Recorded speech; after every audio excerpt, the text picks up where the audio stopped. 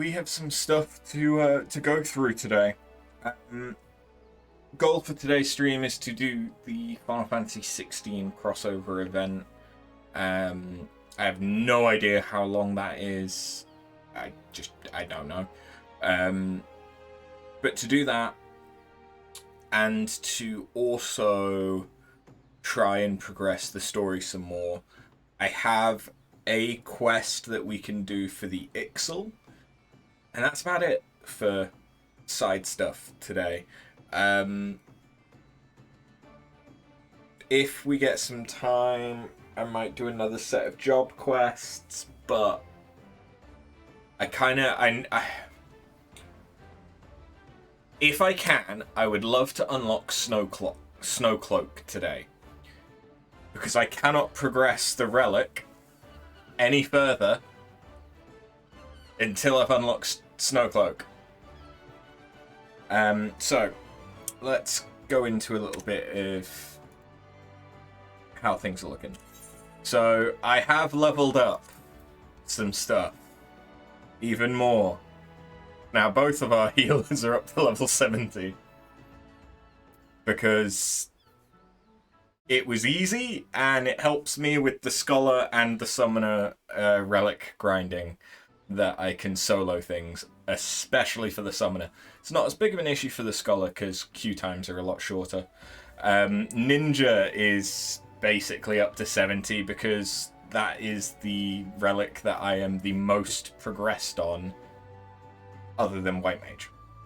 So White Mage, we are on the 4 separate quests, repeatable quests step, which you can see from my quest log over here. I can't actually complete this until we've got Snowcloak. Fair enough, I can do a lot of the other stuff off stream. That's not an issue. I, in fact, already have multiple of the items that you need. I think the only one that I don't have is the pie, but I have I have the fish that you need to craft that, and everything else that you need is fairly basic stuff. Yeah, so I have the Worm of Nim, and I have 7 of the Sherry, and everything else is relatively easy. I've just not bothered getting it together and making it. Also,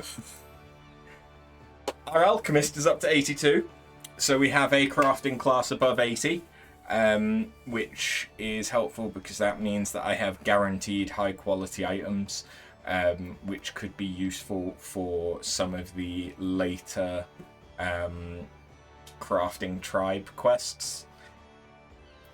That is, again, just from doing the daily turn-ins. Yeah. It's not difficult to level crafters if you just do that passively. What it is, or what it has been, is a lot of expensive stuff for this stage of the relic. But I've also got the ninja weapon is up to Novus, which is where it's doing the soul glazing and light grind. So this was after the sphere scroll step. Basically, once I've got the light in it, which is just doing a bunch of runs of dungeons, it will then be at the same stage as our White Mage weapon. I still have all the other relics to do, and I got the warrior relic started. That is now at the book stage as well. Lots of things are at the book stage. God damn it, I hate doing books. They take so fucking long. But yeah, so let us go and see a man about a dog in Uldar. That's our goal right now. Because I want me a toggle mount. I want it. And I want it now. I'm assuming that this event adds a new version of Ifrit that needs to be fought, but I legitimately don't know. I don't know if that's as a fate, if it is an entirely new instance duty that is going to operate similar to how they did the Fall Guys event, maybe. I don't know. Or if it's just going to be a normal one done through the duty. Also, turns out that this is where we need to be for the main quest, which I had completely not realized. I'd forgotten. So, a Land of Fire. I'm guessing that's the one that we need, because it's a level 51, and it's in green. I mean, I say that like none of the other ones are in green, but there's loads of people around this one. The Neophyte Adventure seeks the Warrior of Light. This quest is limited time. And hi, Clive. Forgive me my boldness, but you are Afterburn, are you not? I am. As tempting as it is to say I'm not. Then my search is at an end. A begoggled gentleman tasked me to find you, you see, in hopes of entreating your aid with some matter he deigned not share with me. Pray, remain here and I shall fetch him at once. We've not really interacted with the minstrel yet, though. This is... you get the extreme versions of stuff from him in the savage versions. Greetings, champion. 'Tis I who employed the young adventurer to facilitate this impromptu audience. As for the why, I have a request that you, and you alone, can fulfill. Pray, listen well, for my tale begins with a most unsettling dream. In it did I behold the evening sky, boundless and shimmering. As I drank deep of its beauty, I spied two stars sailing across the inky expanse, one of purest white, the other blushing scarlet, their courses set such that they might pass without collision. Sharply and suddenly, the scarlet star shifted its trajectory. High above a burning landscape did its path intersect with that of the white star, their conjunction marked by a brilliant explosion of light. Even in slumber, I was awestruck by the spectacle. A lovely tale, but I failed to see what that has to do with me.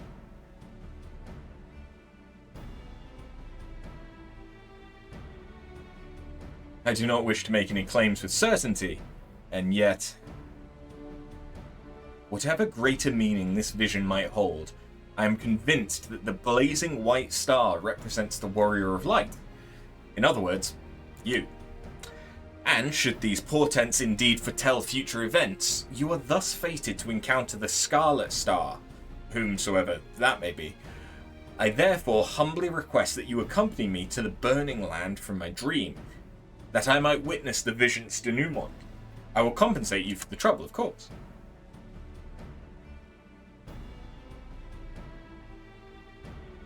The question is, which territory in Eorzea might be considered burning? Metaphorically or otherwise? Sagoli Desert? The Bowl of Embers, that would do it.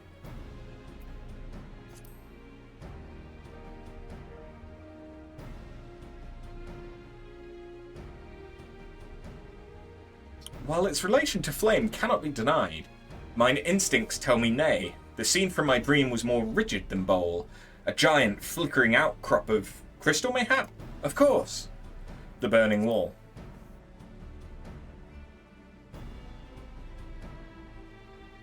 Aye, that cluster of immense crystals born of the Seventh Umbral Calamity. It well resembles the sweeping scene from my dream. The first mystery is solved. We shall leave for Eastern Thanlan and the infamous Burning Wall at once.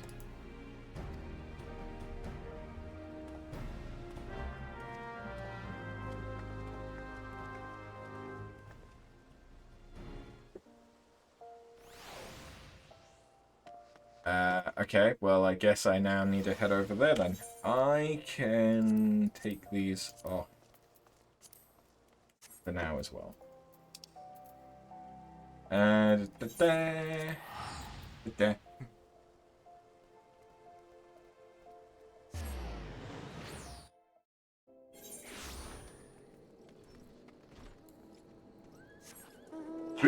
Oh, okay. No.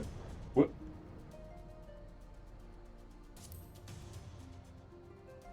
It certainly does look like the kind of place that you would have a boss battle.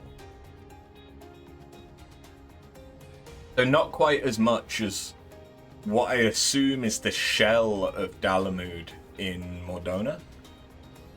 Because there's legitimately like a sphere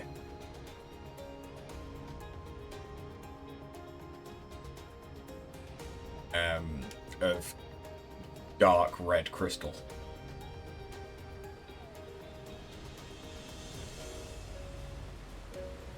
My frame rate doesn't seem the best. Yeah, that'd do it. Why though? I'm doing all of this stuff. Why the fuck has that gone up? What the shit? It's not display 10. It's not display 10 at all. I have 3 monitors.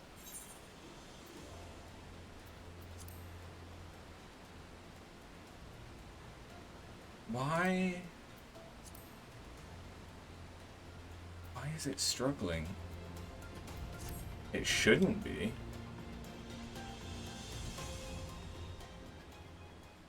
I'm on the right. Oh, OBS, you okay? There we go. Yeah, I'm doing everything that fixed it last time.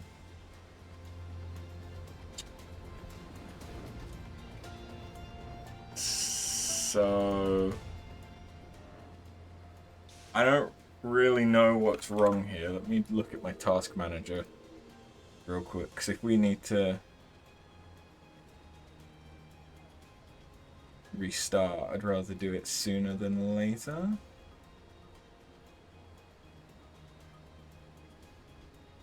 But now it's only showing us taking 30%. That's right.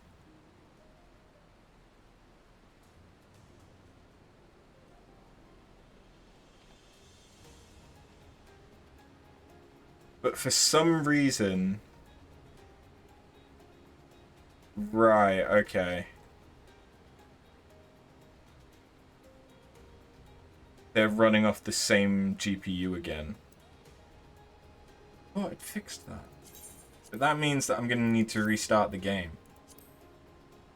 This is the issue of having 2 of the same graphics card. I don't know. Until I look at my task manager and see what number they've given it. I don't know. So, yeah, we're going to log out here. Which takes a minute, but it's because when we come back, we'll be right where we need to be and hopefully have fixed the issue. So bear with me a moment. This was not what I had planned. I thought I had fixed this. Apparently not. I wish I could rename my graphics cards. I don't know, maybe that's something I can do? To just make it more obvious which one's which.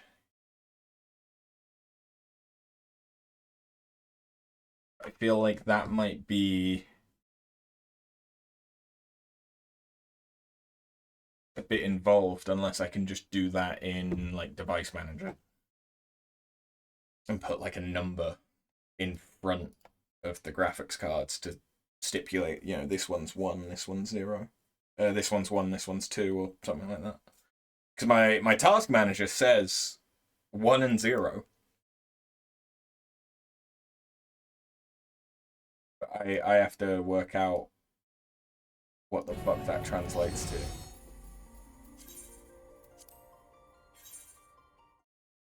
Right.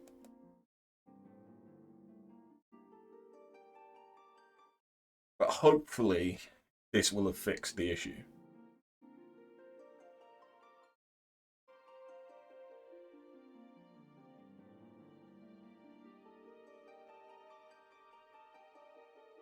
What's weird is that I haven't had any crashes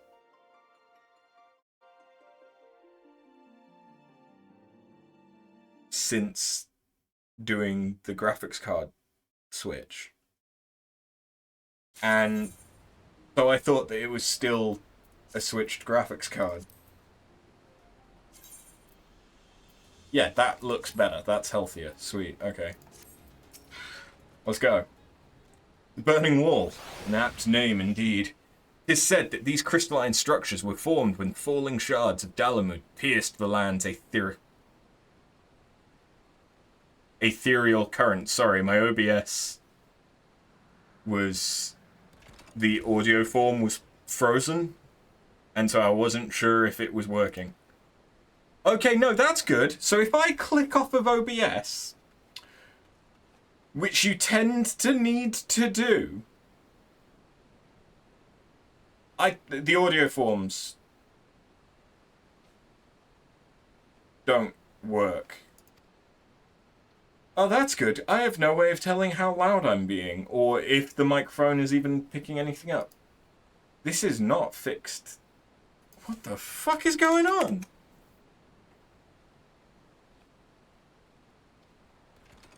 This is the issue that I was having when they were on the same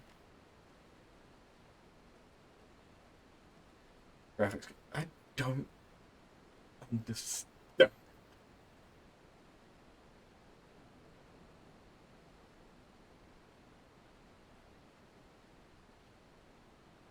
Like, okay. And then if I click into the game, the audio forms break. And OBS flashes like it's not responding. Do I need to do a quick reboot? I don't fucking get it. I don't. Does everything sound okay? I don't fucking get it. I think... yeah, I think everything's sounding fine. I just can't tell. Okay, so yeah, just OBS is broken. OBS is balked. That's fine.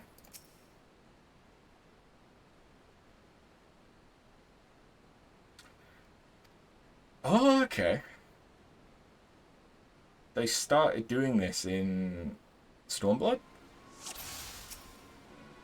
I want to say. Search for the unusual.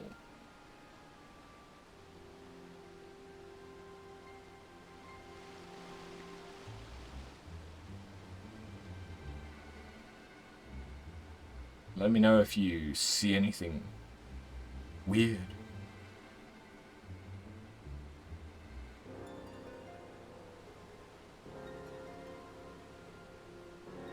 So at the moment...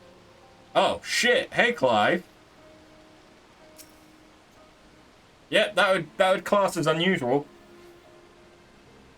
Can I get his sword? And would it be Dark Knight?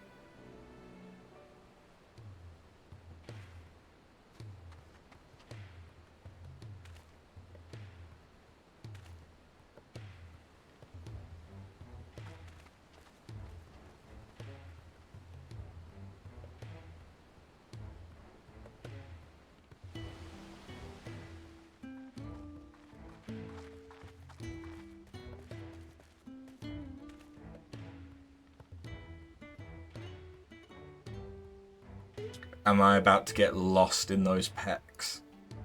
Ugh.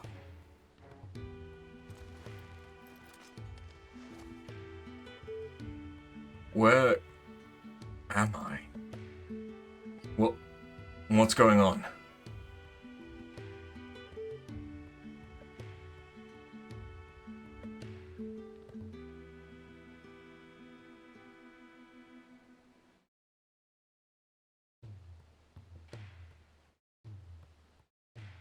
A dream led you to me. I understand how absurd that may sound, We ourselves were unsure of what awaited us here. As for who we are, I am content to be known as the Mistral. Or the Minstrel, even, not the Mistral. Sorry, I fucking misnamed myself. This stalwart hero is Afterbun. Might we have the pleasure of your name? Clive, The last thing I remember was the ruins.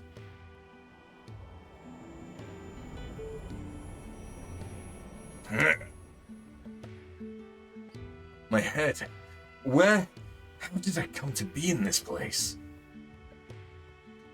Would seem you were knocked senseless. Confusion is to be expected. For safety's sake, I suggest we make for town and have a frontistery physician look over you. What the fuck is that word? I shall see our patient receives proper treatment. Would you mind waiting for us at Scholar's Walk?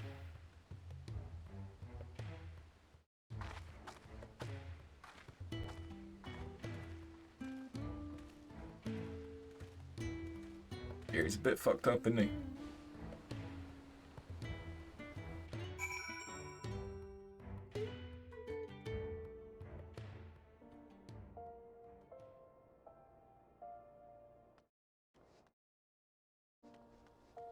It's nice of them to just teleport us back, though. I do like that.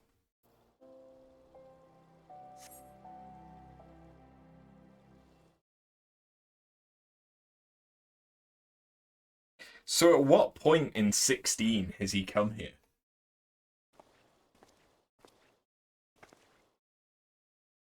Our foundling is being cared for as we speak, but I'm told he should be released soon. Hopefully 'twas naught that a bite of food and a little bed rest couldn't cure.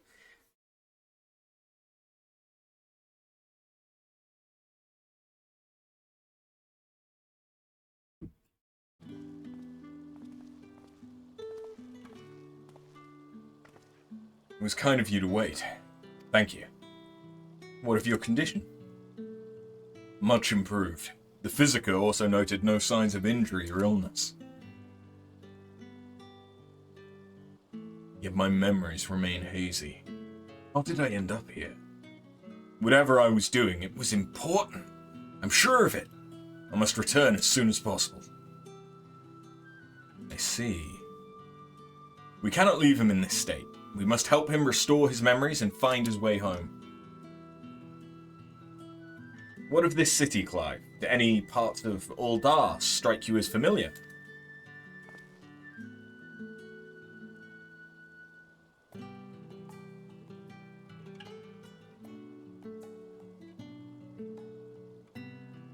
No.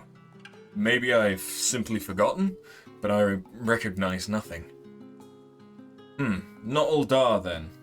Still, I should like to think that the sights and sounds of a well-known locale will hasten your recovery.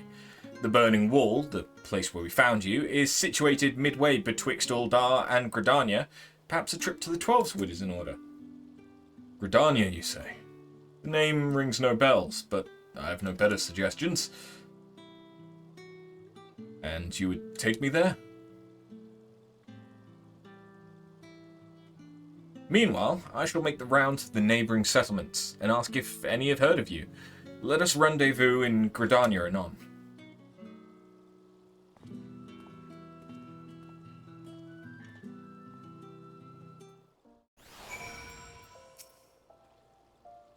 This entire situation's knocked me off balance, I'm afraid. After, was it? I appreciate you coming to my rescue. Still, you must have your own business to attend to. We can set out whenever you're ready.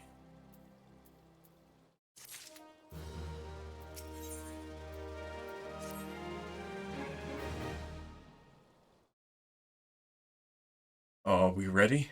Then let's head out. This Gridania the minstrel mentioned. Is it far? Will we need mounts? By airship? You have those? Not that I mean to doubt you, friend. If you say we're boarding an airship, then that's what we'll do.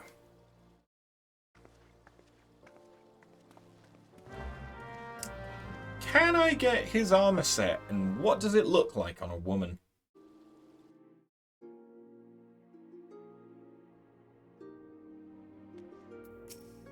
There's no way they've modeled it in 14 and they're not going to make it wearable. But it could end up being a cash shop item. After, if I may ask a foolish question, do these airships of yours actually fly? A foolish question indeed, then. Your expression tells me as much. Is there no airship travel from where you're from? So it would seem. It's odd. I know that the weapon on my back is called a sword. I understand what it's for and how to wield it. Foggy as my memory may be, my general knowledge seems intact. Yet, hearing you speak of functional airships, I felt confusion? Disbelief for something that you clearly think of as commonplace.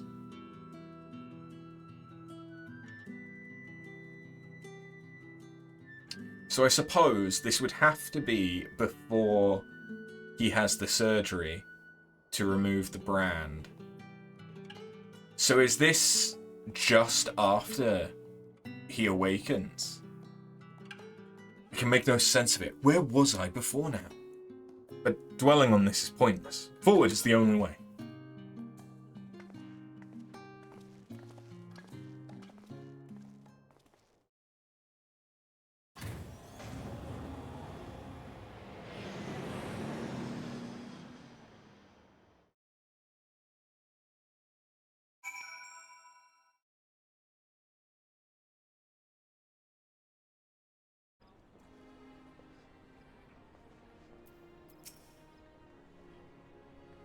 Feel that bracing wind, the deck shuddering beneath your feet as you rise into the sky. My memory may be faulty. That was an experience I'm sure I'd not soon forget. So, this is Gridania. It seems very unlike the city we just left. Where to begin? I think it best if I follow your lead. Clive is now accompanying you. Don't run ahead. And it seems that OBS has now sorted itself out and the audio forms are working again. So I stressed for no reason. Great. This tavern, it reminds me of somewhere I've been before.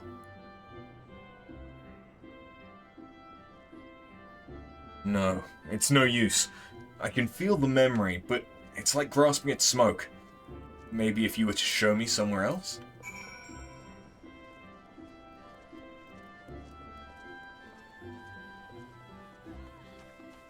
I don't know if this is something that they've used in Endwalker, because the furthest I've gotten story-wise is literally just post-Shadowbringers.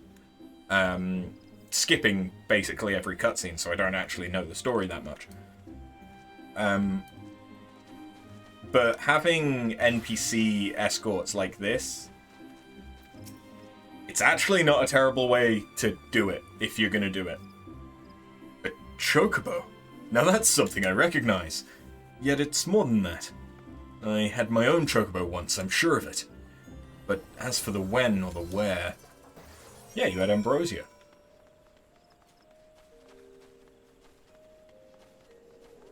And at some point, I will be going back to Final Fantasy XVI because there's DLC. But I'm going to wait for the second part of the DLC to come out. Because the Leviathan is getting added, and then there's a second part of it that's coming, I think it's the end of this month or something like that. So we will go back to 16 and do those. An impressive crystal. Not a mother crystal, surely. No, not nearly large enough. When I try to remember, the fog in my head almost seems to grow thicker. Yuck.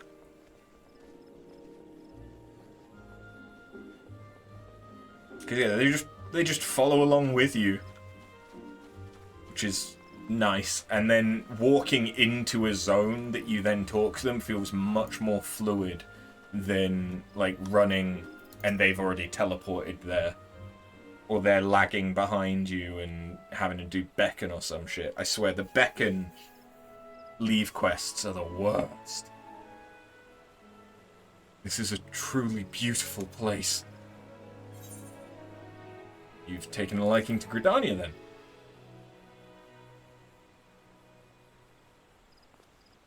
I'm surprised you've not said anything about me.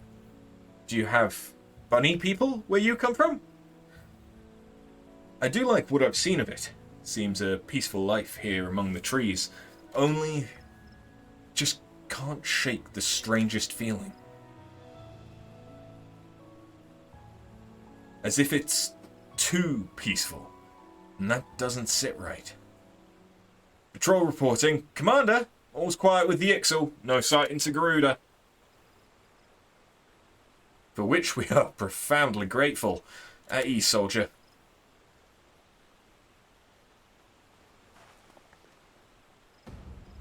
Did he say Garuda?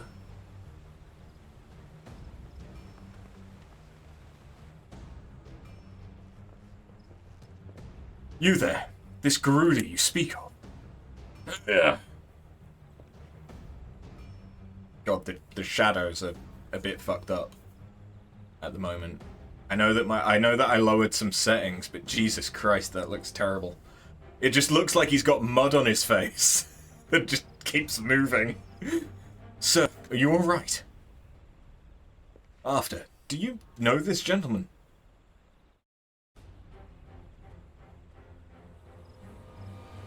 Memory loss, you say? I'm sorry to hear that, though it seems Garuda's name has lit a spark of some sort. I was in a battle with Garuda. I fought her. I'm sure of it. Please, you must tell me more. Anything that might help me remember my past. Of course, Gridania owes a debt of gratitude to any who've stood against that destructive fiend. However, there is one more suited to the task than I. Our elder Seedseer is well versed not only in primal lore, but also in the treatment of bodily afflictions. She is surely your best hope for recovery. I mean, I am surprised we haven't taken him to the Conjurer's Guild. I'll send word ahead to Stillglade Fane. Stand ready to escort our guests to an audience.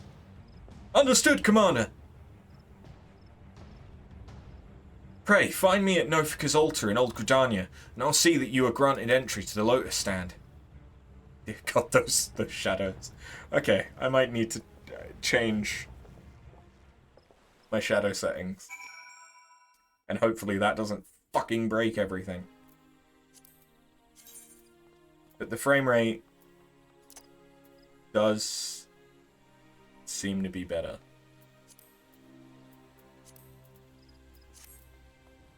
Maybe that'll help.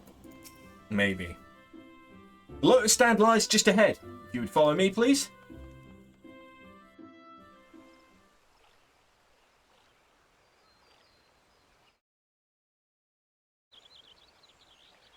Greetings, honoured guests.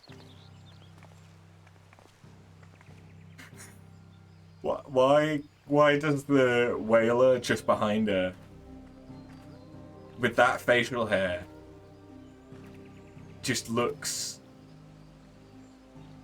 It looks like... Is it,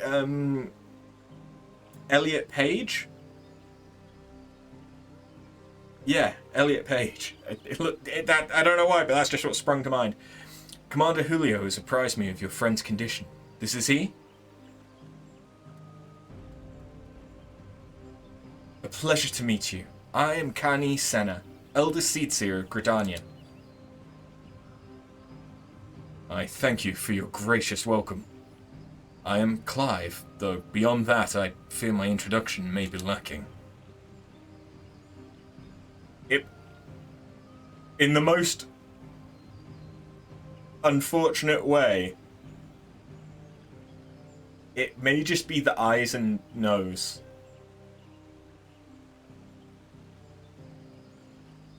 Like, oh god, that whaler has no thoughts behind those eyes. Jesus. Please, concern yourself not with proprieties. 'Tis your memory loss we are here to address. I'm told Garuda's name awakened some previous recollection? Yes. In the instant I heard it, a hazy vision of battle rose unbidden.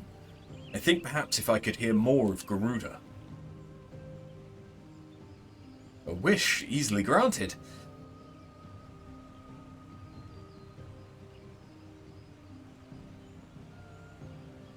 Garuda. Pardon me, I just had lunch. Garuda is the deity revered by the Ixal, a people who once dwelled here in the Twelfthwood. She appears as a winged entity, half bird, half woman, who commands the wind itself. Most frightening, however, is her capricious temper, as unpredictable as a howling storm. I should add that After has fought against Garuda in her primal incarnation. Yeah, beat the shit out of her. A winged woman of violent temperament, with power over the wind. Fitting description of the opponent I remember. But a deity? No. The will behind that monstrous visage was distinctly mortal.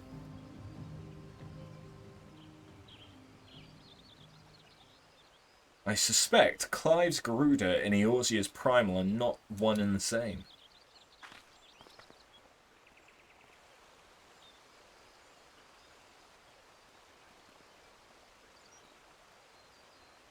Mainly as Clive himself is not of our world. Explain yourself, minstrel. I went back to where we discovered Clive and questioned folk in all the nearby settlements. Not one person recognised his description. Such a distinctive tattoo escaping the notice of every local rumour-monger for malms around? Improbable, to say the least. That led me to consider another possibility, one consistent with past accounts I've heard of visitors from other worlds somehow stumbling through reality's curtain and finding their way to our star.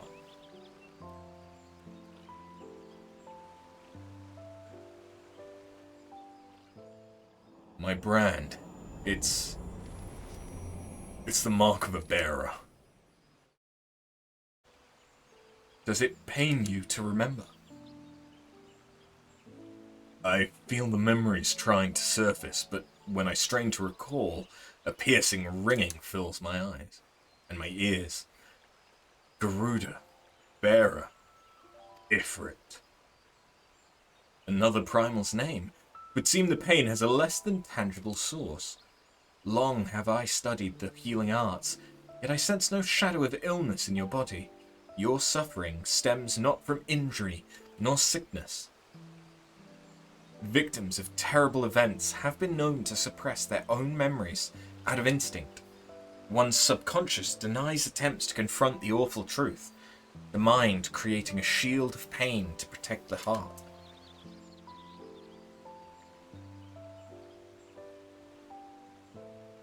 Barriers of my own making? How, then, am I to overcome it? With our aid, of course.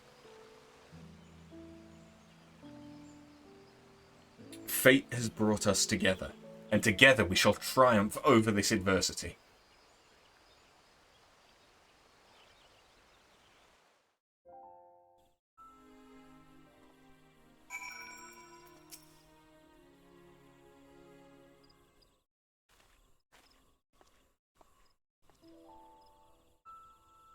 So, you think me from another world? My memories of said world are not like to return unless I acknowledge some terrible truth. A truth my mind refuses to remember. No! 'Tis a confounding dilemma, I agree, and I've given thought to a solution. I believe that the shackles which bind your mind may yet be struck off in the heat of battle. A drastic measure, perhaps, especially when not at your best. Which is why I turn to you after. You are the twin to Clive's wandering star. Your involvement is no accident. The path I see is thick with thorns, but if you've the will to walk it, then gird yourself for war, and await me at Apkalu Falls. Okay. That's where Curious Gorge is, right?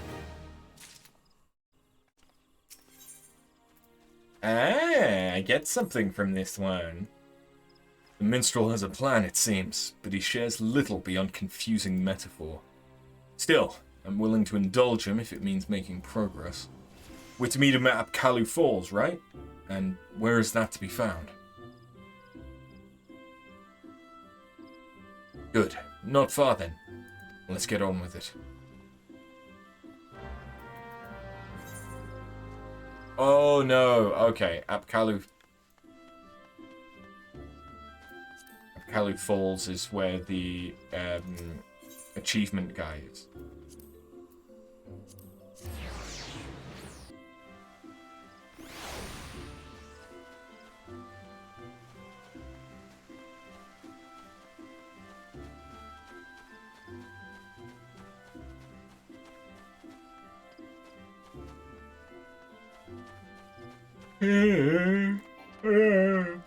I may as well. I'm guessing that Clive is going to be there as well in a minute. You know what? Whilst we're here, I very rarely come here.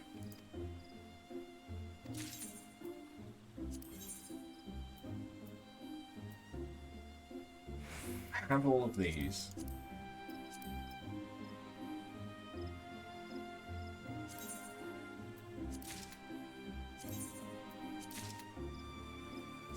But I don't...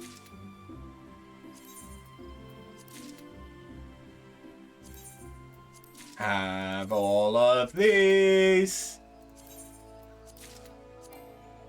Oh, I already have that one. I don't have the barding. I don't have the behemoth.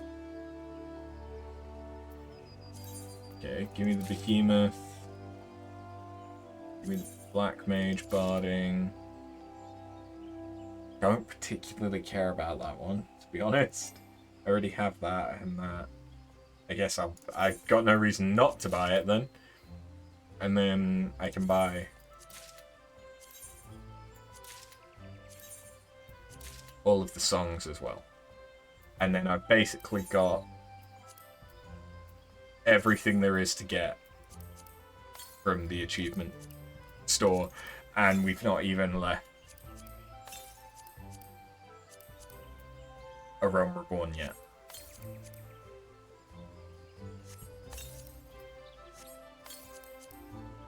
Then again, I think that a lot of this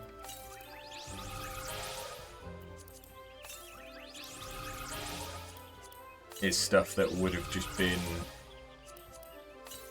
very early on content, so guess it's not that surprising that I wouldn't need to go into any of the expansions for it.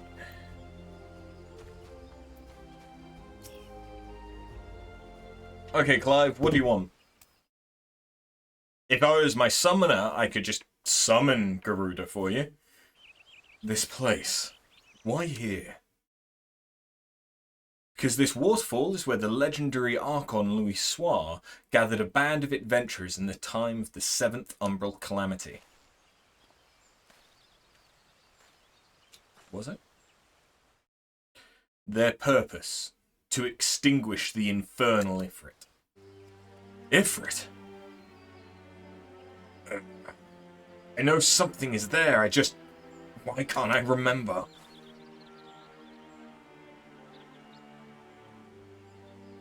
Clive recalled several words in the Elder Seats' presence, words which brought him pain. While the significance of bearer eludes me, you and I are more than familiar with Ifrit.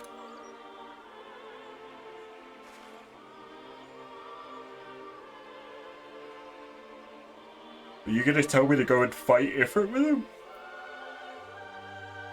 Considering your reaction to the mere mention of the name, it is likely that the primal, or its equivalent in your world, is deeply connected to your condition.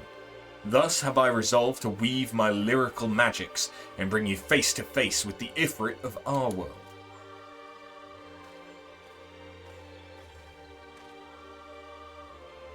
Here, where Archon Louis Soir paved an ethereal path to Primal's lair, will my words be given substance, and within the vision which takes form will you do battle with a phantom of our mind's creation.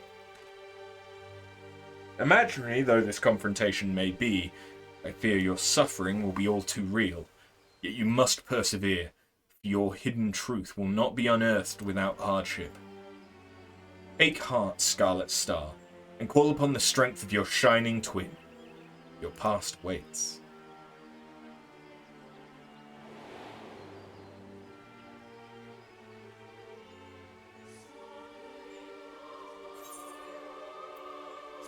Okay. So I just have to fight a version of Ifrit? But is it... If it's our Ifrit, this should be fine. Because it's, at worst, going to be hard, not extreme. Where has he sent us? You stand in the...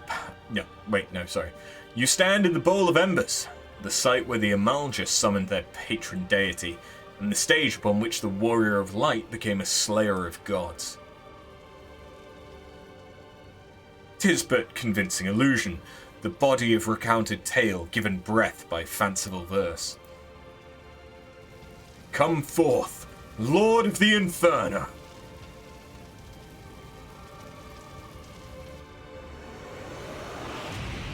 Well, it looks like it should be our Ifrit.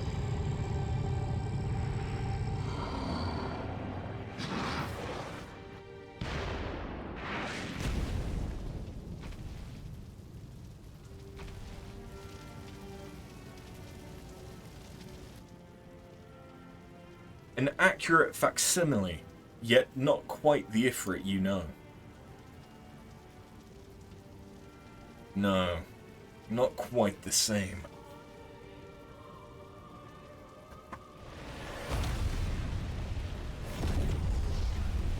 Wait, is he changing it?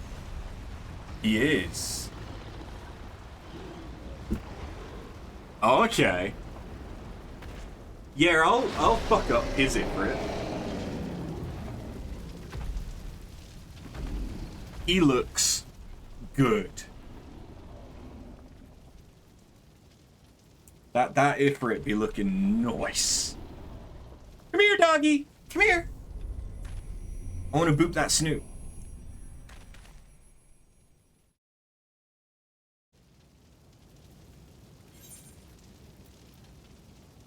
Ready when you are.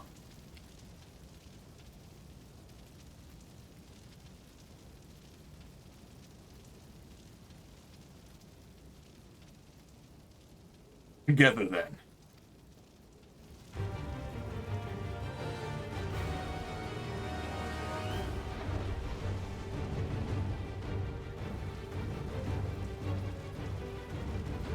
Ifrit.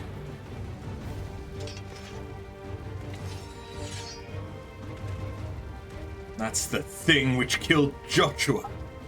Yes, I've been on its trail, seeking vengeance for my brother.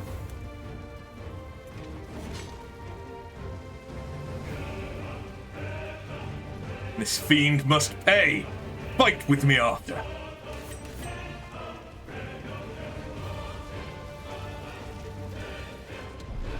How's this gonna go with me as a ninja? Okay, I get some special duty actions. Oh! Okay.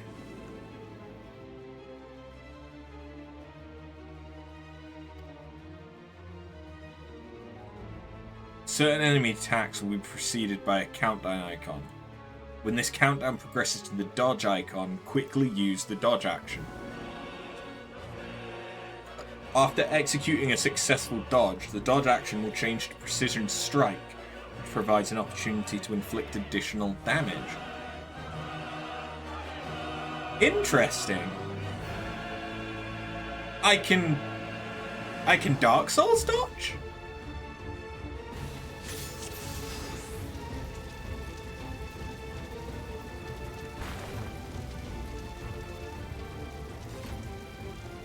Okay.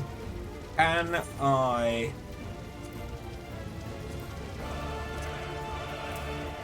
can! Yes. Okay, good. We're good. We're Gucci.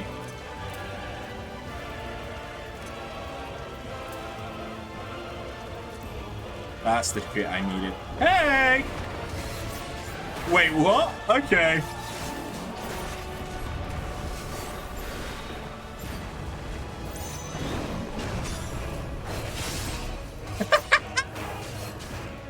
Oh, this is weird, but I like it.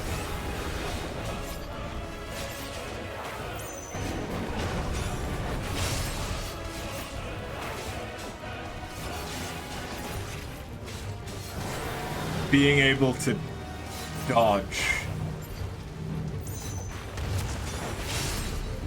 doesn't feel right in FF14. Like, it's not bad by any stretch. It just doesn't feel right. I'm kind of glad that I did this as a melee.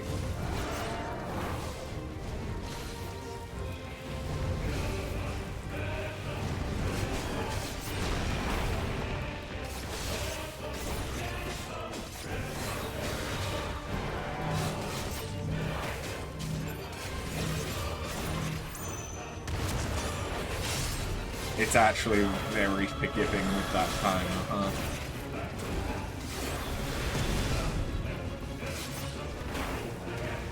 This model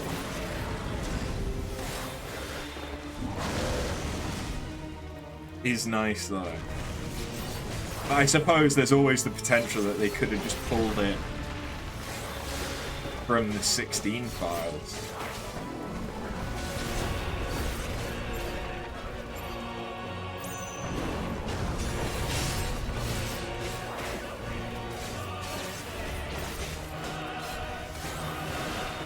Like, the rig on it doesn't seem that great.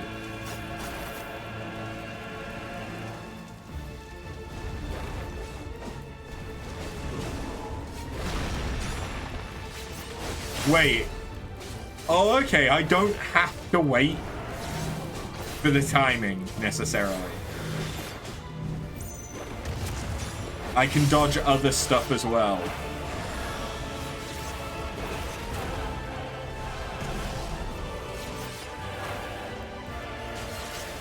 This is nice.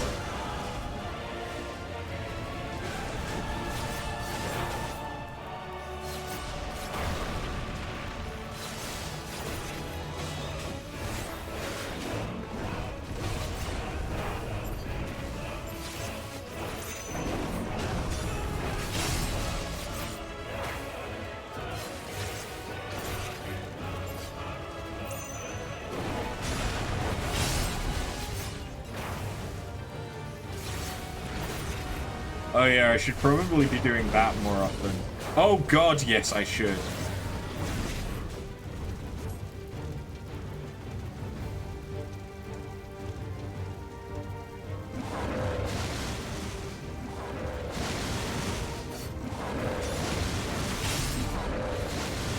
Damn. Okay, I let him hit me. That's fine. But yeah, I should really be using Rising Flames more.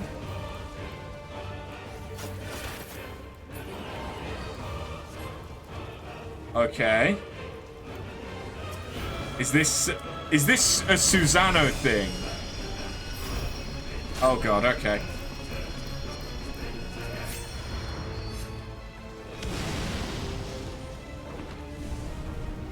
They stepped up their game with this. Compared to, like, the previous events that I've seen.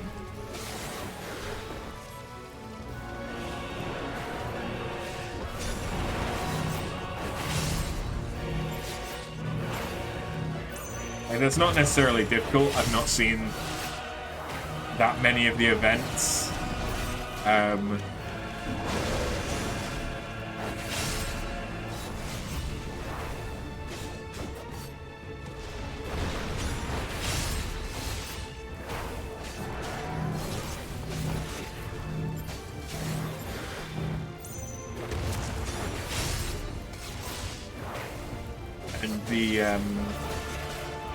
What was it? The Final Fantasy XV crossover event.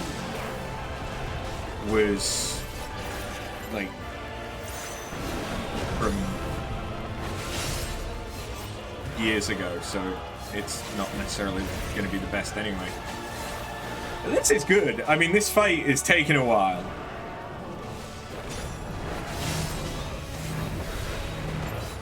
But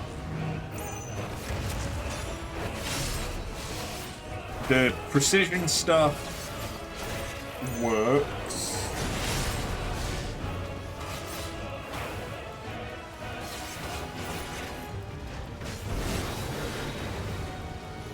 Mechanic-wise, this is not a bad fight. More cinematic sequencing.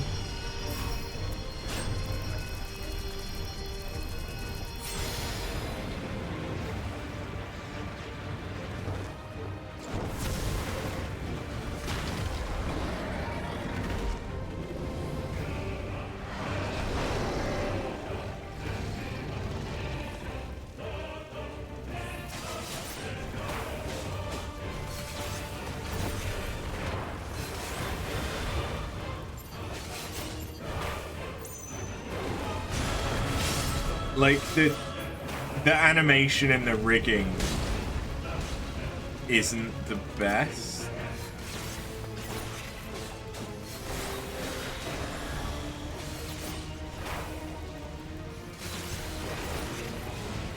But it could be worse.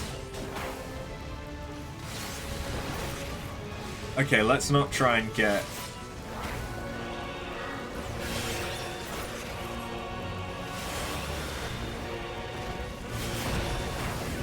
Okay, I was gonna say, what's he gonna do? Is he gonna transform into Ifrit?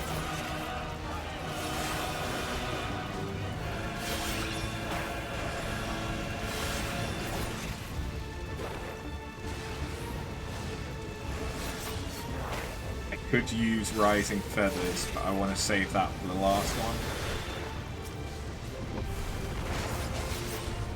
Rising Flames. I keep fucking it up in my head.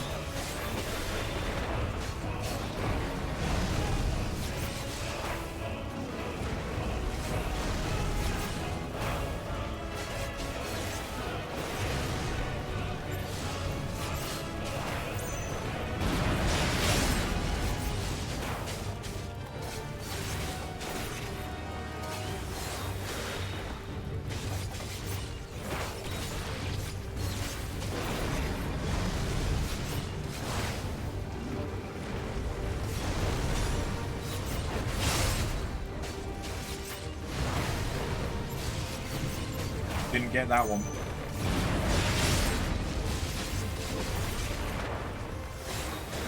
That's fine, he's nearly there.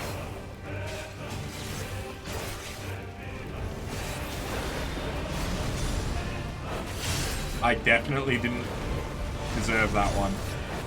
Or that one.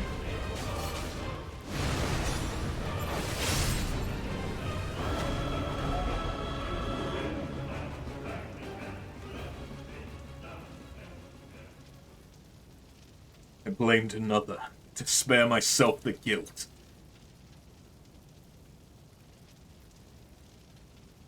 I feared that by accepting it, I would lose what little was left of me. But I accept the truth of it now. You are not Ifrit. I am.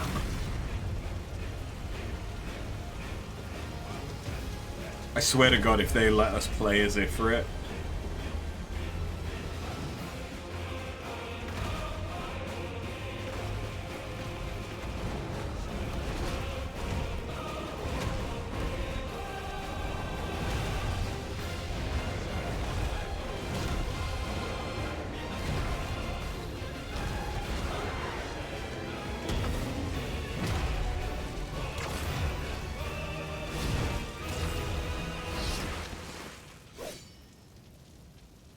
Dark Ifrit still looks cooler, though.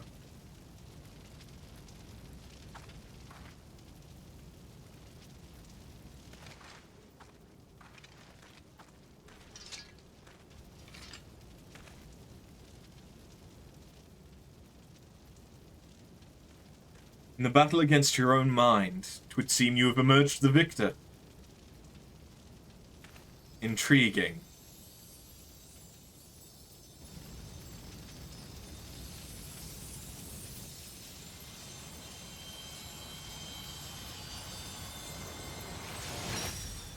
Torgal! Hey, pupper.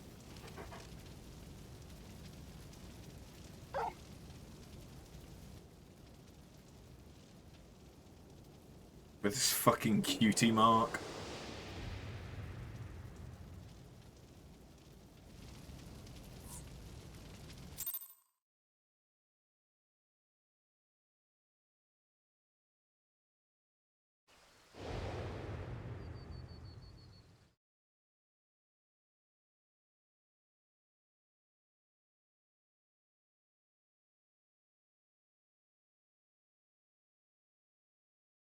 The illusion is unraveled. Yet you've brought a friend back with you.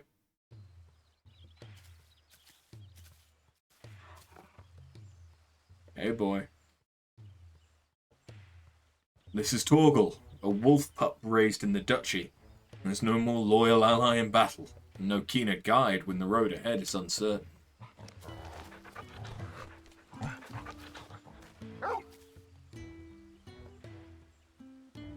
Ah, that would explain the aberration in the lingering ether. Torgal is here to lead you back to your own world.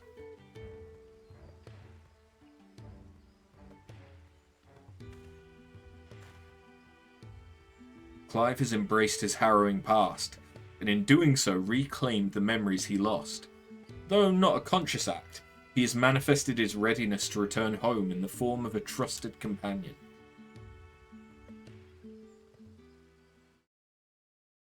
Even so, it was difficult to accept what I'd done. My younger brother, Joshua, was a kind and gifted soul. The inheritor of the Phoenix's flames, he was destined to become Archduke, as our father had before him. Joshua was murdered, his bright future cut short.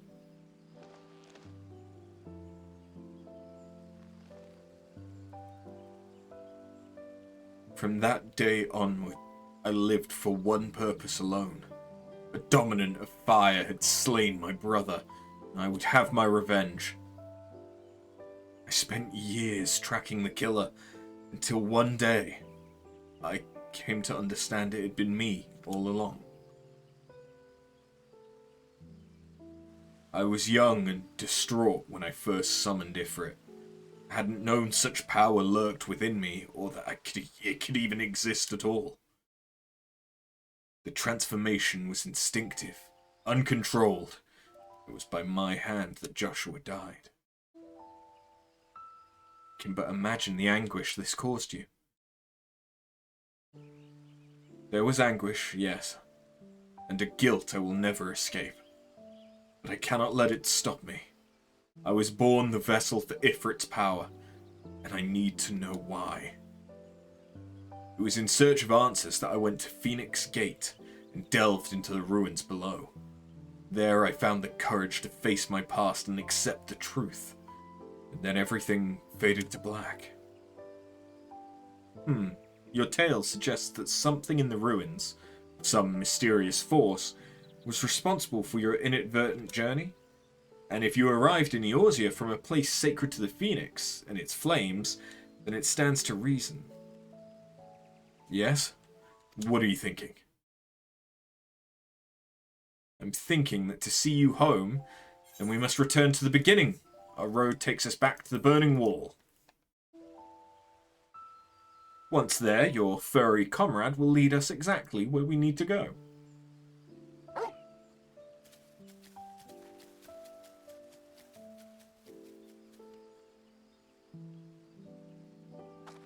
Gimme the puppy. Gimme the puppy.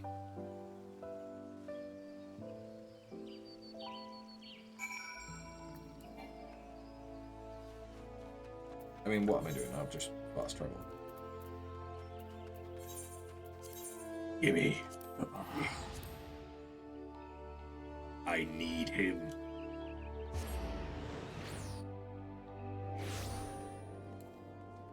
I need him.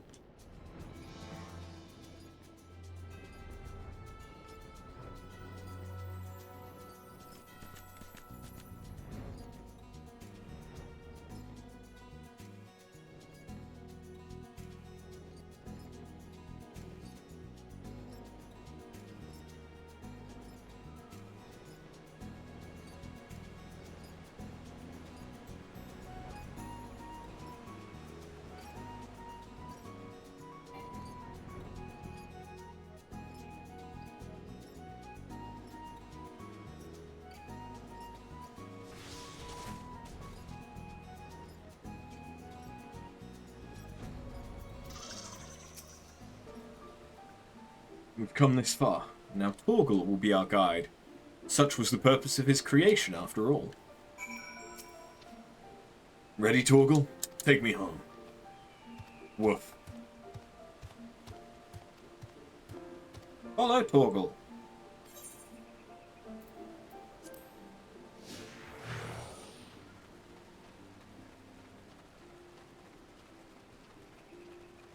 Yeah, again, this feels well implemented.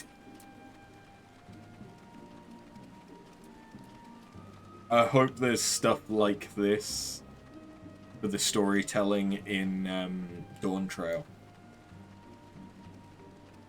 Again, I don't know if they already have utilized it in Endwalker.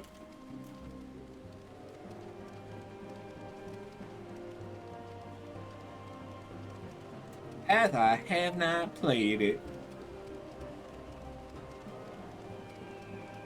I am apparently slightly faster than a wolf. Although I guess I am a ninja, which is slightly faster than all of the other classes.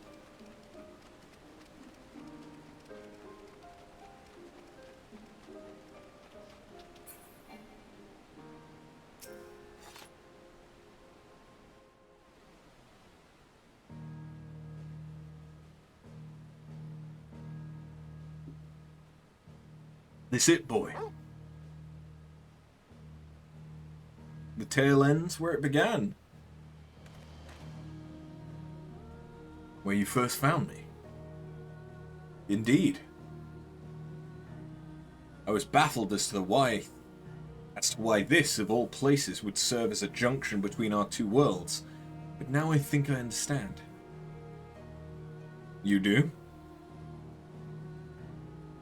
Some years ago, Eorzea was visited by a cataclysmic disaster known as the Seventh Umbral Calamity.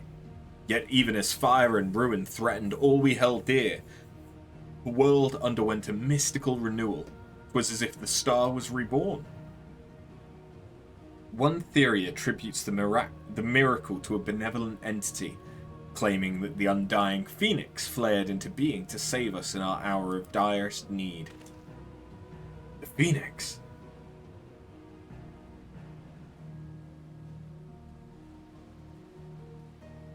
The burning wall itself is a scar left by those events. Its crystal ridges have erupted from the earth overnight. Some believe these monoliths of solidified flame to be proof of the Phoenix's deliverance. The bond with your brother, the Phoenix of your world, may have been the connection which brought you to this sacred place in ours. Drawn to the flame.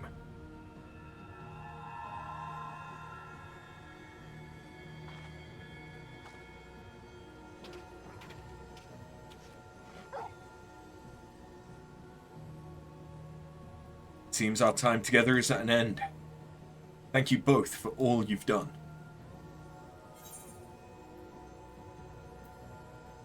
Press on, friend, no matter how daunting the hardship or bitter the truth.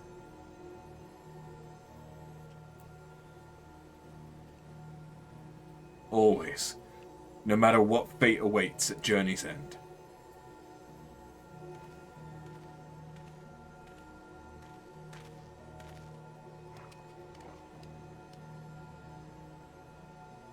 Come, Torgal.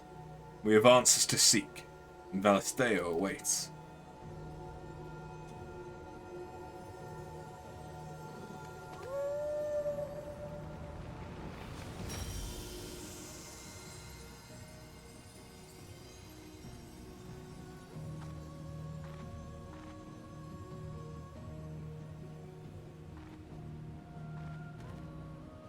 That was a decent little quest chain. And then he was gone. I feel the stirrings of a ballad.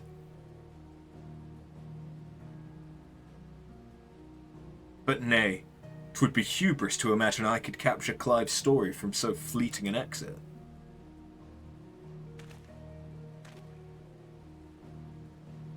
That honor belongs to someone else. Someone privileged to see his tale to its conclusion. Sadly, the power to peer into other worlds was not granted me by this day's miracles. I wonder, however, if you might manage it after.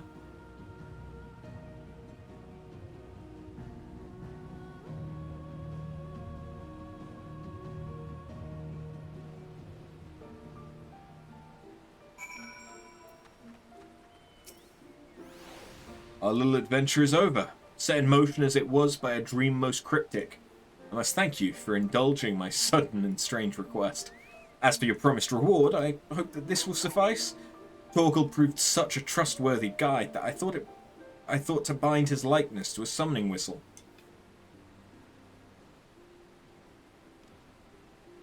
May his loyal spirit serve you well on your travels. Until we meet again.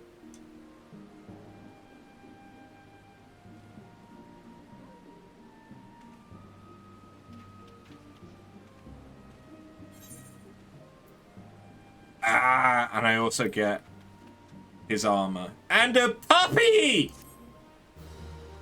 Puppy!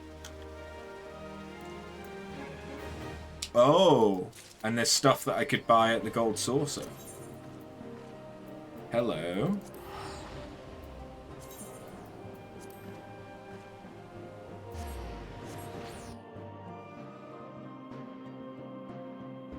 What's over here then? Is it going to be music?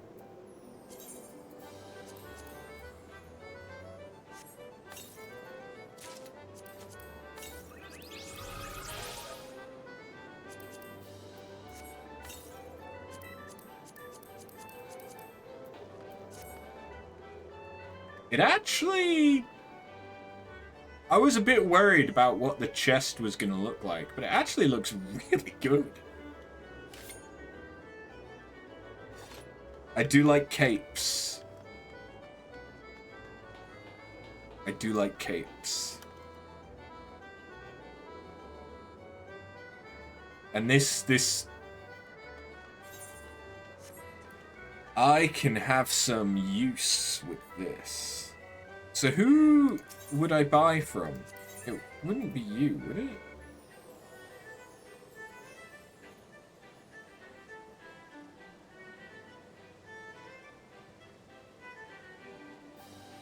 It might. It is.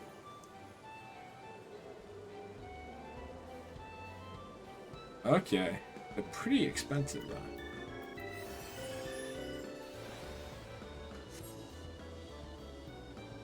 I'd need to either farm or listen to them and decide which one I like the most. Okay.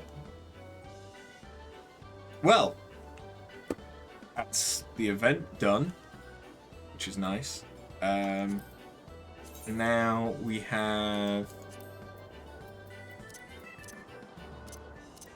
a big puppy that I can ride, and we can pet him. Yes.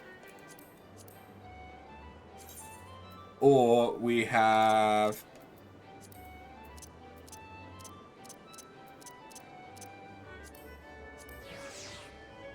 Tiny Puppa. Little baby.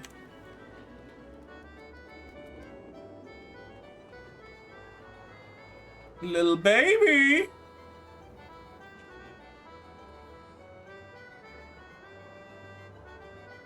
Neff is gonna love him. Oh, he does a little howl! Beauty patootie. Right, well...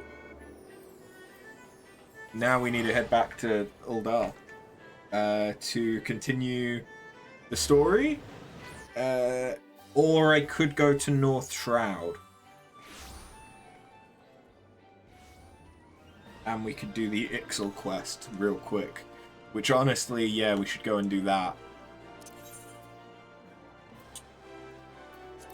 Because if I don't do that, I might forget. And the Ixal are literally the only tribal quest that I have to do.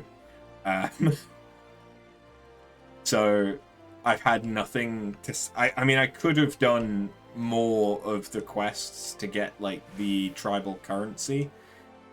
But there really isn't much point in me having more of it. So I didn't. But, yeah, we need to level up with the Ixal so that then I can do my dailies with them and actually get stuff from it again. I need to unequip all this stuff.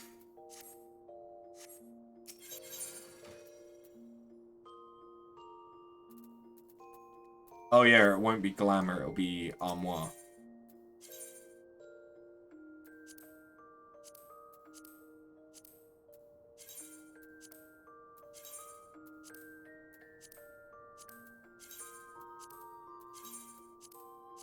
Sweet.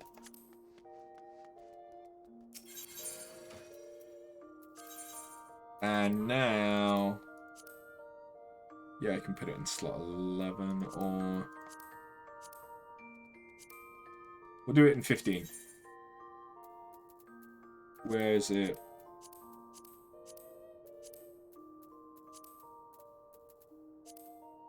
There it is. I like those gauntlets. I can see me using those gauntlets on stuff. What do those shoes look like? Oh, that's interesting. Yeah, they look a bit better with the matching pants, don't they? For the greaves. Okay.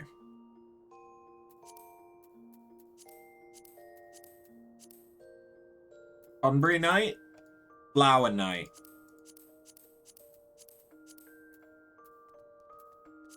Chocobo Knight.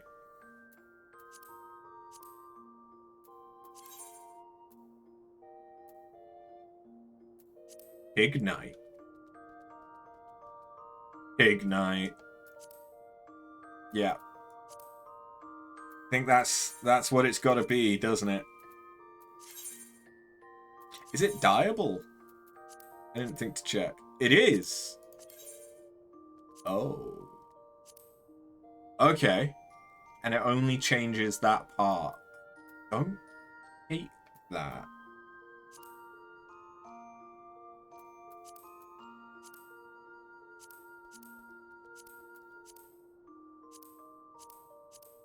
So I could make it all black if I wanted.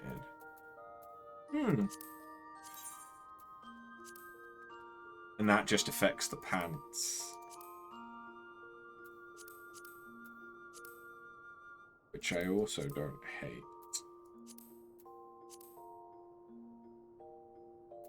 Interesting. Huh. I might have to play around with that then. Alright. North Shroud. We'll get the X out of the way, and then it's just focus on MSQ. That's it. No other distractions. He says. There's probably going to be other distractions.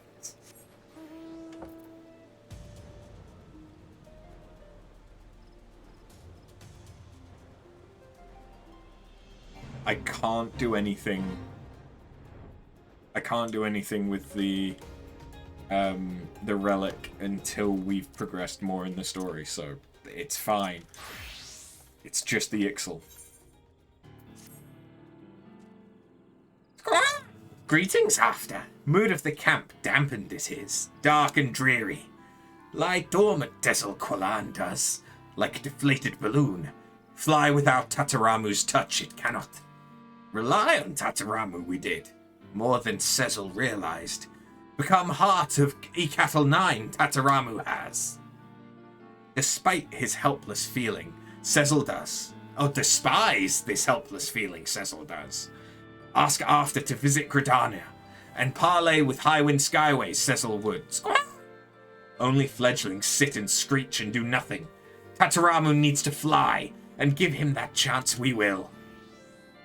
Caw, caw, caw! So serious Cecil has become. Bring small featherless one back to us after must. Oh yeah. Look at it, Danya.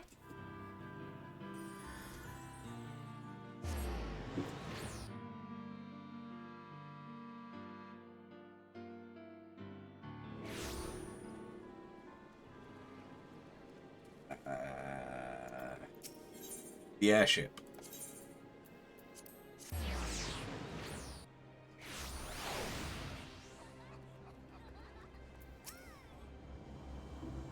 I'm sorry, were you addressing me? If you've a business proposal or seek employment, then I must ask that you first make an appointment through the official company represent... Huh? You wish to know Tataramu's whereabouts? I assume you're referring to Master Tataramu? Forgive me, but I must inquire as to your relationship with the chairman's son. I fail to see how someone of your apparent... It's you! You were there in that filthy Ixal camp. You're the one who conspired with those Battalan savages to kidnap Master Tataramu. Well, I'm certainly not about to share any information with a disreputable ruffian such as you. Shoo! Begone! Now I should be late in boarding the chairman's flight to Kurthus. It's a very important meeting at the Observatorium with very important people. Does he now?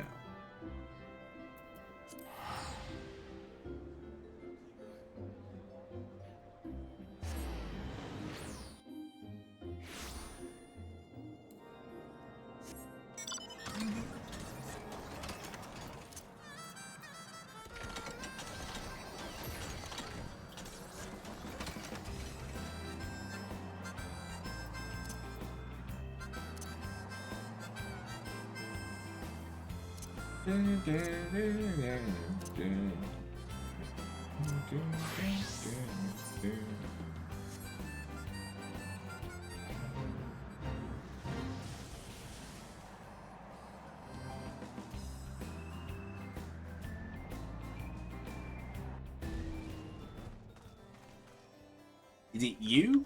It's you. You again? However, did you know where to... Oh, well, I'll not stumble like that a second time. Now keep quiet. Chairman Tatabaru is engaged in extremely delicate negotiations and is not to be disturbed. Huh?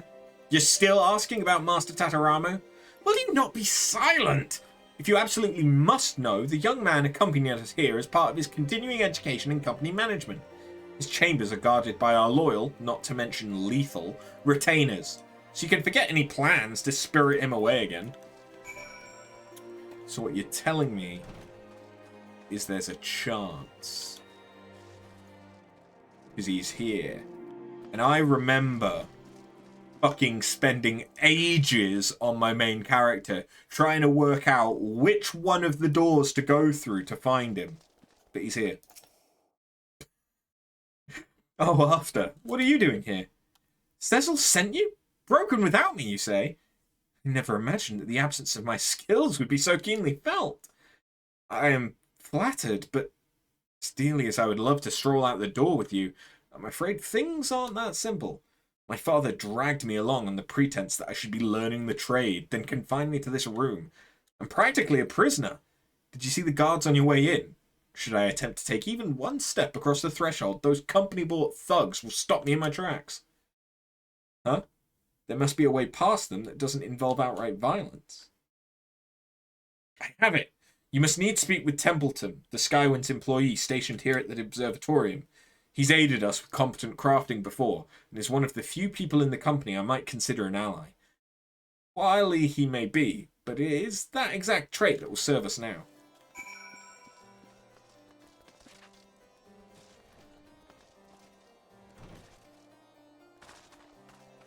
I'm thinking...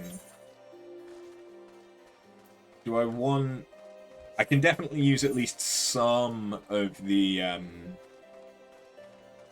Clive set on my warrior, and it will definitely fit with Paladin.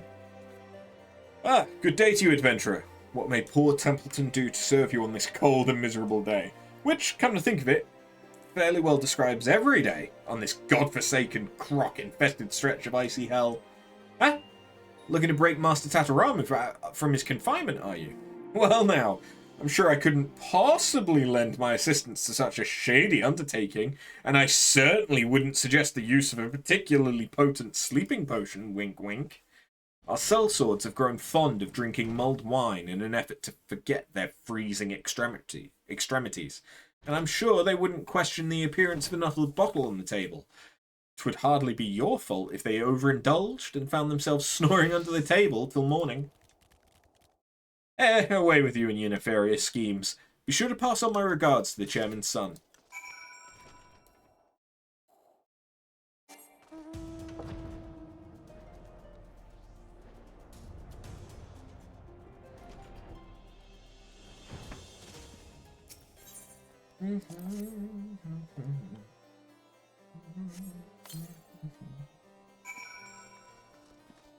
I did it!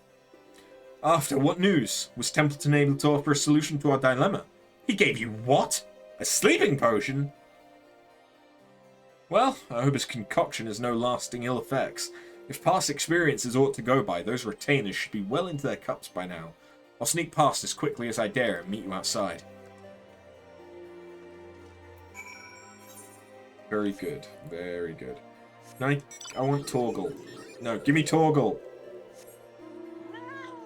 That's a cat, not a dog. That's definitely not Torgal.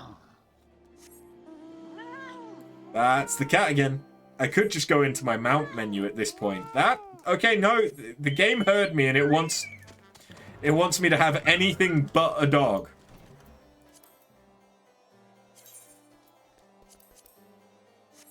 Fuck you.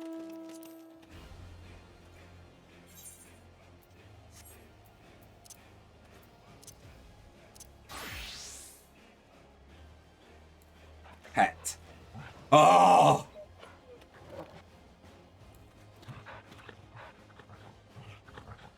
The ears! The ears!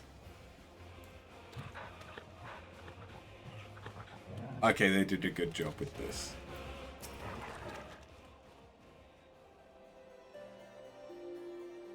I like it.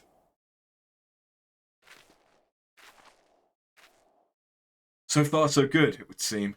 Now, let's return to Settle's camp before my father concludes his negotiations. A word with you, Master Tataramu. Olsen, when did you arrive in Kurthus? It's good to see you. I know what you're planning, lad, and you know what will happen should you go through with it. Your father will not tolerate this defiance. Taking his side, I thought that you at least would support me in this. Pray, take a moment to consider your father's perspective. He only wants what is best for the future chairman of Highwind Skyways. The world you stand to inherit is not the world in which the rest of us live. There are commoners and there are kings. We are all born into our fates and the responsibilities they bring. I am no prince. I am but the privileged brat of an airship empire. How did that empire come into being? Highwind Skyways merely copied the balloons of the Ixal and hopped a little into the air. I care not for our company's reputation or its profits. Fortune? Prestige? Its aims are so low. Cecil and his E-Cattle 9 are reaching for the heavens. They have grand dreams and a passion unlike any I've seen before. They seek to restore their lost wings, and gods damn it, I would help them. I would share in that vision, soar in that same sky. That is all I wish for.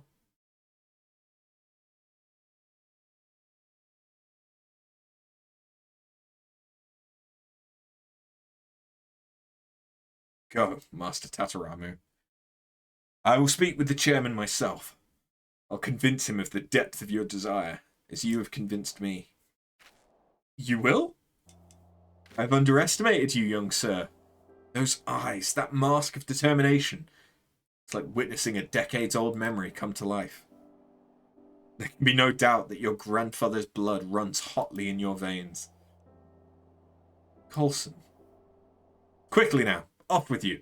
The longer I stand here in the biting cold, the more my hip starts to ache. Oh, for the fervent heat of youth.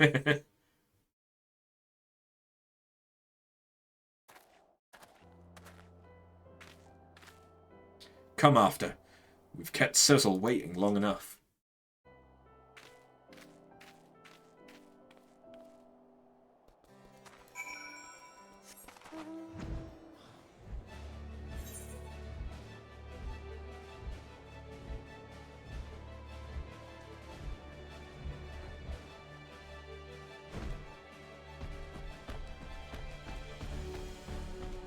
Sometimes I forget just how big the Gobus are.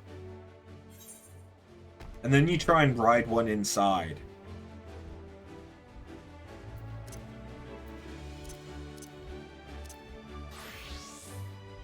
I have a sneaking suspicion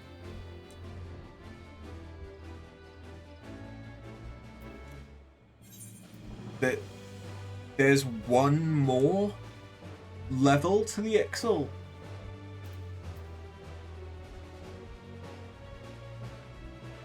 I think it might max out at 7.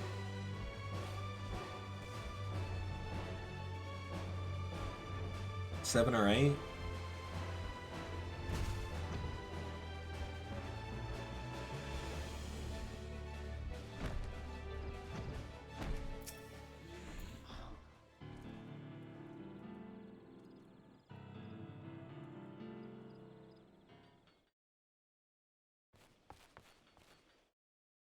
Chief Totalok, your designer has returned. Cecil?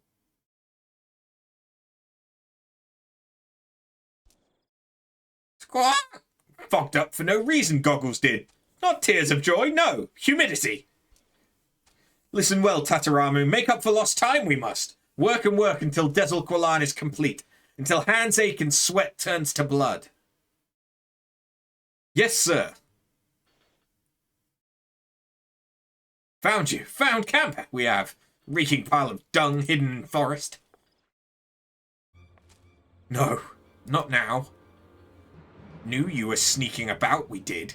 But know why we did not until now. Preening feathers for forest people. Making unsanctioned balloon. Crime against goddess and our people you have committed. Harsh your punishment will be. Break it all. Burn it down. Leave you to stew in fear we shall. Hear of this treachery our Natalan brothers will. Pluck their feathers, snap their bones! Well, shit. Cecil, what do we do? Found us, they have. Cecil knew this day would come. Too soon it is! If but complete Dezel Qualan we can.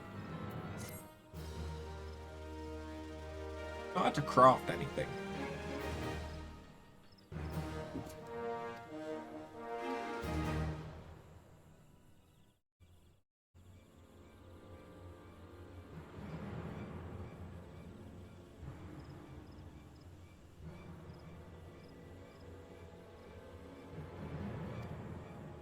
Yeah, I think this might be.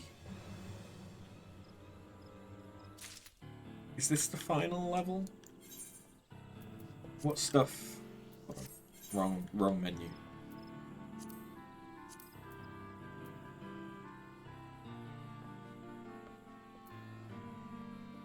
we've built... I want to say I've built speaking tube.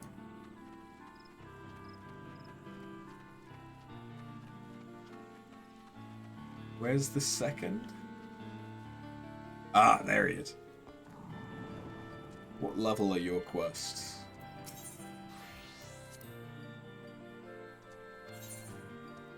There's 16. Yeah, I think they might be the last one. Hold on.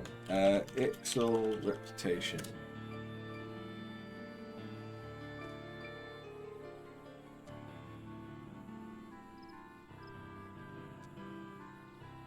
Yeah, it is. Honored is the penultimate level, so it maxes out at 7. Cool. Okay. So yeah, I'll max this out, and then we'll be able to finish off the last of the A Realm Reborn tribes, which should then give us access to the allied quest line, which is involves all of the tribes. Okay, so back to Uldar. I need to replenish my supply of Aetheryte tickets, apparently. Which means I need to keep an eye out for some hunts. And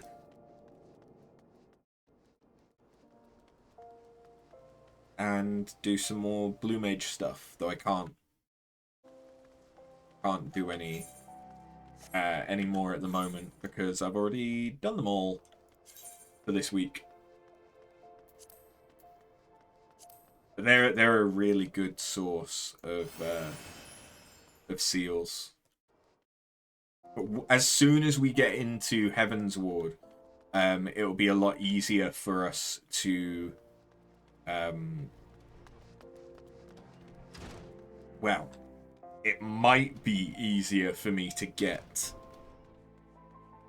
Aetheryte tickets because you unlock another level of hunting clan stuff in Centurio seals, which I can also use, and it doubles the amount of elite hunts that I can have in a week. So rather than having 1, I'll have 2, because there's also the elite, the veteran elite hunts or something like that, or elite clan hunts. Did they give you what class do I want to be? Blah, blah, blah, blah, blah. Probably Samurai or Red Mage? Let's do Samurai.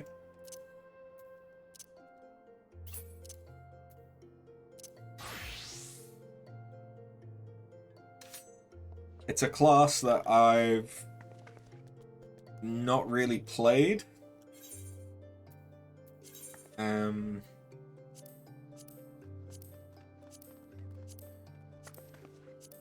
Do I have anything that might look odd?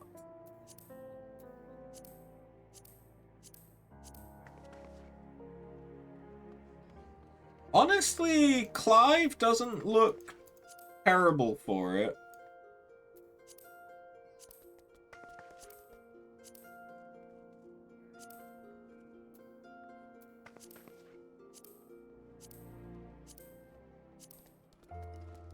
I mean, yeah, that doesn't look too bad either.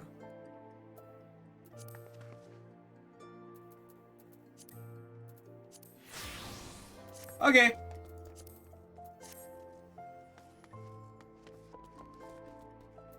Hey, you, Gary.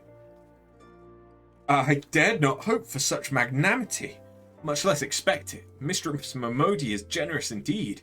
I shall be sure to thank her most humbly.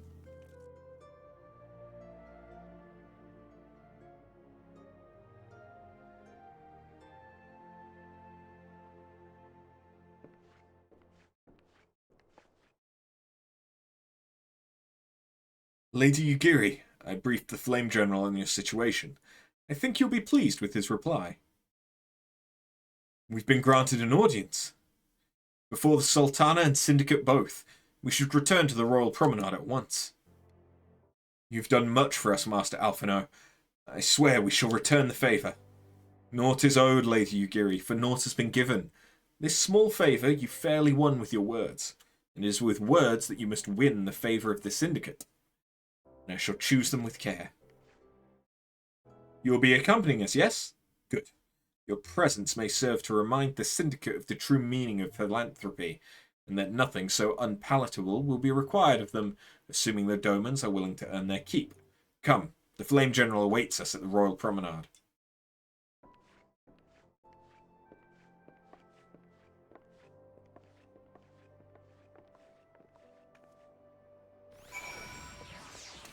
I'm definitely ready for a meeting with the Sultana.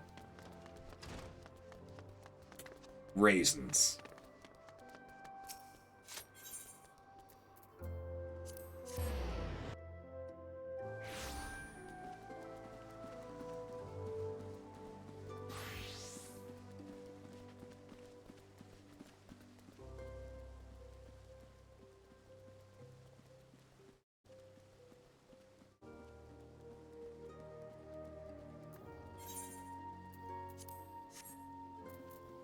For the cutscene, I probably don't want to be wearing a Tonberry head.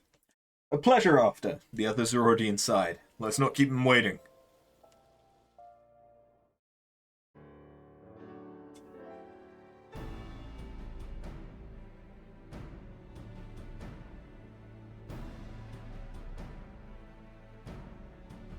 I, Yugiri of Doma, am honored to meet you at last, Your Grace.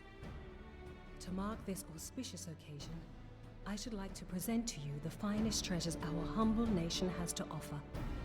Voice acting! Alas, the circumstances which have brought me here today have divested me of both time and dignity. I come before you as a pauper in direst need of aid, to request that you grant my people asylum. I, Nanamo, 17th in the line of Ul, welcome you to our city. Be at ease, Lady Yugiri. Although I myself have heard the tale of your misfortune, I would ask that you recount it once more for the benefit of the others here present. As you wish, Your Grace. For many years, my nation, Doma, suffered under the yoke of imperial rule, and my people yearned to be free.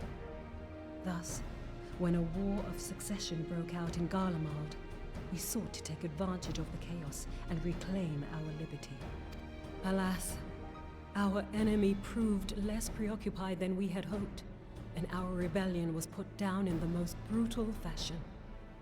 Those who survived, how many do they number? More than 200 souls huddle within the cramped confines of our own galleon's hold. Yet this figure accounts for but one of a number of ships which escaped the Purge. It is my hope that you will allow us all to dwell within your walls. Should that prove unfeasible, however, I humbly ask that you accept as many of my people as your resources allow. Pray understand, we do not beg a boon, but propose instead an arrangement. We would serve as soldiers or tradesmen until our debt is repaid. What are the Syndicate's opinions on this matter? I, for one, think it's a marvelous idea. Lady Yugiri and her people strike me as an industrious lot, and there are parts of the city which have yet to be fully restored. If they are willing to work, I see no reason not to let them.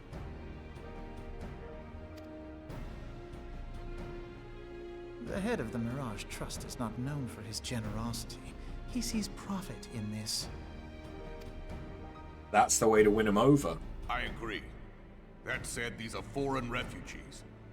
To admit them would require a formal resolution. Shall we call a vote?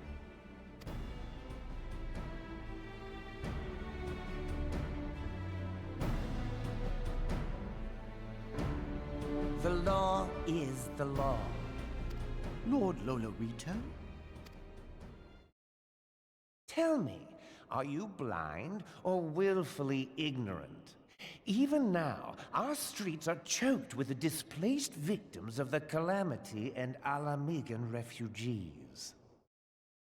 They live hand to mouth, subsisting on aid provided by the immortal flames, the cost of which grows ever higher. The wealth of Ul'dah is not without limits, my friends. And need I remind you that these refugees are prone to violence and criminal activity? You have all read the reports, I think. Without homes or employment, it is only a matter of time before men grow desperate and take that which they imagine has been unjustly denied them. Yet, knowing this, you would have us swell their ranks. Mayhap you think the brass blades and the flames are not hard-pressed enough? Some say the chairman of the East Aldenard Trading Company passes Gil thrice daily. This may explain how he came to be the wealthiest man in Ul'dah. Or it may simply be that he's ruthless beyond reckoning. Yeah, the thing is, the points he's making are fair. They're just worded like a cunt. Surely the Sultanate can support the few hundred domins Lady Yugiri represents. That our resources have been taxed, I do not deny. But we are hardly in danger of financial collapse. I move that an exception be made. An exception, Your Grace? I am suddenly reminded of a similar debate some years ago regarding a number of Alamigan refugees, if memory serves. What were your words that day? Yes. The law is the law. And so our visitors remained in Little Alamigo. Mayhap our wise and benevolent Sultana would be so good as to enlighten us as to which other of our laws should not be upheld. Mind your tongue, Lolorito. My lord, I share your concern for the welfare of our great nation, but we must endeavor to take a longer view. You know as well as I that people can be a resource still more precious than gil. Precious or not, they were never yet so reliable. And unlike those who frequent your establishment, I have no desire to gamble with my future. Ul'dah's greatest asset is, and has ever been, her material wealth. We risk this at our peril. One need only look to Teleji Adeleji's example for evidence of the danger in allowing sentiment to dictate policy. How far the vaunted Mirage hath fallen, both in repute and profitability, since he began employing refugees. How I choose to conduct my affairs is not your concern, my lord. A proposal has been tabled. Given its urgency, I move we forego further debate and call a vote. To accept the Doman refugees or not. Those in favor, I bid you remain. Those opposed, I bid you leave.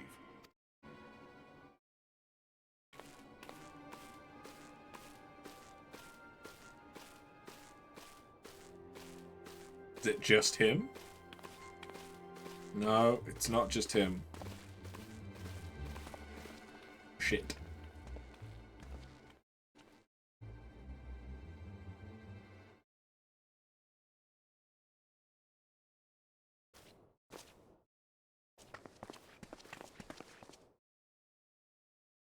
Would that it were within my power to welcome you and your people, Lady Yugiri.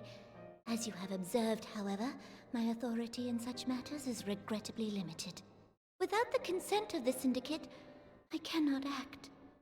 I understand, Your Grace, and I appreciate all that you have done on our behalf. The nerve of the man! If that bastard had not forsaken the eastern trade route, Little Alamigo would now be thriving. Oh, that you should have traveled so far under such dire circumstances, only to be refused in this manner is utterly unconscionable. Pray, accept my sincerest apologies. At least he's being nice about it. Now that the Empire no longer poses an immediate threat, they see little reason to maintain the pretense of unity. The Monitorists have grown especially defiant of late. Lord Lolorito most of all. But this is neither the time nor place for that discussion.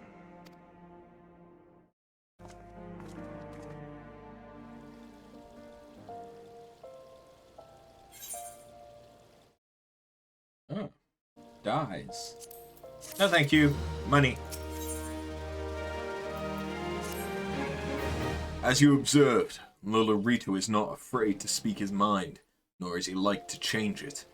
Oft have I wondered how a man so skilled at weighing the worth of things should be so incapable of seeing the value in people. I'll waste no more words on him. Not when the Domans are yet in need of aid. Everyone, follow me to the Hall of Flames.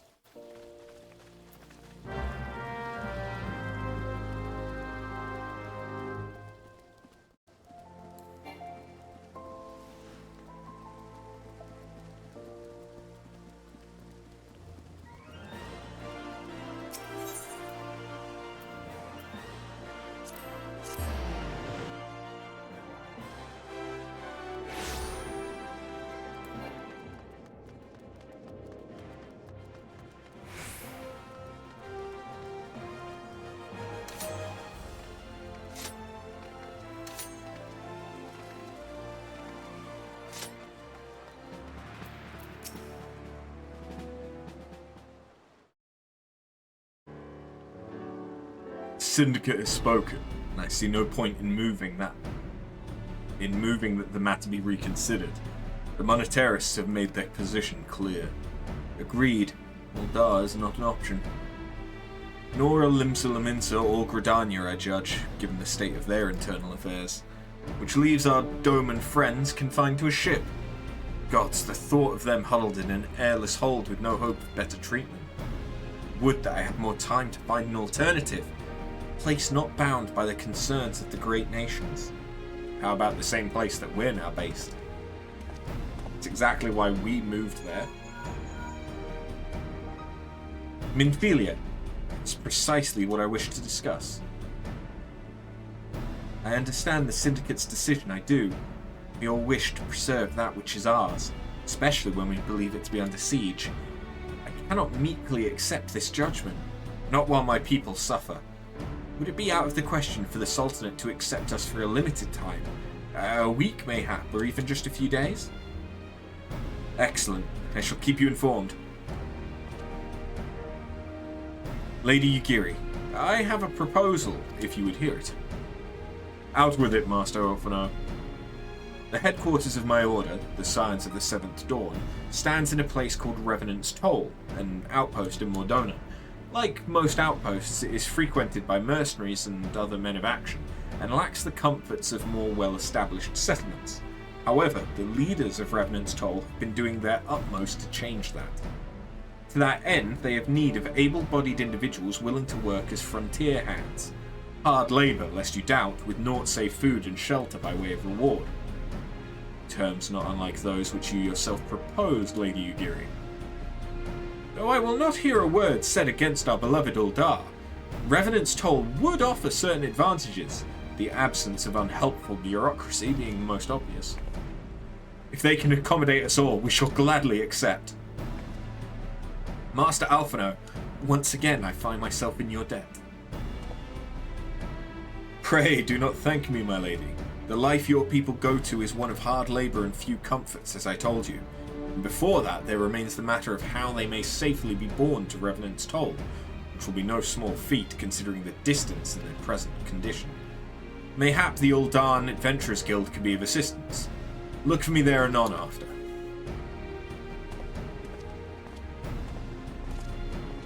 Lady Yugiri, if you and your people would accompany me, we may discuss what aid the Immortal Flames can provide.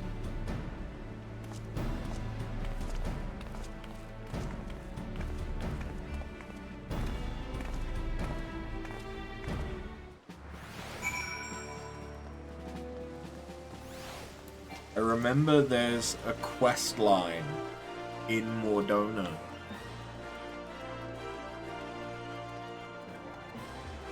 That I'll need to do later. Based around these refugees. I don't remember why I needed to do it. It was either part of the requirement to unlock one of the Heavensward tribes,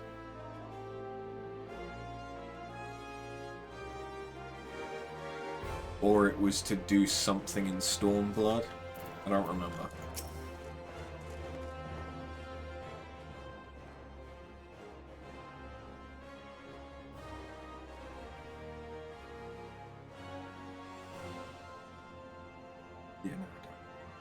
We are concerned that the Doman refugees may find the journey to Revenant's Toll too much to bear. Too long have they been sequestered aboard their ship, with insufficient supplies and scarce room enough to breathe, let alone stretch their limbs. With that in mind, Mistress Momodi has kindly offered to accommodate the Domans until such time as they are ready to set off for Mordona. Those healthy enough to travel will embark as soon as transportation has been secured, while those too weak to leave at once will be permitted to stay until they regain their strength.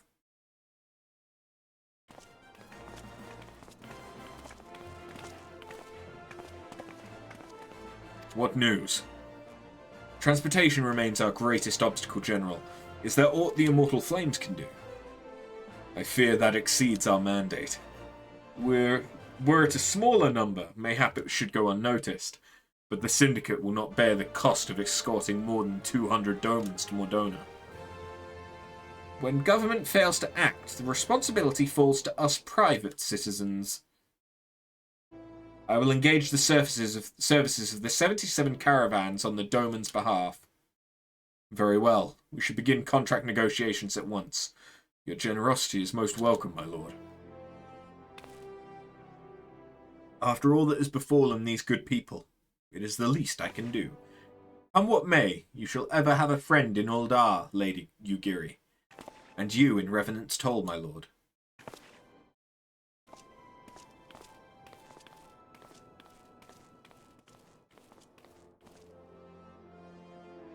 Well, it sounds like we all have our work to do. Lady Ugiri, let's put our heads together and settle the details of our arrangement, shall we?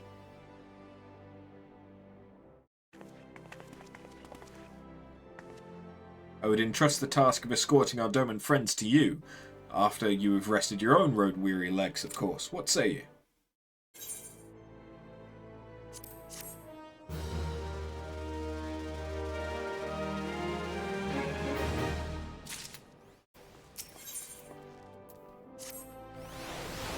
As we speak, the Domans prepare for departure at Vesper Bay, wherefrom they will be transported by carriage to Uldar. That said, this has all been decided rather suddenly, and it would not surprise me if the refugees required some assistance in coordinating their preparations. After, I would have you return to Vesper Bay and facilitate the process through tasks great and small. In short, whatever must needs be done, do it. Speak with a man named Hosen when you arrive. As Lady Ugiri tells it, he has been designated the leader of the first group. Wait. A couple of things. One, whilst I'm here, I should send off my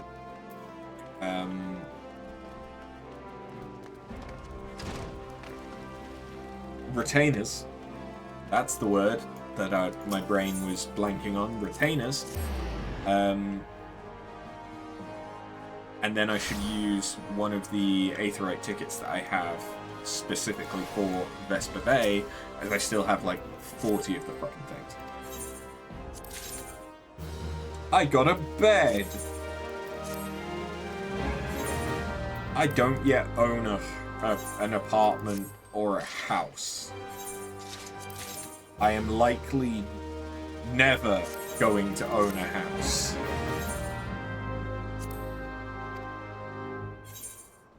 I will probably buy an apartment at some point though, because then I get access to a stable to be able to change the colour of Chimkin tendies. and to train him, which can be helpful in leveling him up quicker. Right. Aetheryte ticket. Put one of the ones out of my inventory. There we go.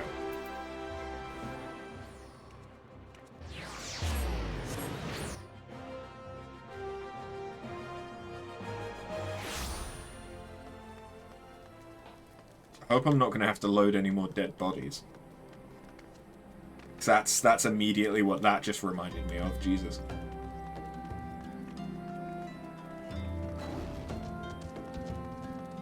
Hi, Hosan.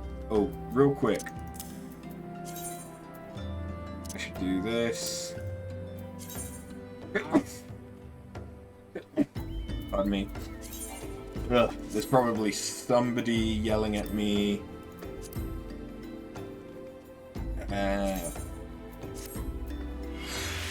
On YouTube. Do that as well. And just because I remember, I want to get rid of that from my favorites. Ozan! Greetings! Alphino informed me that a sign would be arriving to help with the preparations. I'm honoured to meet you, though shamed as well. A great warrior should not be tasked with such trivialities. Aye, I knew from a glance what manner of woman you were. I too have some skill at arms, as do many of our people. Pray forgive this trifle, but might I trouble you to help round up the children that have been given into my care? They are most adept at staying hidden from my sight, but perhaps your keen eyes will succeed where I have failed. You have my thanks, friend. Pray, seek out my son, Yozan. He can tell you more. I do not much like your Gomez mustache. I do not feel like I should be bringing children to you.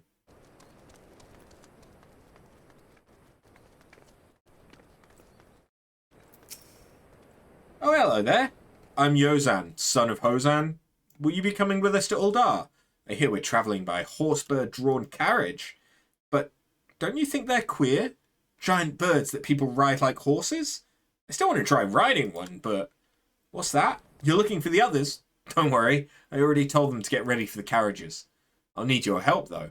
We were just finishing a game of hide-and-seek. 3 players are still in hiding, and since Lady Yugiri told us to take it really seriously, they won't move until they're found.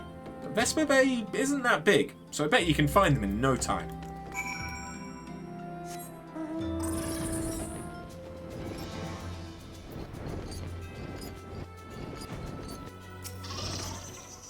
How'd you find me? Guess I need to practice more. Or maybe you're just good at this. I mean, the Garleans didn't find me.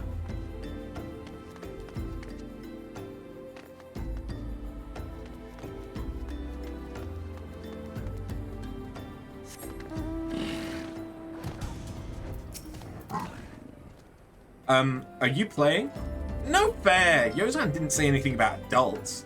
Huh? We get to ride a horsebird carriage? I don't know. It sounds scary, but if Yozan says it's safe, I'll go.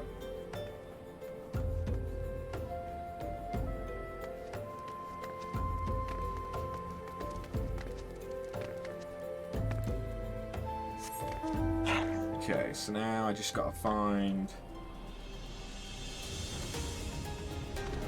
last one.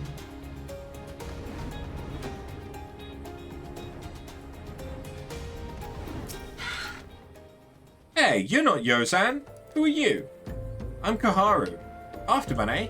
I didn't know anyone else was... Wait a minute, you're one of those, stallions, aren't you?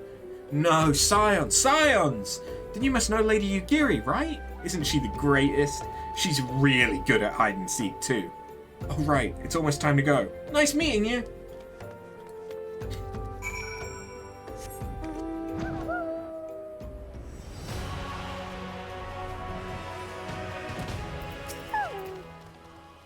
Wonderful. All the children are accounted. Hide and seek. Ah, I see that you are curious. It's quite simple, really. Lady Yugiri thought it best that the children know what to do in case the Garleans found us.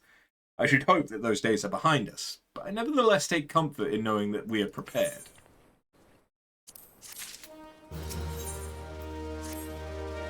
The first caravan is due to depart shortly, followed by the rest at regular intervals.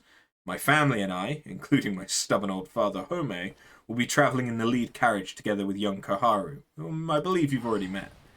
Though I understand the road to Uldar is regularly patrolled by your brass blades, it would give us great comfort if you would agree to accompany us on our journey.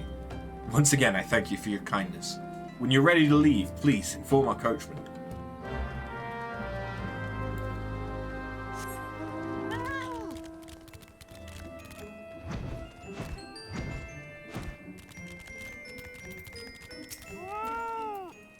Eager to be off, are you? Aye, well, I was meaning to have a word with you about that. Runner from the Blade says we might have a problem. Fierce-looking beastie's been sighted south of the bridge to Hammerley. Might be as someone's eyes are playing tricks on him, of course. They don't pay to gamble in this business. Now, I know you can handle yourself in a fight, but this lot's here is another story. So I was thinking you might go on ahead and have a quick look around. Make sure the area's safe, like. And if you come across anything dangerous, you know what to do. When you're satisfied the way's clear, meet us outside Horizon. The Blades tell me the road there's safe, so I reckon we can make it that far on our own. Assuming the self-same bastards don't try to rob us, that is.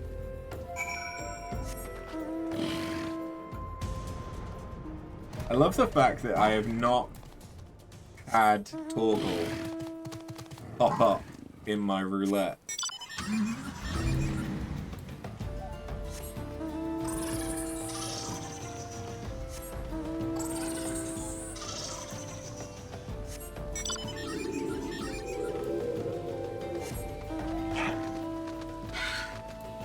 No, it just doesn't want to give me Torgal. It's decided I want R. Or pretty much any animal other than Torgal.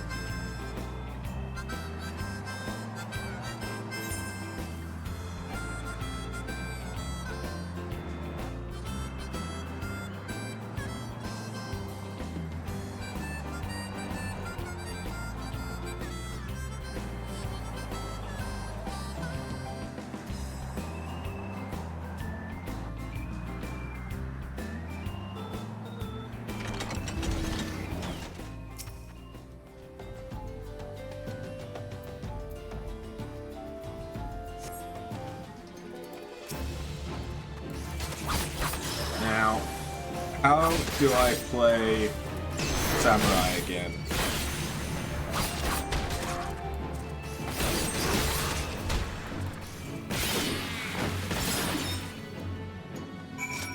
Yeah, I build up these three things, and then I can use that ability. It's not that dissimilar from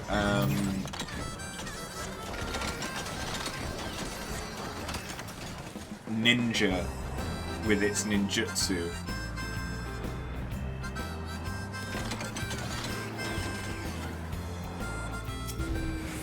It's just that it's not a separate ability. I guess it's a bit more like Monk and their stances, but eh. There was a beastie. Was being the operative word, eh?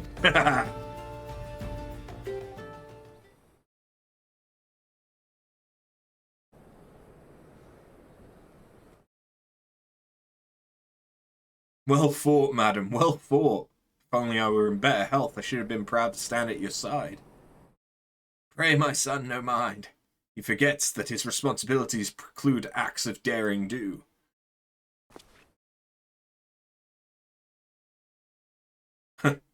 Be that as it may, I cannot help but envy you.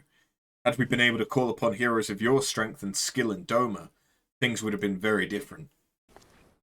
But we cannot change the past. Those who fought and fell are forever lost to us. Lost but not forgotten. Lady Ugiri's kinsmen least of all. They fought fiercest, though they knew full well it was in vain. She had every right to walk away, yet she chose to stay. Food, shelter, the promise of a better life. All this and more we owe to her. How does one even begin to repay such a debt? In kind, father. To she who has given everything, we shall give our all. Whatever work there is to be done, we shall do without question. Ditch digging, bricklaying, it matters not. Revenant's Toll will grow and prosper by our hand.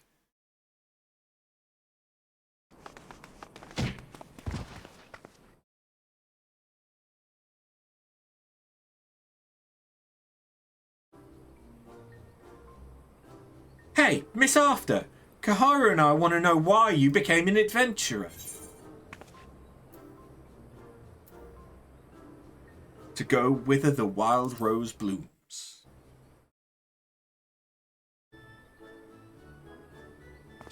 So, you like roses? I think I understand. I mean, they're nice and everything, but don't they grow in lots of places? It's my turn now. Excuse me, Miss After, I've got a question. What's Revenant's Toll like? Is it pretty?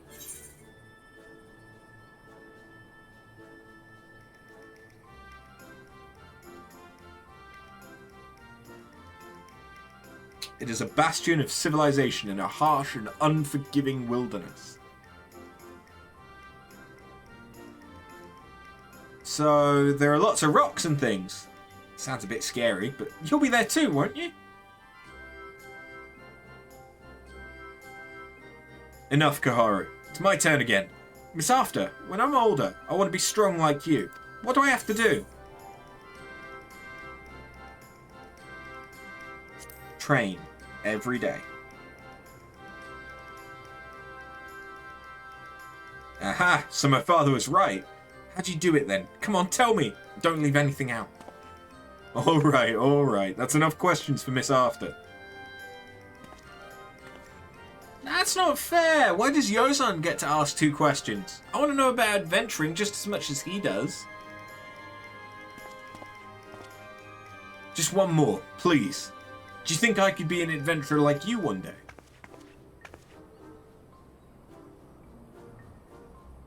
Really? Then I will. Thanks for the advice, Miss After. I won't forget it. I'm going to be an adventurer too. When we get to Revenant's Toll, let's make an adventurers guild for Domans. We'll protect our friends and punish the wicked, just like Miss After and Lady Yugiri. Yeah, just like Miss After and Lady Yugiri. We can talk more about it in a carriage on the way. Will you be joining us?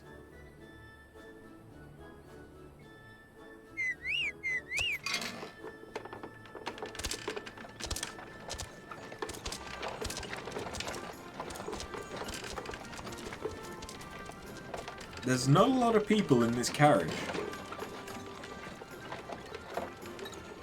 A lot more people could fit.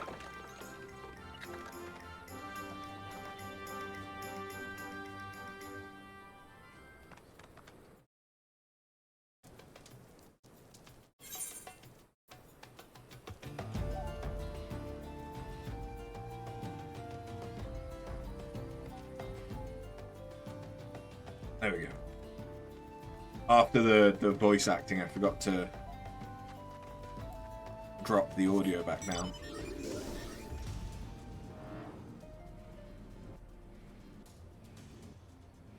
Fucking go, please. Thank you. I thought those tokens disappeared when the buffs ran out. Do they not? I mean, now they've disappeared, but that's because we've entered a different region.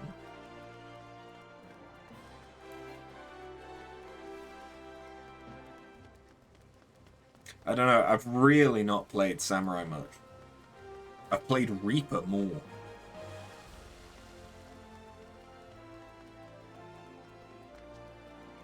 I never really leveled Samurai or Red Mage.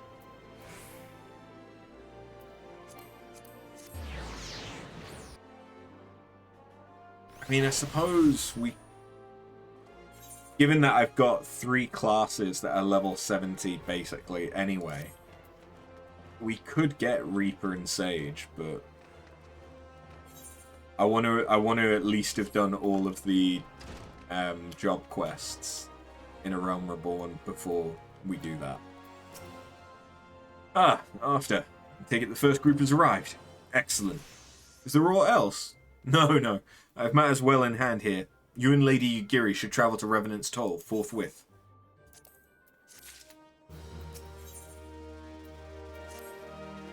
It is past time Lady Yugiri met with the guild representatives in Revenant's Toll. Since I do not foresee any further matters arising here in Thanlan which might require your personal attention, I would instead have you serve as an escort to the Doman delegation for the duration of the journey. Speak first with Slafborn upon your arrival. He is the one with whom the Domans will be working most closely, I should think. Afterwards, introduce Lady Yugiri to Minfilia and the guild emissary. If both meetings go well, the resulting tie should stand the Domans in good stead for that which is to come. Safe travels after. Doo-doo-doo.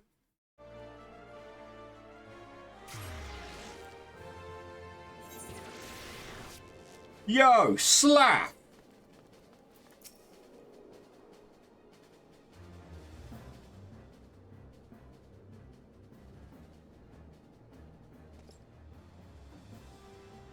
And this must be the esteemed Lady Yugiri and her associates. I greet you all as friends and bid you welcome to the Toll. I hope you do not find our dearth of fineries off-putting.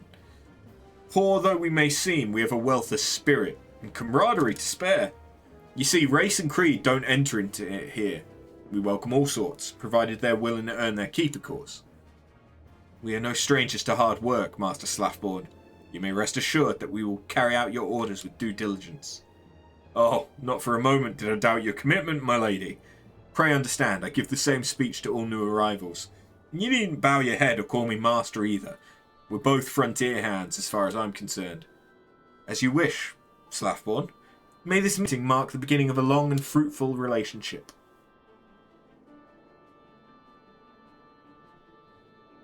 Our guests have yet to meet the antecedent. 7 elves, Arthur. Why are you wasting time with me? Seem to rise in stones.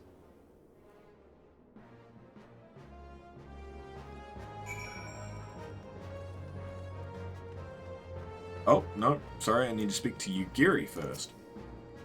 To whom much is given, much is expected. Forgive me. I require a moment to compose my thoughts before meeting with your leader. We shall join you at the Rising Stones anon.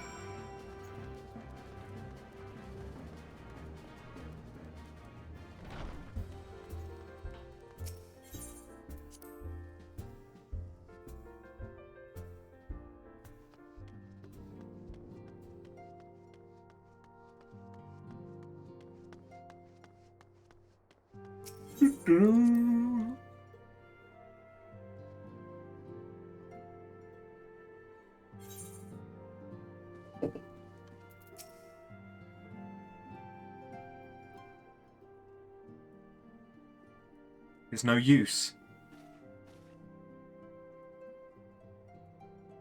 Our attempts to reach the students of Baldessian continue to meet with failure.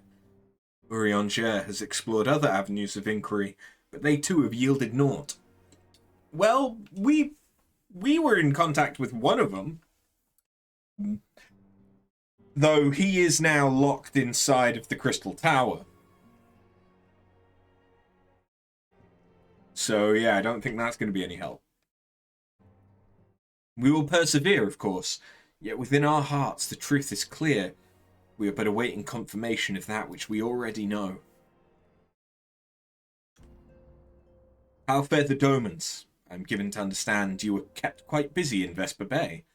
Mayhap you question the wisdom of aiding refugees when the primal threat remains unresolved. I should not blame you if you did. Nor would I deny that this matter falls outside our normal purview. Be that as it may, I could not ignore the plight of these refugees, not when it was within our power to help them. Lady Yugiri is here. Please, show her in. I should very much like to meet her.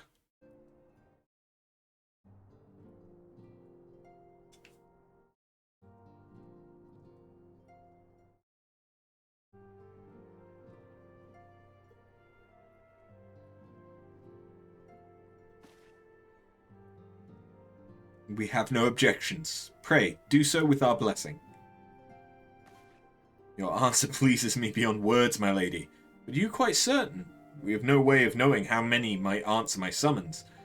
In the event that Revenant's Toll could not accommodate us all, we would need to find an alternative solution. Should that come to pass, we will find it together. As ever, it has been a pleasure, antecedent. Alas, we must take our leave as the first carriages are due to arrive at any moment. Should you require aught else, pray, speak with Slathborn. Lady Ugiri? After?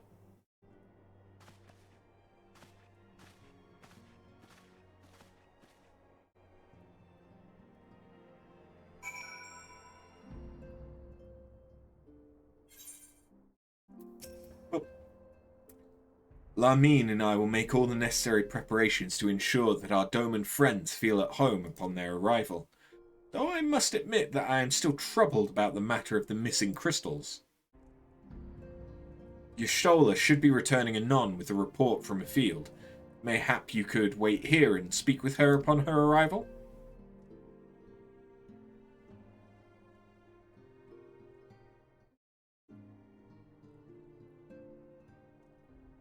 The whole gang's here.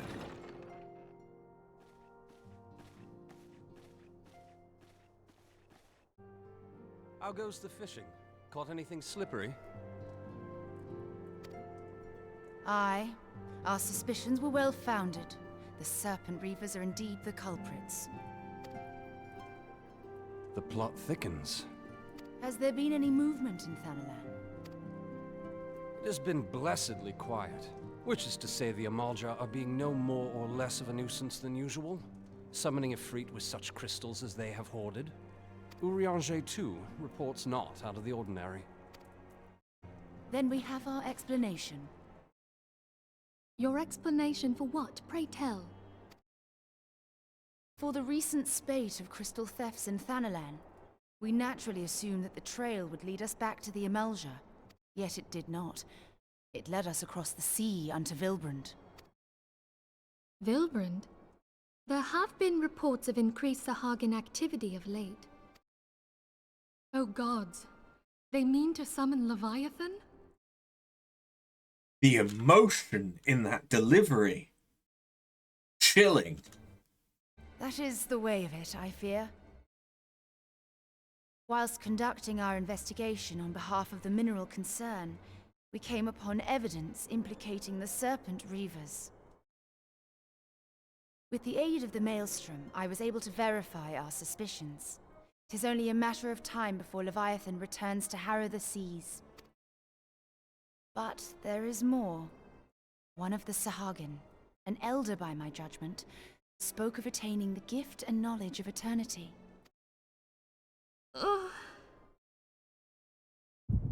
Excuse me?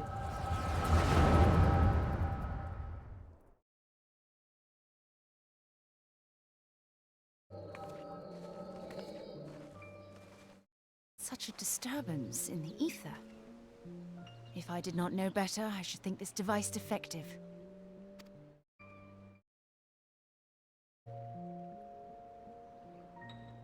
And there is the explanation.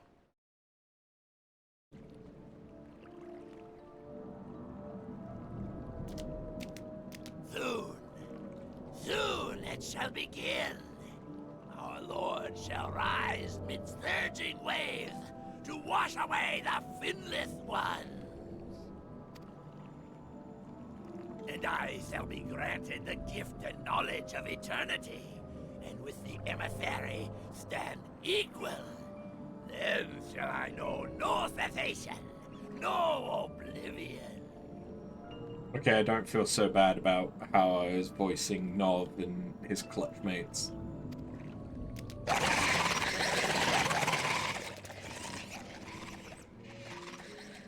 Whence comes this promise of immortality? The emissary? We have outstayed our welcome.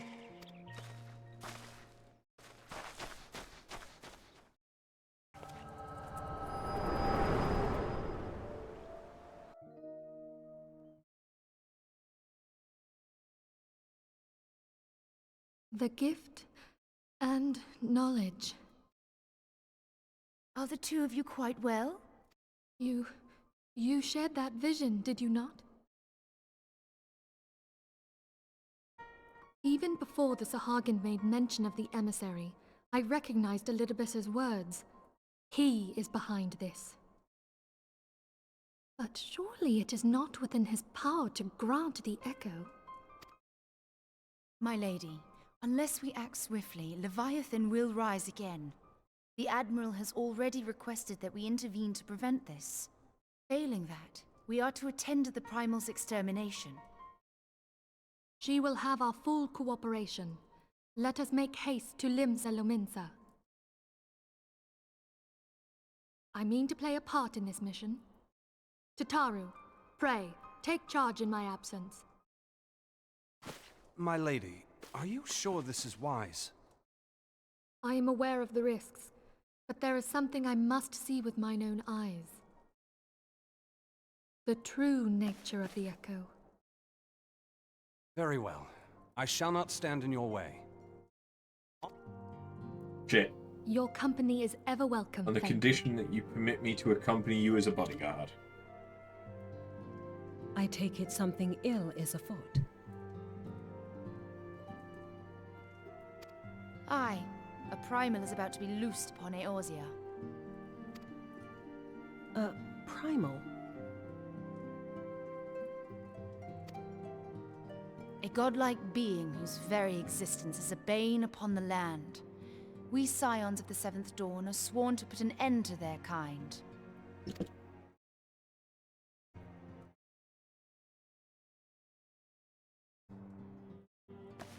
I see. Know then that I am learned in the arts of war. In return for the kindness you have shown my people, I would lend you my blade.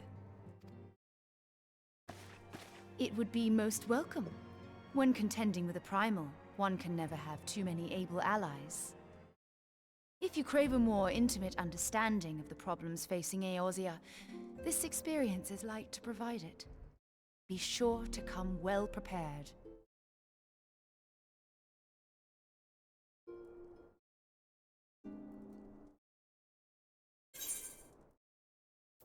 Sweet.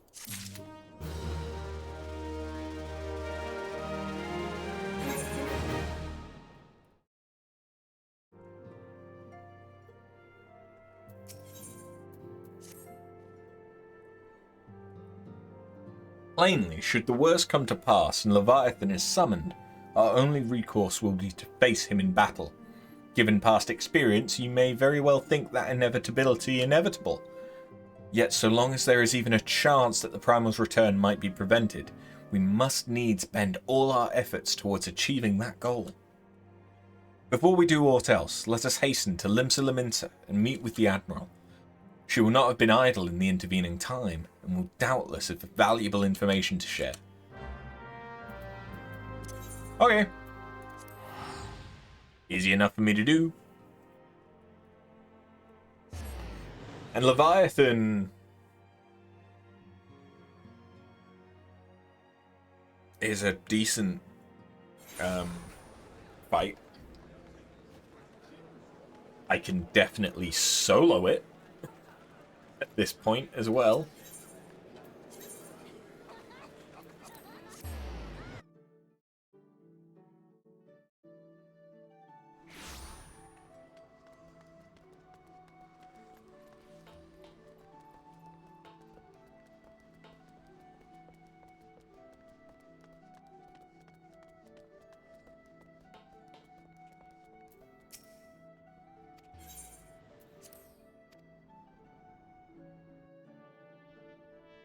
Real quick though, I want to see.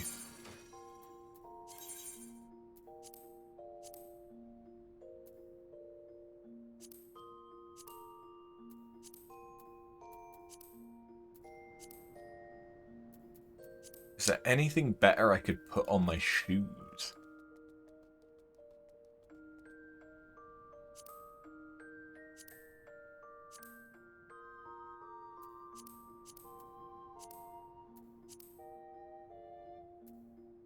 Oh, samurai could be robot as well. Oh. I didn't realize that.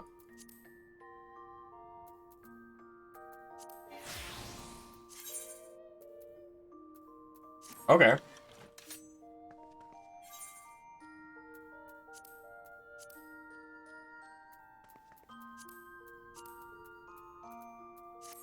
Yeah, well,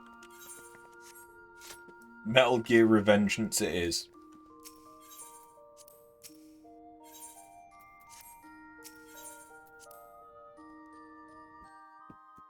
Apparently, I not only need to replenish my Aetherites tickets, but also my... Oh, hey, another bunny had the same idea. But also my ventures. They're starting to run low as well. Oh, is it one of the rare times that there's actually someone down? No. No, I'm just an idiot.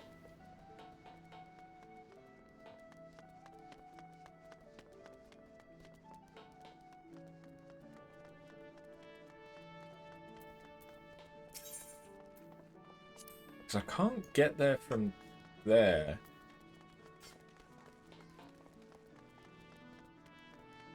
How does it... Oh, because that's King of the Hull. Right. Different quest. I should have realised because it doesn't have the meteor sign around it. Oh.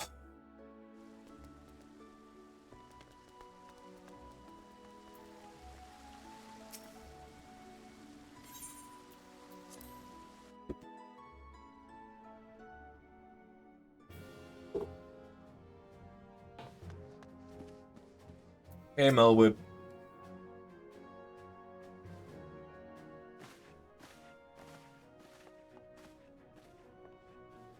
Welcome, friends. I take it Yoshida has apprised you of the situation. Let us waste no time, then. According to our best intelligence, the Sahagin had not crystals enough to summon their god. Alas, we did not count on the Serpent Reavers venturing as far as Thanland to supplement their cache. For our short-sightedness, we are faced with the grim prospect of Leviathan's imminent return. Needless to say, I am not inclined to let the fishbacks have their way. Even as we speak, the Maelstrom makes ready to launch a large-scale operation to thwart the summoning, and we would welcome the Scion's support in this endeavour. But if, God forbid, our efforts should come to naught, we will need to trouble you for more than mere support, much as I did when Titan last walked these lands.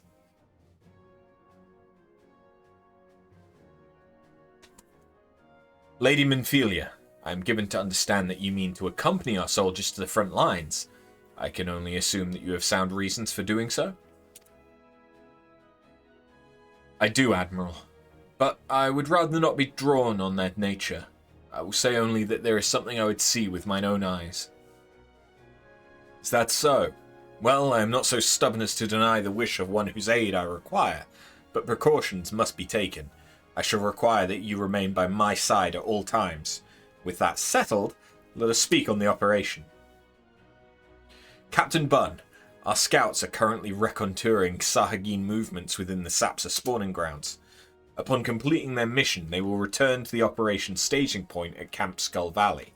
I want you to make your way there forthwith, that you might be apprised of the latest intelligence. Commander Falk Breeder has charge of the garrison.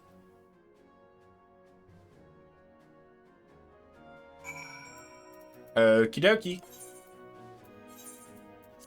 And I'm gonna go and grab myself a fresh drink.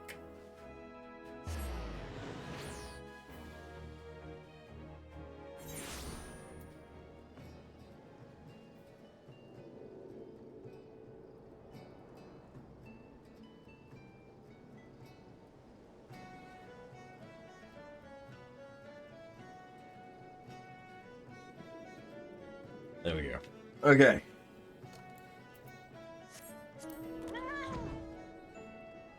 Still no toggle through the roulette, huh? Game's hating on dogs. Apparently the game is more of a cat person. I've been expecting you, Scion of the Seventh Dawn. On behalf of the men and women here, I thank you for your cooperation. The safety of our citizens is paramount. With your aid, we will prevent Leviathan's return.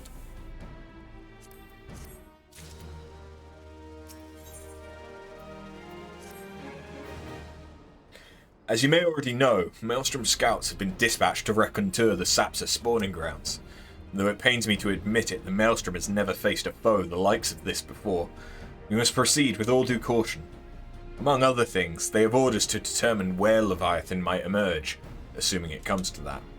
And yet their return is long overdue. I fear that ill may have fallen them. For better or worse, we must ascertain their fate. If it is not too much to ask, I would have you aid us in that search. 5 scouts ventured into Sapsa all told. Here, take this flask of restorative to tend those that may have been wounded. Though it pains me to even consider the notion, if they have perished, circumstances permitting, I ask that you recover their bodies. By no means venture too deeply into enemy territory, however. We can ill afford to lose you at this juncture. Meanwhile, I've already fully explored the Sapsa spawning grounds and befriended a tribe of Sahagin.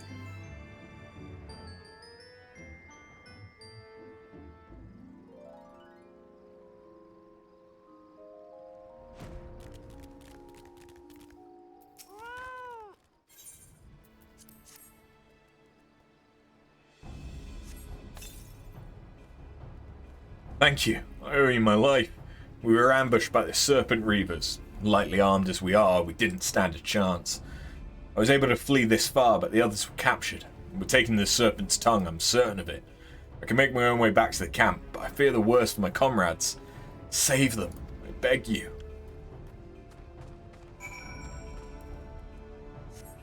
Hitty! Hey! Torgal, my boy!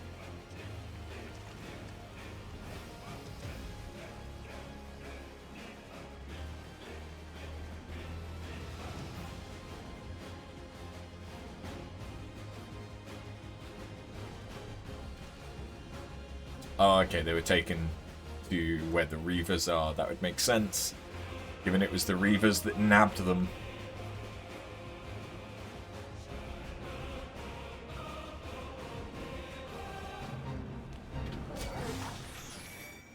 Oh yeah, I'm a low enough level that they'll actually aggro. Wow. It's been a while since an enemy has actually aggroed me.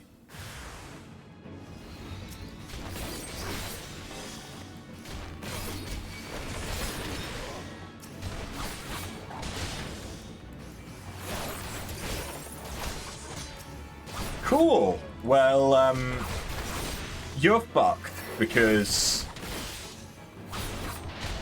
what I can do now is this.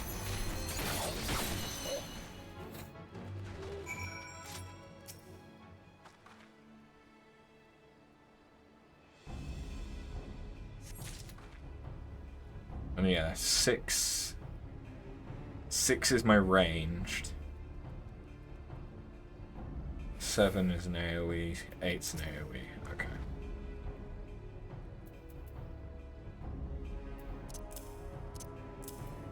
I would change that.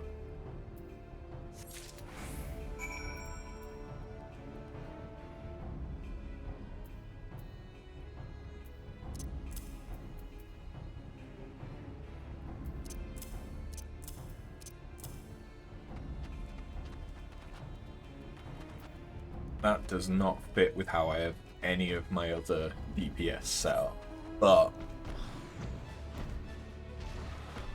bunnies. It kind of makes sense to have it there because it's a combo skill.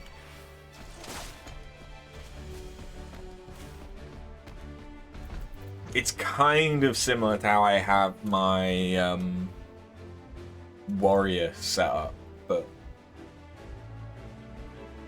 my third hotbar 6 is the buff skill. It's just that I most often want to buff when I'm doing my AoE. You've returned, thank the Navigator. When I learned that you went to the Serpent's Tongue by yourself, I feared you had met an untimely demise. But tell me, what became of the others? They turned into flowers. Dear gods, these wounds were not intended to kill, but to torture and maim. Does their savagery know no bounds? Enemies or no, they go too far. I dread to think what may have become of the two who remain unaccounted for. I pray that they haven't suffered the same evil fate. At the very least, one of my men came back alive, and for that I owe you my thanks. The price we paid was dear, but we have the intelligence we need. Even as we speak, the Admiral finalizes the details of the operation. The war horns will sound any moment now. Be ready to sally forth when they do.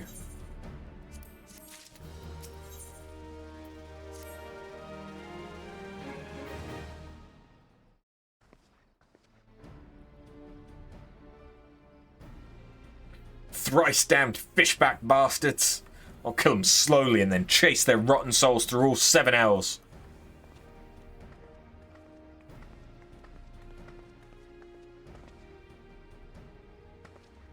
Does Minfilia not even come up to titty height on a Rogadin? Peace, Commander. We are here for a purpose, and vengeance is not it. I want your mind on the task at hand, savvy? My apologies, Admiral. You may count on me to keep a clear head. Good. According to our sole surviving scout, the Sahagin and their thralls have already begun to amass at the Aetheryte in the depths of Sapsa. If we are to act, it must be now. Men are ready. But we but await your orders, Admiral. As predicted, the Sahagin have tightened security in and around the spawning grounds. A frontal assault is like to be met with fierce resistance. Ah, but we are not so artless as that, Commander. We shall divide our forces and strike them hard and fast at key locations. Remember, our ultimate objective is to take the Sapsa Aetheryte and eliminate the Sahagin priest presiding over the summoning. We are not here to kill them all.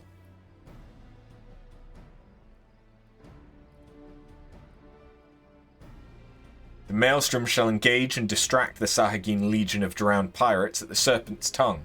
Commander, you have charge over this effort. Be mindful that the lay of the land there is devilish for attacking forces. Let the foreign levy spearhead the assault and have subsequent units fan out to cover their flanks.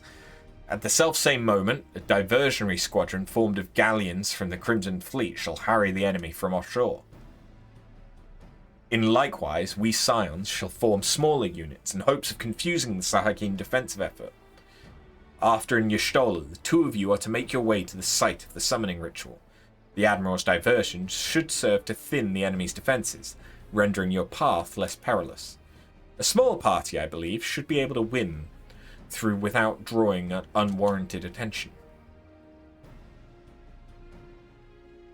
Thancred and Ugiri, your mission is to lure as many Sahagin as possible out of the spawning grounds.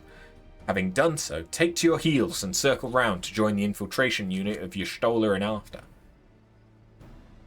When all has been set in motion, I myself shall cut a path to the Aetheryte, accompanied by Lady Minfilia, as was agreed. Well, don't let me keep you, friends. To battle! When last did we fight side by side after? Too long ago, I'd warrant. But come, let us away.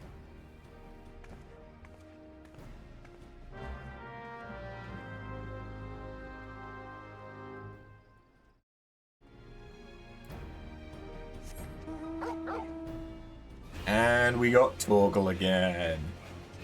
Look at those Pete's.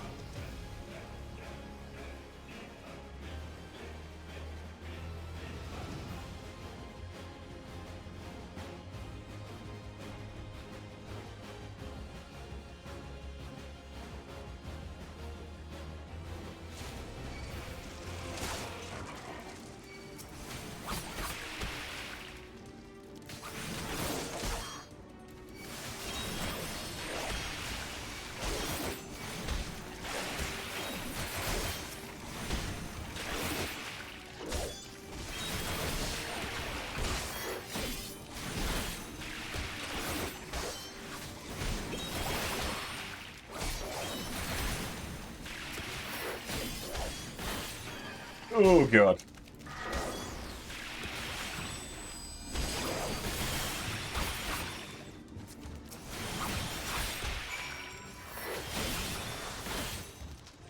Okay, that may have been a few too many enemies to try and do all at once.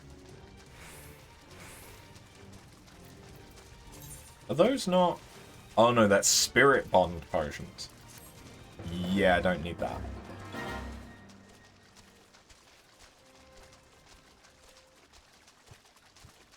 It's good for if you need more material.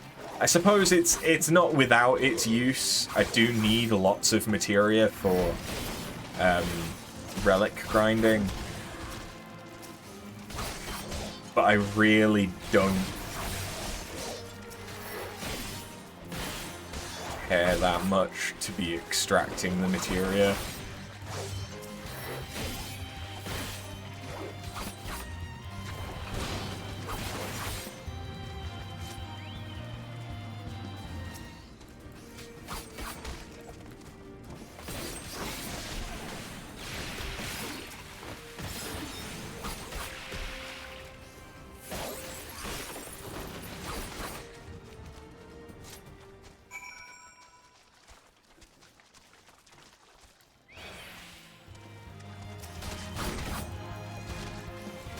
You kindly fuck off. Torgal again?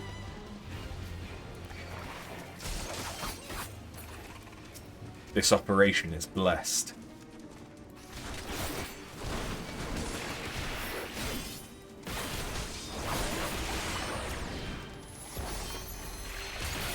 Yeah.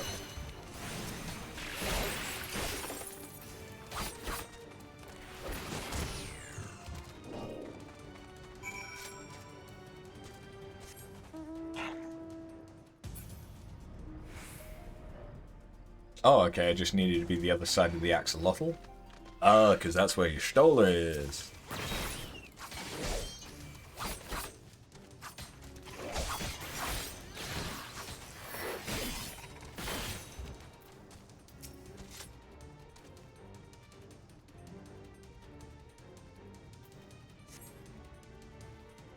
Pray, do not concern yourself. 'Twas but a glancing blow. Come, the Aetheryte is close at hand. Let us press on.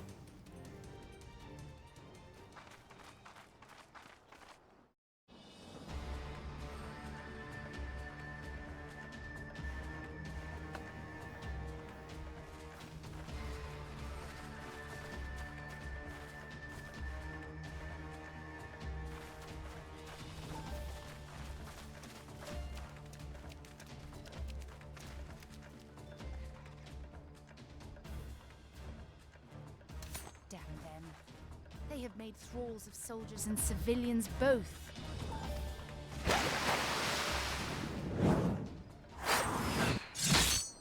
Thancred! Thank you, my boy. Did I miss much?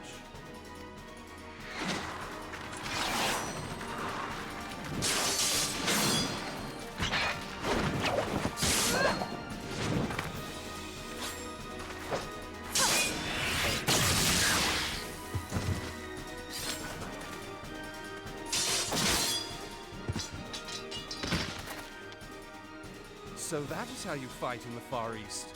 Mental note, pick no quarrel with Domans. But seriously, if I am to keep up, I must needs forsake elegance for efficiency.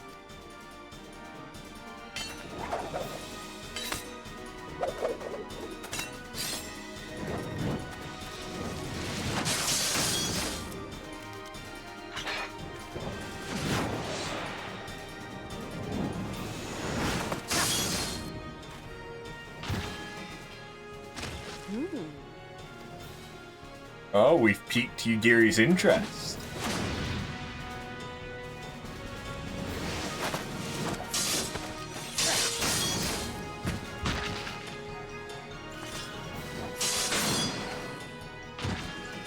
I do kind of wish that Ninja had a vault move that let you get behind an enemy in order to like do more damage with your positionals.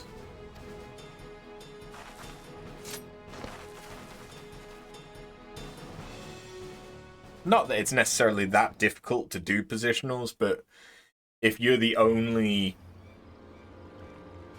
combatant against something, it's always going to shift to face you. So it can be difficult to do positionals then.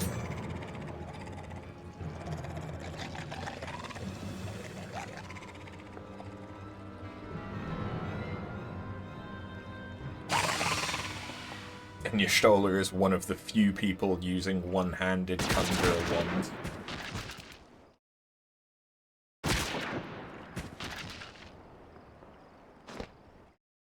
You'll forgive me my lateness. It's fine, you brought a gun.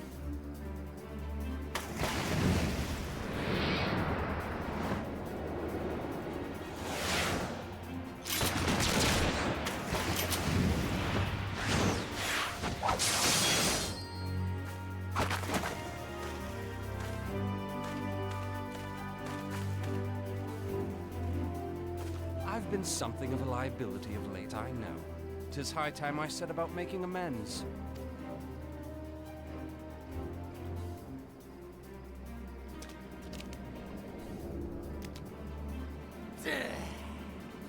Long have you shriveled Sorewalkers, tormented our kind.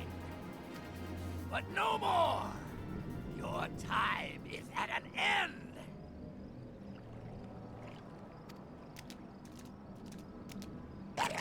You shall perish with salt in your wounds and sea in your lungs.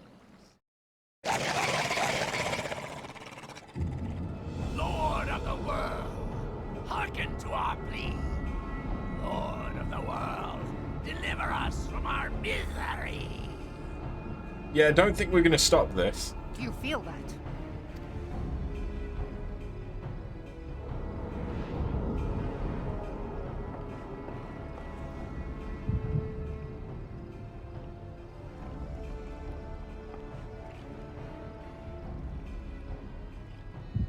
I know this sensation.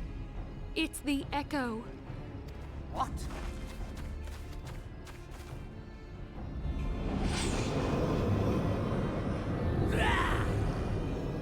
Such power! It is transcendent!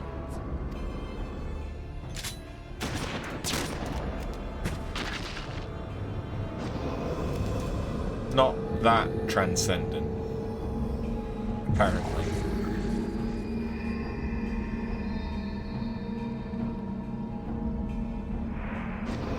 Quick, shoot that one. Huh? Oh.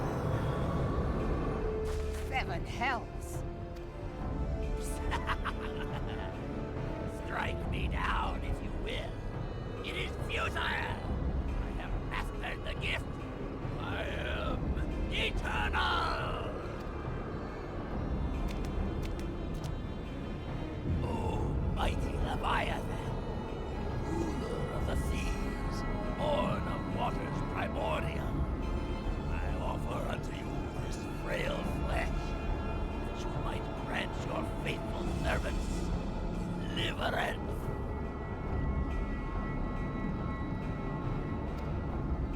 Hey, hello. How you doing? Come forth!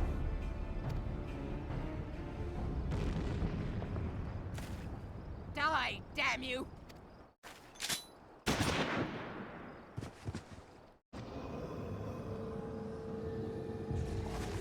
Machinist wasn't added yet, you can't just shoot him. Look, she's cut content. Foolish Shorewalker! You cannot kill that which is eternal! Oh, hey, big fishy. Big fishy.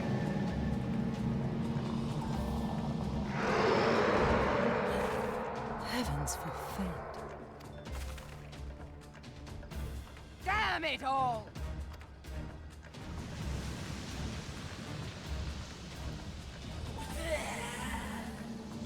My being ebbs away. It should by right be infinite. Am I not immortal?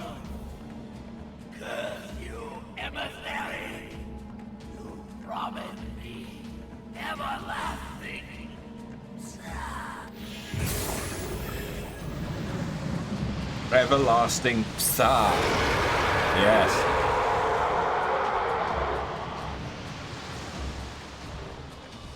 Bye-bye, fishy. Where did he go?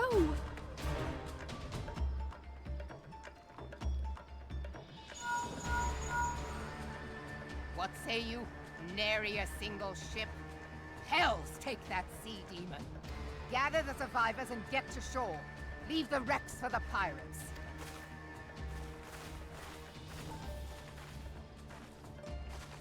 Leviathan wastes no time. The diversionary squadron is lost. For a mercy, 'twould seem the primal now makes for open sea.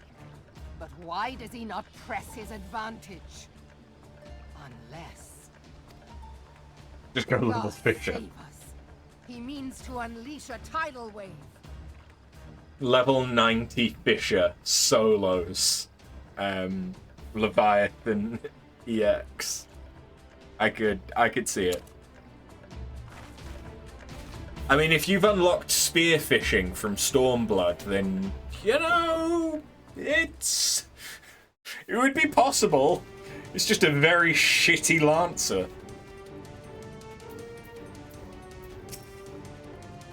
Understand, I speak of no normal wall of water. That which Leviathan makes ready to conjure carries more destructive power than aught seen in nature. Enough to raze entire coastal settlements, if his last attempt is any guide. We cannot suffer history to be repeated. And how in the seven hells are we to prevent it? To be fair, Fisher isn't that leveled. So I might struggle. It's only an 11 level boost. You know, I think I'd need a party. You know, a full 8 fishers. We could probably do it.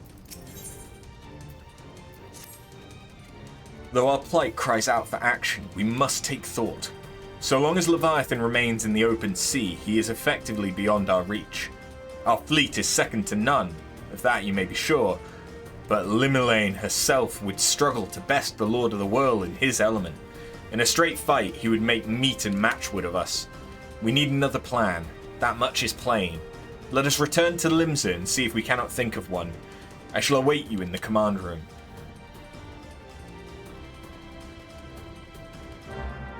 There's a level 50 fish that's supposed to be a mini Leviathan. If you can catch a mini one at 50, I can catch the big one at 90, easy. Fair enough. I think the rarest thing I've caught so far is the Worm of Nim. And that isn't that high level. But I've not done any of the Disciples of the Hand or Land job quests yet. As well.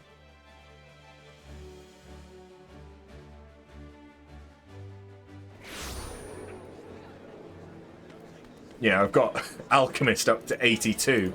Still not done its level 5 quest. Because that's gaming.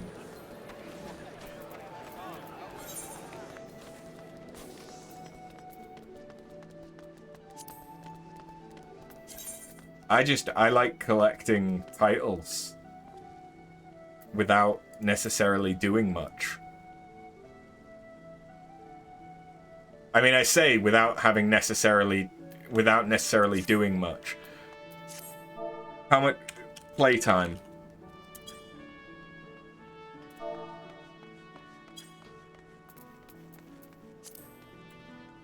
"19 days, 16 hours, and 38 minutes.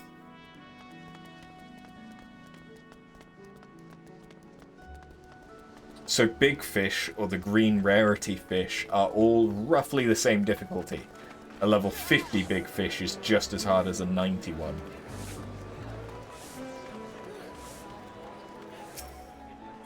Fair enough. I've really not done much fishing. I've done some ocean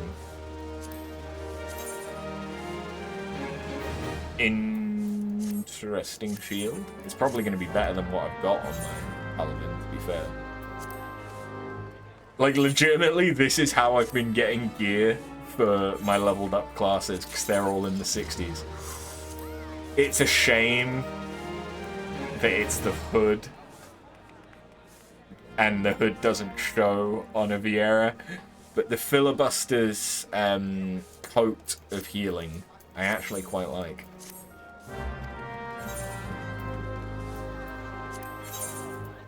Can I sell... No, I can't sell that. Okay, that's fine. Can I sell the bed? I mean, I can, but does the bed sell for anything worth it? No, it does not. Okay.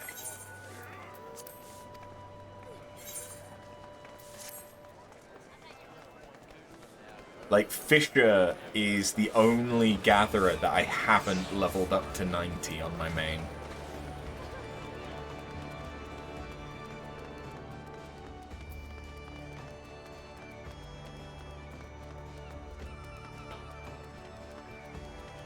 I think I got it into the 70s.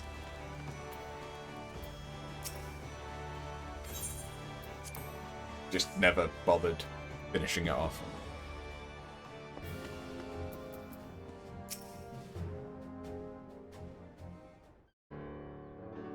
There used to be a hamlet beyond South Tidegate in western Lanosha. Hearthstone, it was called. Some years prior to the Maelstrom's founding, Leviathan rose from the briny depths and set about unleashing watery hell upon us.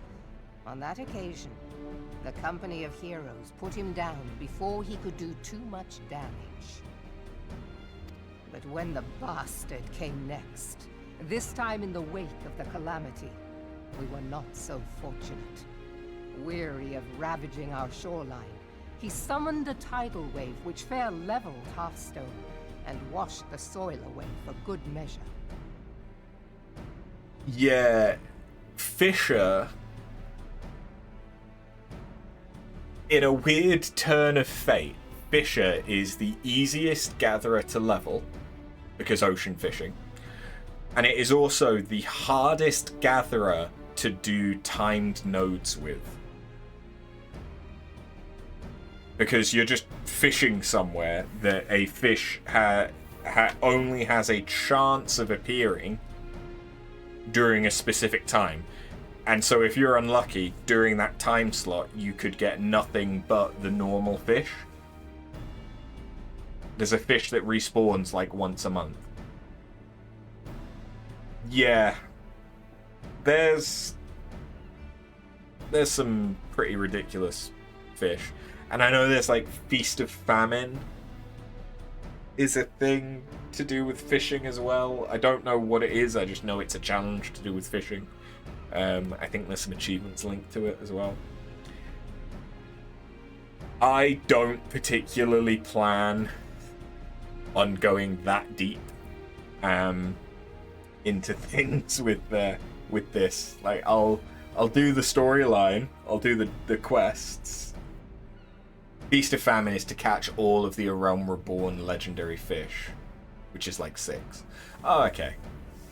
That's not actually as bad as I was thinking. I imagine that's still a pain in the fucking ass, but... The area was subsequently occupied by the Sahagin. Aye. The thrice-damned creatures transformed it into a spawning ground for their brood. Given the quantity of crystals stolen to feed him and his legion of thralls, we can be fairly sure that Leviathan is stronger now than in his previous incarnations. They just have shitty catch rates and have hella other fish in their holes. Yeah. If that sea demon is left to wreak havoc, what befell Hearthstone may well befall a larger settlement, even Limsa. Getting 10 Worms of Nim was annoying enough, as that's a timed catch, so I ended up getting like 7 or 8 and then bought the rest because I couldn't be arsed. That cannot happen. The primal must be stopped. That was ever our objective, Admiral. But how are we to achieve it? The sea is Leviathan's uncontested domain. The ships of the 3rd Squadron could not close to within 100 yards of the primal, nor could their cannons pierce his defenses. I have read the reports, Master Thancred. Our warships may as well have been bloody pleasure barges for all the good they did. 7 hells! Is there no way that we might strike back? The company of heroes defeated Leviathan, having first lured him into an inlet, but we must needs contend with him upon the open sea. It will avail us little to consult past experience. Yeah, I actually had to buy gatherer gear in order to reach the gathering minimum threshold for the Worm of Nim, but I didn't. I don't know if they've got a top. Like I don't know if they max out at some point. I don't really know how Fisher works with perception and gathering. I know that perception on the other two affects whether or not you can see the benefits that a gathering node can have, and if you can see its hidden nodes. And then gathering affects your percentage chance of actually obtaining the item. Perception, I think, may also affect how many you gather from a single gathering attempt, but I might be misremembering there.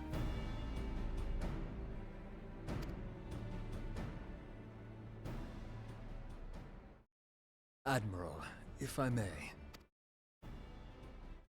Speak freely, Marshal. By all accounts, Leviathan's most formidable weapon is the very sea itself. Waves and whirlpools, tides and currents, all these things are his to command. The key to victory, I believe, lies in disarming our foe. This, in effect, is what the company of heroes achieved with their ruse. We cannot lure Leviathan from the sea a second time. But what if we could weaken his hold upon the element of water? I have heard of devices capable of such wonders. They draw upon the power of corrupted crystals, I am told.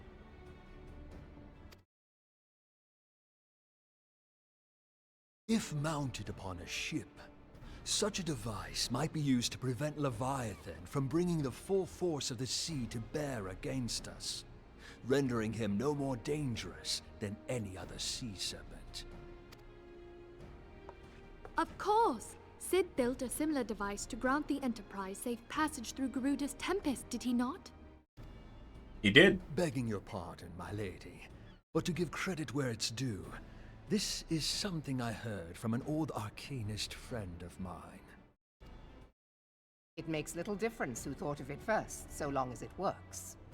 Beg the specifications of this device from your friend, and I shall pass them on to our people at Naldic and Vermelis. But before we proceed any further, I would voice one concern. Piercing Garuda's defenses is one thing.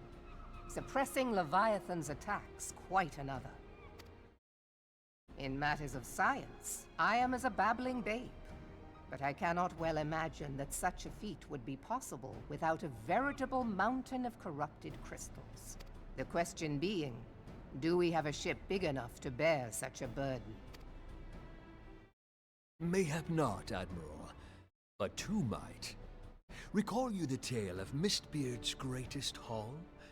It is said that he lashed two ships together, side by side, the better to bear his plunder.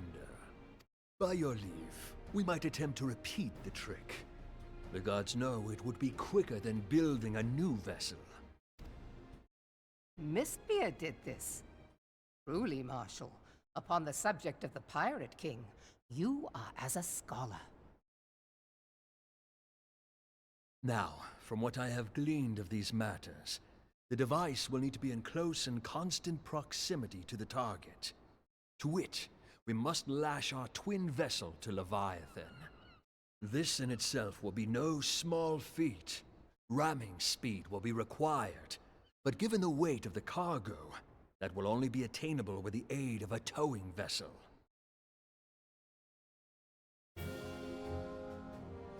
So we're going to need 3 ships, or 2 ships and an airship. Suffice it to say, the task of piloting said vessel will entail considerable danger, and I would not ask it of another. I volunteer myself. It will be dangerous for all involved, but we have no better recourse. Very well.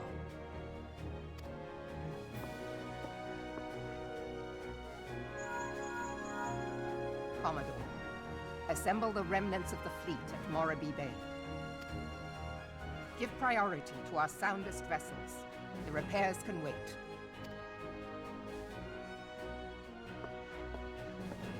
Storm Marshal Slafierson, command of the operation is yours. I want that twin vessel ready to sail post-haste. At once, Admiral.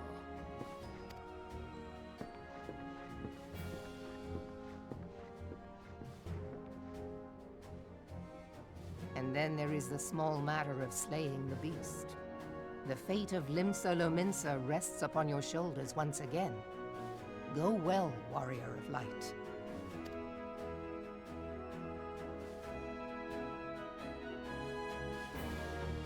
Big fish will only let you have the minimum gathering needed. Anything above that does nothing. Everything else, though, every point helps. Yeah. Sounds about right. Beings held as gods also exist in what you call the Far East. Legend tells us that they walked among us in days of yore, but I confess that I've never truly believed them. That I should live to behold one is humbling and horrifying in equal measure. Now that I've come face to face with a primal, I do begin to understand why the Garleans fear them so. What is it? A message, Admiral. I judged it best that it be delivered at once. I'm listening. According to the Yellow Jackets, a man has appeared who claims to have defeated Leviathan, one of the company of heroes. The details are yet hazy, Admiral. We've dispatched one of our own to question the individual. I swear to God if it's the same guy that claimed he'd beaten Titan. I am disinclined to put any store by this claim, and even should it be true, it is as Y'shtola said, none save the company of heroes have bested Leviathan, and we know how they went about it. If this man is of their number, what could he tell us that we do not know already? And yet, having wagered Limsa's survival on 2 ships, some rope, and a pile of crystals, can we afford to ignore this man? If his testimony could yield us any manner of advantage, should we not hear it? Damn it all. The twin vessel will soon be ready. We have no time to wait for the Maelstrom's report on this supposed primal slayer's claim. After, seek him out and learn what he knows. At the very least, it will spare you the torment of waiting for the reckoning in idleness. The man you're looking for is believed to be a resident of the Grey Fleet in Lower Lenosha. The Storm Private sent to question him should already be in the vicinity. May your journey prove fruitful. Okay.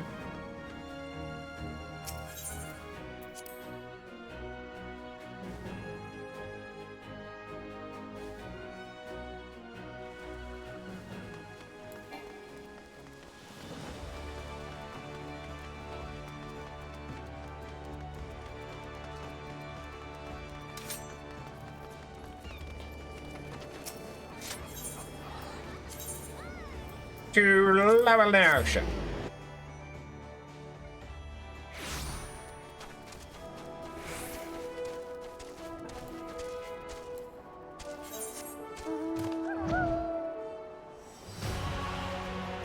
I swear if it's this, it's gonna be the same guy, isn't it? Apparently my middle mouse button is giving up the ghost. I may need to get a new mouse. To be fair, this one has done me well.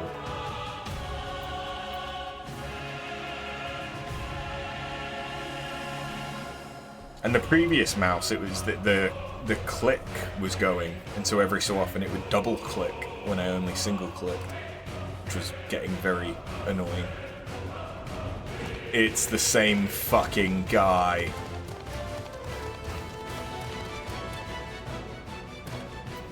Oh, you fucker. Now look here, you. You'll have your bloody story right after you carry those sacks of grain over to the mill. But sir, that's what you said before you had me pick those oranges for you, before I mucked out the chocobo stables, and before I rolled that millstone over to the mill, and also before... Gods, man. I've worked 3 days straight without a wink of sleep. 3 days! And do you hear me complaining? Ugh. Suppose some of us just ain't made for the rougher stuff. Alright, I'll give you what you want. Never let it be said that old Tractomb ain't a generous soul. Now prick up your ears, because I won't be repeating myself. Too modest, see? Besides, there's only so much epicness a man can take in one sitting, you can? The tale of Tractomb's epic victory over the dread primal Leviabetus. Now, Leviabetus is huge, make no mistake. To give you an idea how big, each of his scales is about as wide across as my members long. And that's no mean feat, let me tell you. When I fought him, I could barely see for all the brine he was pelting me with. Must have been a lagoon's worth at least. He even knocked me trusty axe out of my hand at one stage. Of course, that proved to be a grave mistake. What happened next? Why, I grabbed him by the tail and tied him in knots. But not wanting to take all the glory for myself, I let my mates in the company of heroes handle the rest. Like I said, I'm modest as well as heroic. Mayhap too modest. Now, there's some as say we can never truly beat Leviabetus, that they've got to learn to live with him and make the best of a bad situation. Not the company, though.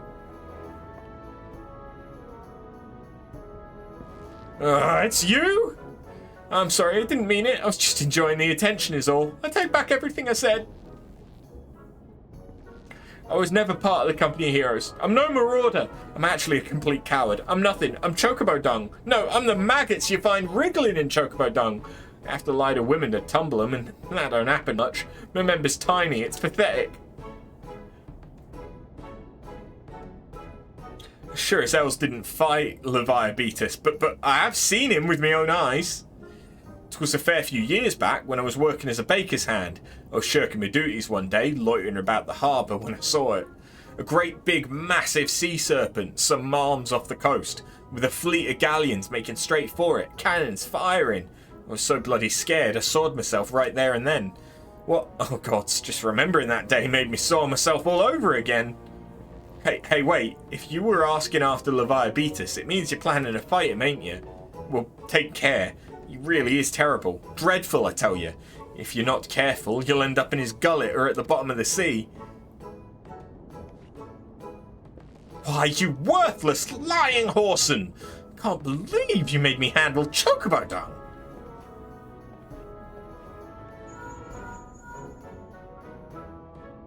After, this is Minfilia. Were you able to learn aught of use against Leviathan? I beg your pardon? Leviabetus? I see. That is unfortunate. At any rate, I have tidings for you. The twin vessel is now complete. We await you at Morrowby Dry Docks. Pray, make your way there as soon as you are able.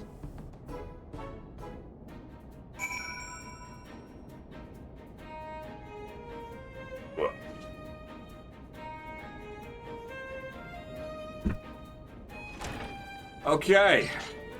That is in the same region. Okay.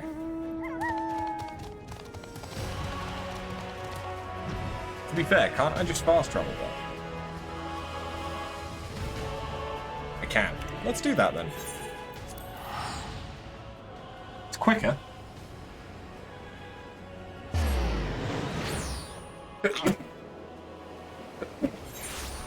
Pardon me.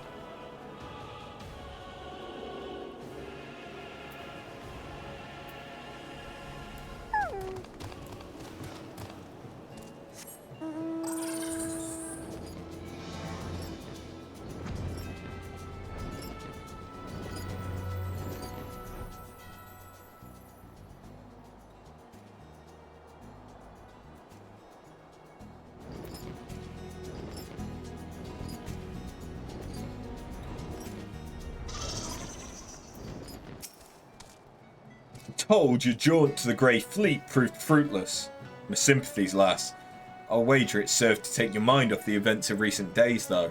But enough of that nonsense. The moment of truth is upon us. The twin vessel, the Whirl Eater I call her, is complete, and she surpasses all my expectations. In addition to a prodigious tonnage, she's been fitted with a platform that you and yours might maneuver freely in battle. I'd mention also that she is nigh unsinkable, but I'm not one to tempt fate. The Whirl Eater and her crew stand ready, my friend. Just give the word and they shall bear you to Leviathan.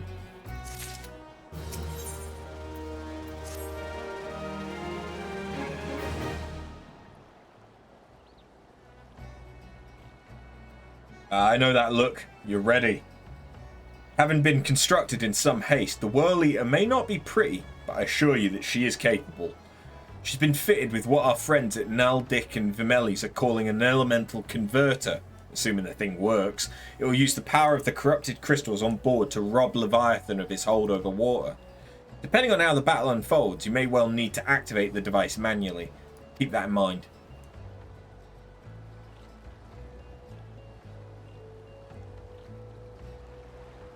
It is expected that the Sahagin and their thralls will attempt to come to Leviathan's defence. Accordingly, the Maelstrom will once again employ diversions. Tancred and Y'shtola, I would have you assist in this effort. If it is to fulfill its purpose, your diversionary force must not want for numbers. By your leave, I would also volunteer my blade. We would welcome it. Having seen you fight in Sapsa, I dare say the fishbacks will find your presence highly diverting.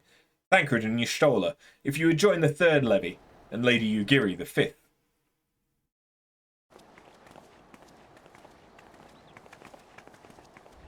What words have I for the woman who has made a sport of slaying gods? Only these. Go warily, for the sea is an unforgiving place to wage war. May the navigator guide you through the storm, warrior of light. I would echo the Admiral's sentiments and add a few words of mine own. Know that we all have the utmost faith in you after. May the crystal bless and keep you.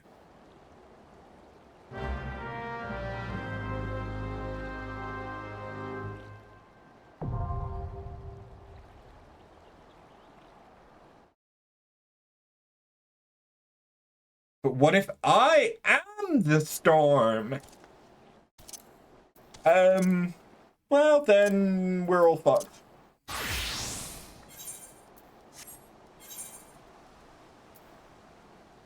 Sorry. I'm gonna solo this because it'll be quicker. It's honestly the truth of it. I could queue into it and do it that way, but it doesn't need it.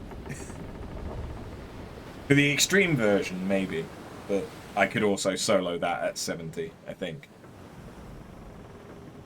Aye, there be the sea snake.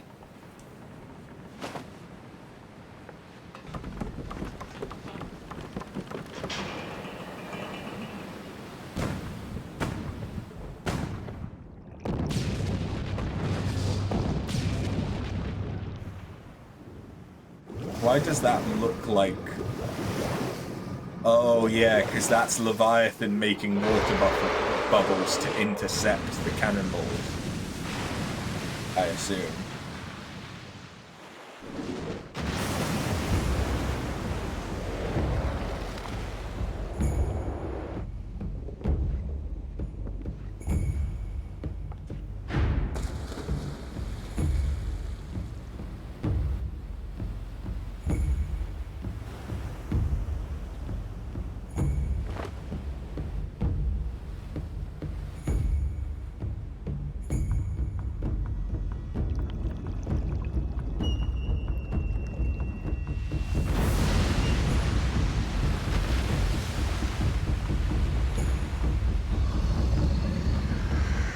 Hiya.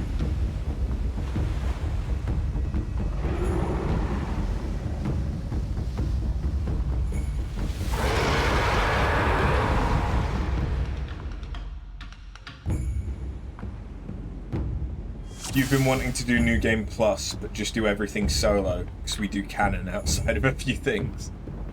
Yeah, It's a bit weird because they'll refer to the fact that you'll have friends or people that you trust to help you and shit, but then you're the only one that ever gets credit.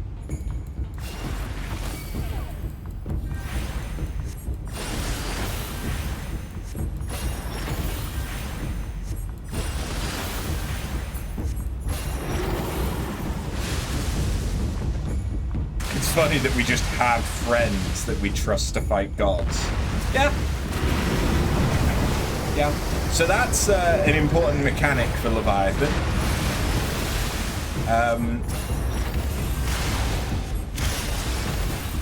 He can tip the platform.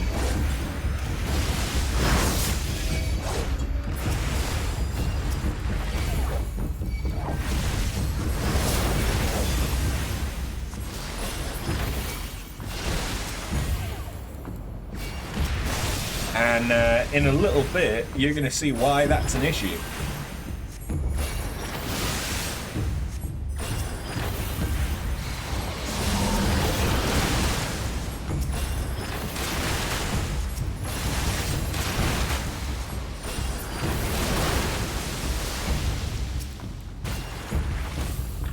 You're sure you can solo everything? The start of Endwalker, maybe even some of the early Endwalker dungeons.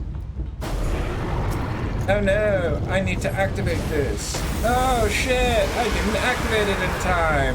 Whatever will I do?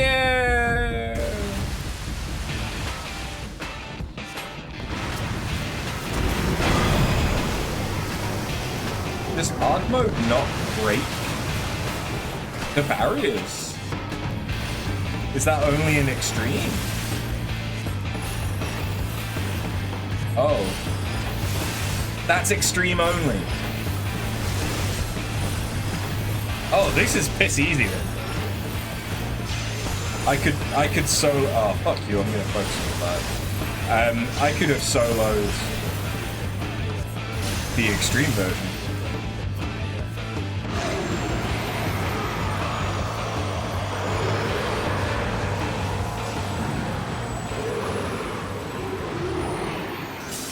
The thing that I understand from Endwalker dungeons is that the balancing kind of gets thrown out of the window for healing. Like, even tanks. Yeah. Warrior can do Endwalker dungeons without a healer because it has that much sustainability. That does not surprise me at all. I've heard that Endwalker is kind of broken in favor of the player in a lot of instances. But I imagine that's something that they're going to address in Dawn Trail. Or at least I'd hope. Like, healers aren't the best for DPS. Like, they're not necessarily the worst either. Like, you can do some decent DPS, but Paladin might be able to if it's really smart with its MP. Dark and Gunblade, not really. I would have thought, I mean, I don't know much about high-level Gunblade, but I know that Gunblade at 60 when you get it has higher sustainability than Warrior at that point. But I don't know if that's including the job quests from Heaven's Ward.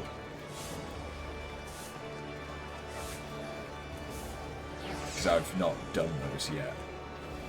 I just know that if you're at level 60 and you're in A Realm Reborn, Gunblade is often an easier sustain than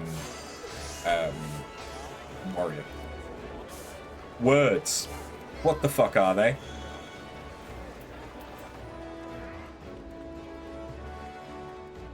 "90 Warrior did healing equal to 1 healer in the first 2 EXs.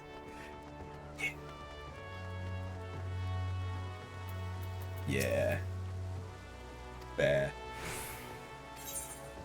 Wait, what? What? He winked at me.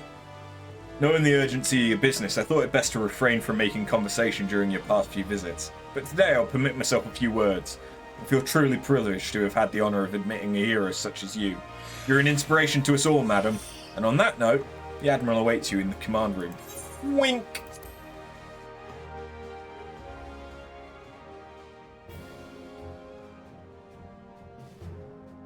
You just had 3 healers. Fair. Yeah. Like,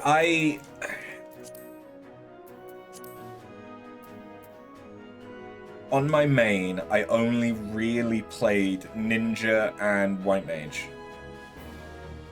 I played a bit of Reaper, I'd gotten that up to 80. I'd gotten Dragoon up to like 60, but I wasn't really... Dragoon's a bit boring. At least low level. I hadn't done any tanking. Hadn't played as Astro at all. Hadn't played as Sage. Hadn't even done Scholar, really. I'd done Machinist, but only in Palace of the Dead. Like, I have played a lot more of the game, even though I'm still in A Realm Reborn, or post A Realm Reborn. I've played a lot more. I've seen a lot more of the classes than I ever did on my main, which is one of the good things. Like I'd leveled all of my crafters up. I'd leveled all of my gatherers up, so that's not really anything new to me. But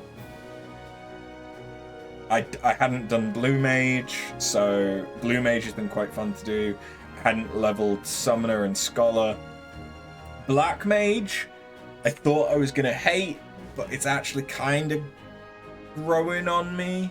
But it depends on the dungeon, and it depends on the tank.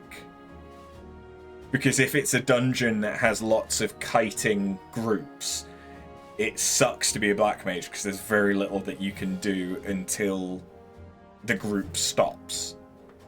At least with A Realm Reborn skills. I don't know if I'm going to get more instant casts down the line. So yeah, I kind of am liking Black Mage more than I thought. I think at the moment my least favourite class that I've leveled is Dragoon, because it's just dull compared to a lot of the other classes at this point. Fair enough, I haven't got the Dragoon skills yet on this character. I've not done the job quests for it yet, but I've done them on my main, and I know the skills that I'm going to get. And they're just, compared to other classes, they're not that good. You get jump. You get like 2 instances of jump. And a line AoE. But compare that to like Monk. Monk is pretty fun. I like that I was able to macro it as well, which is kind of, at this point, macroing it has had no negative effect because of the way that I've macroed it. And it just means that I only really need 2 buttons. So it's kind of nice. It's easy, but it still feels like I've got variety in my moveset. Whereas Dragoon is just, I feel like you always end up doing the same 3-hit combo, or every so often you'll do Power Surge and the damage over time ability, and that's about it, and you'll throw in a jump whenever it's off cooldown. Gunblade healing isn't bad at all at 90, it's just lower than Warrior and probably on par with Paladin if Paladin isn't hard focusing on healing. Dark Knight is just dead. Dark Knight seems the squishiest of tanks. I know it used to be the highest DPS tank though. I don't know if that's still the case since Gunbreaker came out, but I know that it used to be the highest DPS of the tanks. Black Mage later on gets 2 uses of a triple instacast.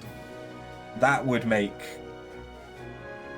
running with kiting enemies nicer. Like Red Mage with the dual cast, it gets around that issue that the Black Mage has, at least at this level. So I need to play Red Mage a bit more. I think I might once I... The issue is that Red Mage is quite complex in comparison to many of the other classes. So...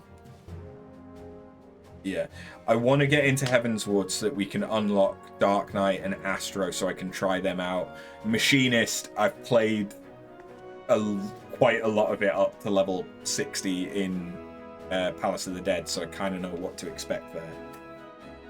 Dark is pretty tanky at 70 plus. It just has no healing compared to the other 3 tanks. Yeah, it's not got sustain. So you need to have a good healer, because the times that I've had the hardest healing job is usually when I'm a scholar, a low-level scholar with a low-level Dark Knight, and those will be the hardest that I have to work as a healer. It's also the only one with an extra tank cooldown just for magic damage. Oh, mitigation. Yeah, sounds about right. I wanna get Dark Knight and Astro so I can level those up and get used to them and see if I might like them. I've not played Sage at all either, but that'll start at level 70, so I'm happy to wait before we start playing that. Machinist I can see myself enjoying, because I don't mind physical ranged because of all the mobility and everything that comes with it, and the variety of stuff that you get from the Machinist I kind of like. And I kind of prefer the DPS focus as opposed to the support focus that the Bard has. We'll see how it plays out when I actually try playing the thing. We Lominsons are sworn to strive, till sea swallows all. And swallow all it would have had Leviathan prevailed. That we still strive now, we owe in no small part to you.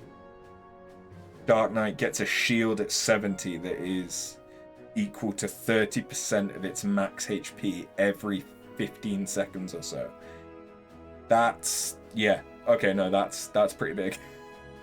That'd be good. I do think that oftentimes it's the issue of the classes as they came out of the box suck a little bit. But then once you get like an expansion or two, it's like they're nicely fleshed out and everything. So I'm a bit worried about how Pictomancer is gonna feel. Viper I don't think will be too bad because the melee classes by and large aren't too bad. But Pictomancer worries me a little bit. Anyway. Not for the first time. You have delivered Limsa Lominsa from the wrath of a primal. Never has our nation known a stouter ally. I very much so look forward to Beastmancer, though. I look forward to another limited job. And the idea of catching and taming animals and monsters, and that could perhaps tie into the island sanctuary, maybe. That is of interest to me, but I've still not done Endwalker, so I don't even really know what the island sanctuary is like. On behalf of my people, I give you my humblest thanks. I think we're getting towards the end of this patch. 'Tis meet that I give thanks to old Mistbeard, too, for his fine solution. Whatever else he may have been, 'tis clear he was a resourceful soul. Would that I had a man like him in my service.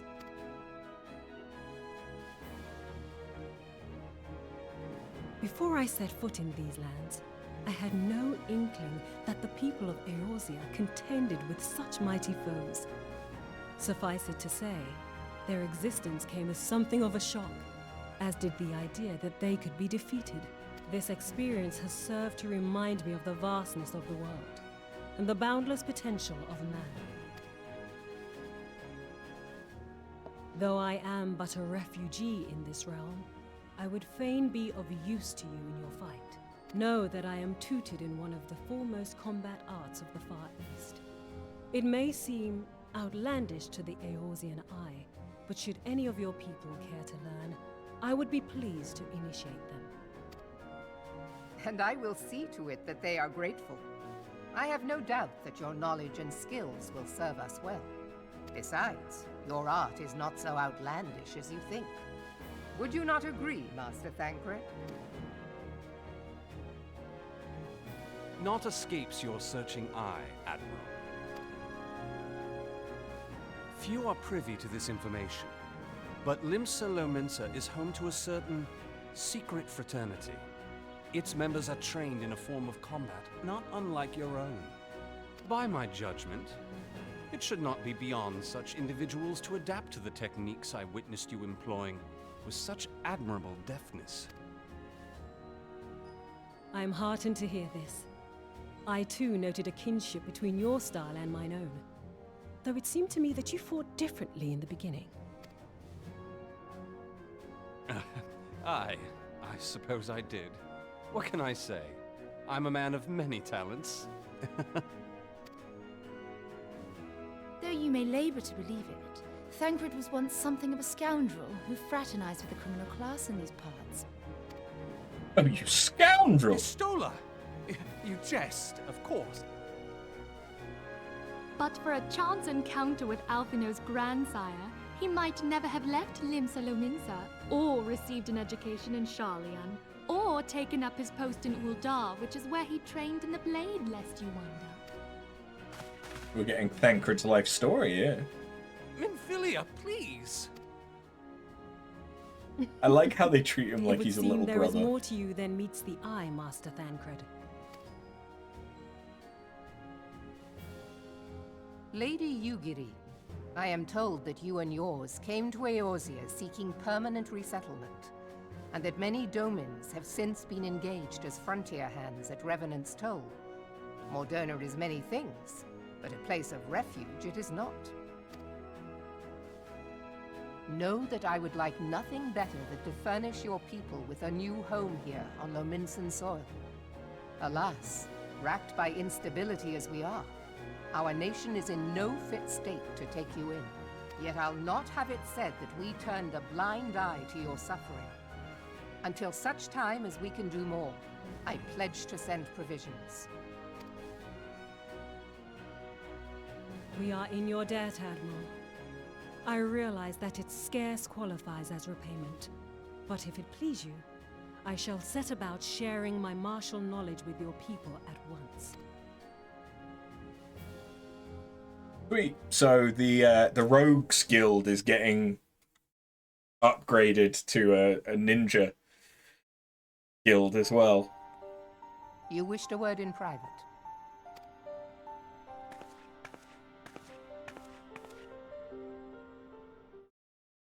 The better not to spoil the festive mood. History repeats itself, Admiral. As the kobolds stood before them, the Sahagin resorted to summoning their god over a territorial feud. They acted in self-preservation. This is the patch that Ninja was released. You're pretty. Actually, no. Yeah, I think you're right. Ninja was released later because Domans didn't even exist before, I think. So yeah, you're right. It's just that I happen to have already met and trained with everyone. It may be that the Sahagin initiated this particular clash, but how it begins does not interest me so much as how it ends.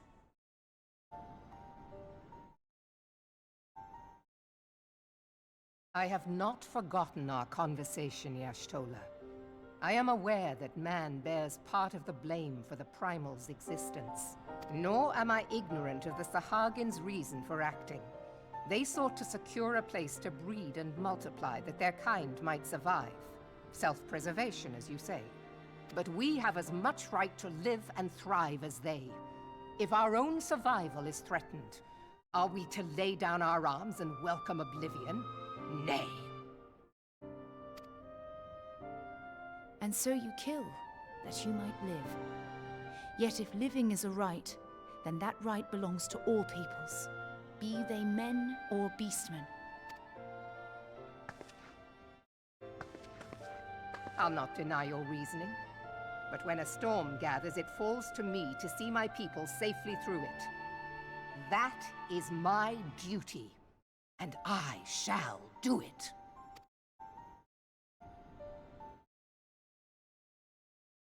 As must we all, Admiral. Stay the course, then. But know that it will lead to no good end.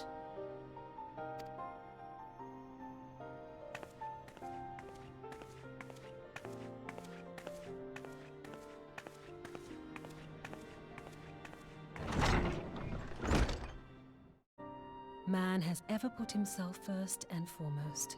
To justify his actions, he clads himself in the armor of righteousness, though it be a fancy of his own making.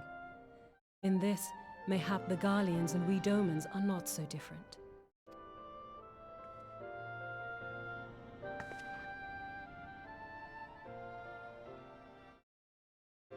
Eorzea has become as a raging sea. If we are to keep our heads above the waves, we cannot scruple to drown the man next to us. When hopes of coexistence founder, strength must determine who has the greater right to live. Many people think Ninja is a base game class. It's the only class to ever be made mid-patch outside of limited jobs. Yeah, I forgot that. I had read that, but I'd forgotten that. It does strike me as weird, though, that they went with Ninja over continuing the original scope, which was to have Merlwyb's class of Musketeer as a class. But we then kind of got a version of it with Machinist. And Dragoon is supposed to be getting a rework come Dawn Trail. It's gone unchanged for so long that it has that old problem of too many buttons that kind of all do the same thing. Yeah, I can't speak for what Dragoon is like basically post Heaven's Ward, but there wasn't much that was interesting about Dragoon. Fair enough, you have the jump abilities, but they're not... It's not that different from Assassinate as a ninja. And... yeah, it just... At least at the moment, it doesn't really draw me in like some of the other classes do as much. And that's coming from a fucking healer maid. Dragoon has like 5 jumps and 4 of them don't do anything outside of just damage. Yeah, because you've got normal jump, and then there's like a fiery jump that you get. I think that's all before level 50 or 60 as well. And they're basically the same thing, just slightly different. Whereas what you could do is just give them multiple uses of jump, and it charges up like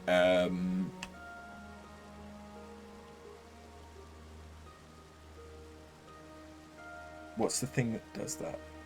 Which class was it that actually has that?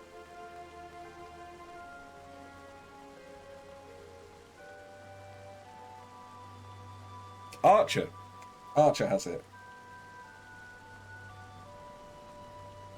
Yeah, the jump upgrades and replaces itself, and then potentially you can get multiple uses of it, or that it has a shorter cooldown as it gets upgraded, so that you can use it more frequently. That would be an easy way to remove like 4 buttons whilst still having the class develop. But to my mind, Dragoon needed...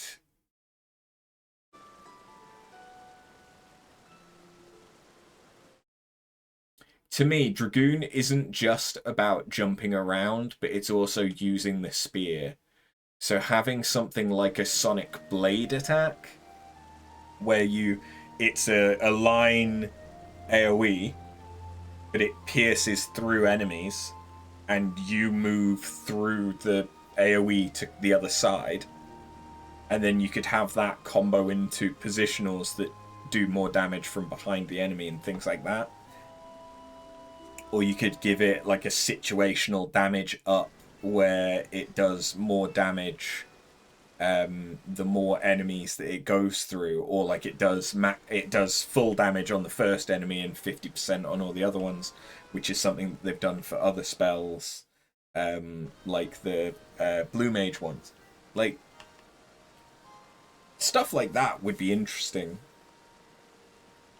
Or take a leaf out of God of War and the Dropnir Spear, where you stick an enemy and your weapon gets powered up with an element. I know that's kind of what Power Surge does, just without the element, but again, my main experience is with relatively low-level Dragoon, but it just... Given that Dragoon is such a recognizable class, and you've got Estinian as the poster boy for it, who shows up in things like the Endwalker trailer and stuff like that. The class itself is just really underwhelming. It looks really cool. The armor is really cool. It's really identifiable. Gameplay is just kinda lackluster. How's it going, Chef Monkey Gaming? Wait, is that a monkey who is a chef? Or is it a chef that acts like a monkey? Why are you Thank you for the follow. me? I sound like I'm loving this game. Oh, I do. I do love this game. I just don't have the same love for the Dragoon class. Dragoon gets fun around 70 for you. It's a really big time sink into a class that you could have started as. Dragoon, aka floor tank. Yeah. Oh yeah, I know that most classes tend to get fleshed out at 70. Like, it's the same for White Mage. Like, White Mage starts to get really good in Heaven's Ward once you get a size, but it's once you unlock the flower gauge and you get the afflatus abilities that it gets really fun, because you start to be able to do quite a lot of damage as a White Mage as well. Anyway, back to doing things. The Admiral has informed me of the arrangement. I have in my keeping a letter of introduction for Lady Yugiri. To the south stands a gate leading to a pier for smaller fishing vessels. Look for an inconspicuous Hyuran male there, and present the letter to him. He serves as a gatekeeper of sorts. Now, before you go, I am obliged to remind you that the members of the fraternity to which you would be introduced abide in the shadows of Laminsan society. They value their independence more highly than pirates, and are united by a bond stronger than mithril. To wit, they are invariably wary of new faces. Though it be penned by the Admiral herself, mere words on parchment will get you only so far into their confidence. You must work for every ons of trust they place in you. But here's the letter. Go to the aforementioned place and show it to the aforementioned man. Oh, and good luck. Yeah, I'm really gonna need that luck. I don't know how they're gonna react to seeing me. I am fearful for dealing with this brotherhood.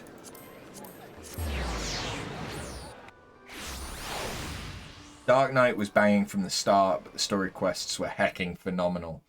Yeah, I keep hearing good things about Dark Knight story quests. I am apparently not in the right place. Fuck. I still haven't gone. I didn't tank. I didn't tank at all until I started this character. My main was pretty much exclusively White Mage and Ninja, and then I tried. Dragoon was going to be my second DPS, and I got it up to like the 50s or 60s. Limsa, the modern day labyrinth. Yeah, I really like Limsa as a as like a home base, because Aetheryte is so close to Hawker's Alley, and you can very easily get to both the inn and the Grand Company from the Aft Castle. Like, everything's in quite a small area with just one teleport. Whereas, like, Uldar, I get more confused by. And Gridania, there isn't really an easy teleport to get to the Grand Company. You just have to go from the main Aetheryte, and that feels like a bit of a trek. I know it's probably about the same walk as it is from the Aft Castle to the Maelstrom, but you were a monk for A Realm Reborn, then you swapped to Dark for a few expansions, then Gunbreaker, then back to Dark. Uldar is one big circle. You keep running, you'll find it. Ah, but there's verticality to it as well. That's where they get you. Got business with me, Venturer?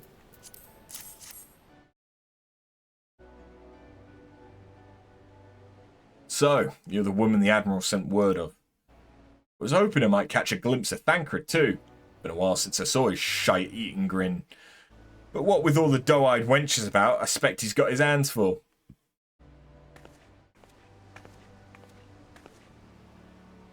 Ah, you must be the Far Easterner, what Merwood says wants to train with us. Welcome to Limsa, milady. I am Yugiri of Doma.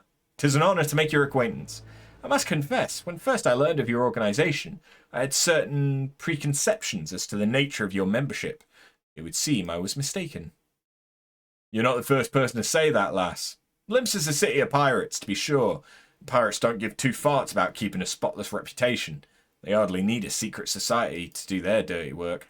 Might be as my people and I keep to the shadows, but we've got nothing to be ashamed of. It's simply better for business that we remain unseen. And so you've developed fighting techniques suited to this purpose, I see. Know that the practitioners of my art, too, are denizens of shadow. 'Tis in stealth that our strength lies. There is much we might learn from one another, I think. Despite the fact that as a nearly level 70 ninja, I barely ever stealth. Then what in the 7 hours are we waiting for? If you'd come with us, Yuguri of Do-What's-It, we can get acquainted in more private surrounds. That didn't come out right, did it? Lady After, I shall remain with these people for a time, that I might study their ways. Though I am loath to be separated from my countrymen, I take solace in the knowledge that they are in the best of hands. You have been a true friend to us Domans. No word would suffice to express my gratitude. Ere long, I hope to begin imparting my martial knowledge to the people of Eorzea. When that time comes, it would be my honour to welcome you as a student.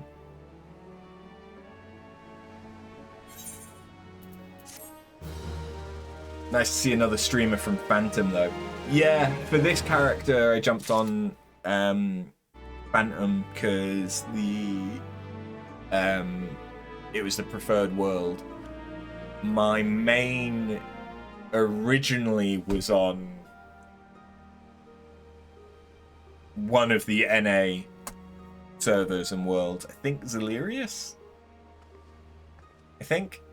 Then I moved that over to Omega to play with some friends. So my main is currently on Omega. When I played originally before I was streaming, my friends were American, and so it made sense for me to join them on their data center. But now I have no friends. No, but now my friends are in the same time zone. Not the same country, but the same time zone at least. You started on Cerberus, then moved to Louis Soir, then moved through every North American DC. Now you're back on Phantom. Fair enough. I'm a loner, yeah. Thank you, Thrill. Thank you. But it's nice having a character on the same data center though that's much further on, because I can make Gil using the later game Gil methods, like even if it's just farming the bunnies in Eureka, and then I can transfer the money to this character through the market board. Like, it's not that difficult, and so that's how I've sent over a few million to help with like leveling all of the classes, especially the crafters, and the relic grind has been made a lot easier by having a reliable source of Gil, or more reliable than this character on itself. Bunnies in Eureka, you just started back after a fair few months out. Yeah, Eureka, the Stormblood relic content. There are the fates that from Pagos on, Eureka Pagos onward, there are fates which have bunnies in them that when you beat the fate, you can interact with the bunny and they'll lead you to buried treasure. And you can get some rare items and mounts and hairstyles and things like that, depending on which region you're in. But also, they give you logograms if you're in Pyros or Hydatos. And you can sell those on the market board for money. Also, the chests themselves give money from 10,000 to 25,000 or 100,000, depending on if you get a bronze, silver, or gold chest. So it's a fairly easy, not necessarily quick, but fairly easy way of getting money and items to sell if you do that alongside quick ventures with your retainers. You're guaranteed to get some money just from opening the chests, as well as the chance of getting high value items. If I'd unlocked Bosnia, I would be doing Bosnia to try and get the similar stuff from that content. Ugh. Before I was doing Eureka, I would do Diadem, because I would level up my Gatherer and deliberately gather the items that actually sold on the market board. And then you've got no other use for the items unless you're going to craft them into collectibles to turn in. So it was basically free money whilst leveling my gatherers. But yeah, I need better Gil making methods, but it's all going to change once Dawntrail comes out.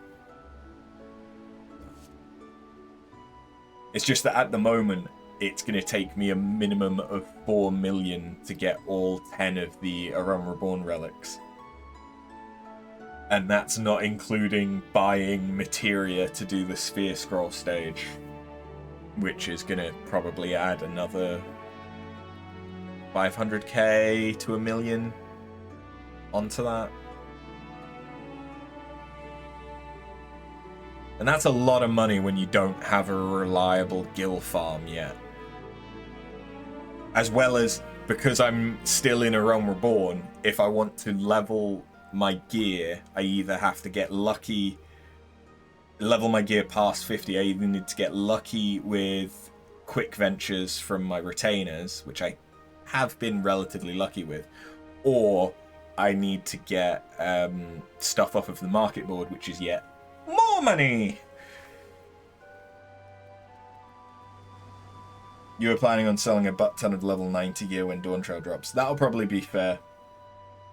Like, the Diadokos gear is about $1 mil-ish for a full set when I was decking out my White Mage and Ninja on my main.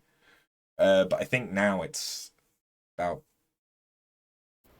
third less, half less. It depends on the server and stuff. Anyway, ninjas. Much and more has occurred since first I beheld Eorzea from the galley's deck. Suffice it to say, I did not envisage being invited to play a part in your noble struggle. But forgive me, I've kept you over long. Doubtless you have pressing business of your own. Rest assured that I no longer require an escort in this land. When next you meet Lady Minfilia, pray relay to her my humblest thanks. Would that I could do so in person, but I must needs fulfill my promise to the Admiral. Till we meet again, Warrior of Light. Oh, okay, now I just have to go back to Minfilia. Easy! When Endwalker dropped, you made 45 million in a week just from returners buying level 80 gear. Okay! Yep, that would do it. That would do it.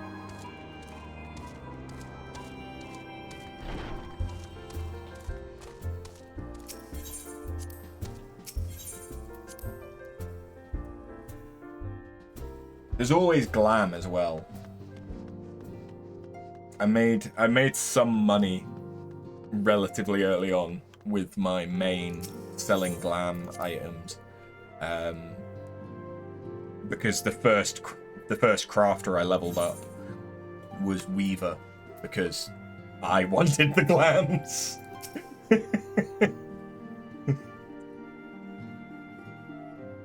I have been reflecting upon the events which took place during our visit to Vilbrand. If you have a moment, I would share my conclusions with you. Please, bear with me. When the Sahagin Elder summoned Leviathan, he employed the power we have come to know as the Echo. Though I cannot well explain the how of it, it would seem he became immortal in so doing. When the Admiral subsequently slew him, his spirit emerged from his lifeless flesh, a consciousness shorn of physical form. Thus transfigured, he took up residence in the body of his minion with the ease of a man donning a favorite glove. Long have I known that the Echo allows one to pass through the walls of a man's soul, but never did I imagine that it could free us from our own flesh, nor less that our souls could then occupy the next corporeal vessel to take our fancy. It was of this that Elidibus spoke, an existence which knows neither cessation nor oblivion. And yet, though the Sahagin had mastered his gift and thereby become immortal, he was by no means invulnerable. As we both bore witness, he was ultimately absorbed into Leviathan. And the import of this observation? If the Ascians' mode of existence is indeed the same, it can be inferred that they too are not invulnerable, that they can be destroyed. There exists a legend which tells of souls who are reborn upon the cusp of each umbral calamity, that they might stay the encroaching darkness. To most, it is but a fairy tale, yet recent events have given me cause to wonder, could the legend in fact refer to the Echo? Much and more yet remains unknown, but I am confident that all will become clear in time. For the present, however, what matters is that the key to defeating the Ascians may at last be within sight. With Urianger's aid, it is my hope that I shall fathom this matter ere long. Speak of the devil! Oh, I was just about to send for you, my friend. Is Artemis? Grave tidings from the Garlean motherland, my lady. It doth concern our distant allies, the students of Baldessian. What of them? My lady, the Isle of Val, which for many years hath been the Order's home, is no more. No more? Whatever do you mean? I relate only that which hath been conveyed unto me by our agents. An etheric wave of the highest magnitude was recorded in the region. Soon thereafter, 'twas observed that the isle had ceased to be. So this is when... Okay. I skipped most of the story on my main. But I obviously know the parts that you have to play through. And I've completed Eureka, including the Baldessian Arsenal. So...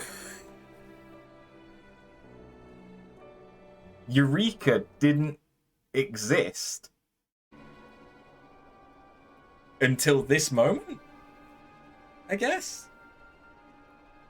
I know that it's Stormblood, the actual content didn't exist, but the lore of it didn't exist until this point. Although I don't know, I know that these quests have been reworked and stuff's been removed since post A Realm Reborn. 'Tis postulated that a magic was evoked, like in power to Ultima. 12 preserve.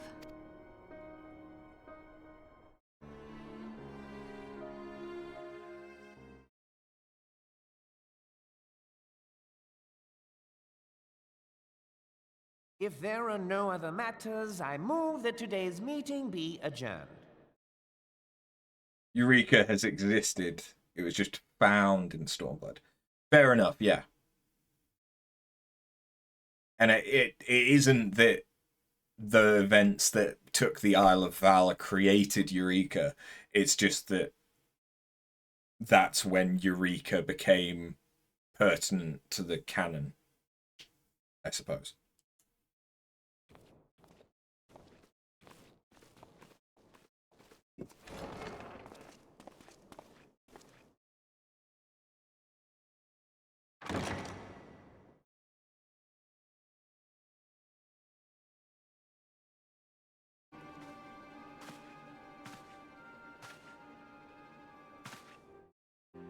It is done, my lord. Yeah, this definitely doesn't seem shady. I...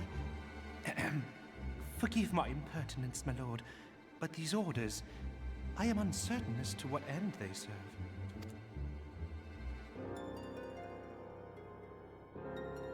Revolution.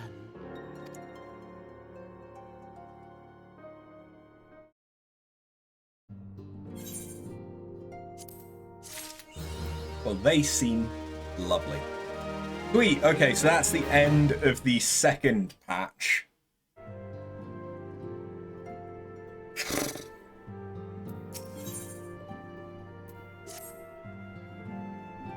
On to the third! Our friends, the very isle itself, everyone and everything. No, no. It avails us naught to speculate. Eorzea will send word if there are any developments. Until such time as he does, we must remain firmly focused on that which is within our power to change. With that in mind, I would speak of a different matter, one closer to home. It concerns etheric fluctuations which we had previously attributed to good King Mogglmog XII. That the king is no more is a blessing for which we have you to thank. Yet all is not well in the Twelveswood. Our latest readings reveal an ongoing etherical disturbance of considerable magnitude. They may even suggest the presence of a primal. Needless to say, the mere possibility warrants immediate investigation. And I would have you... Cilia, I do not wish to interrupt, but we have a problem. What manner of problem? A band of refugees hailing from Uldar. This time are come to Revenant's Toll seeking asylum. It would seem they expect us to afford them the same treatment we gave the Domans. At present, they are in the seventh heaven, awaiting a formal response. I see. Mayhap this was to be expected. I shall meet with them at once. Asilia, you know full well we haven't the resources to accommodate many more people. Consider what will happen if you do this. Word will spread, and more will follow. Your opinion is duly noted, but I will hear their suit. After, I should be grateful for your presence at this meeting.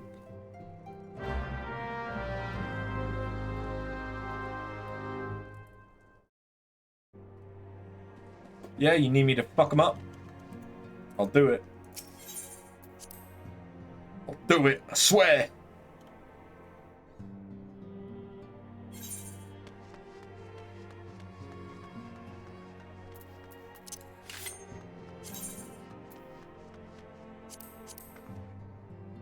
And shitty weapon. Oh, the air knives. Okay.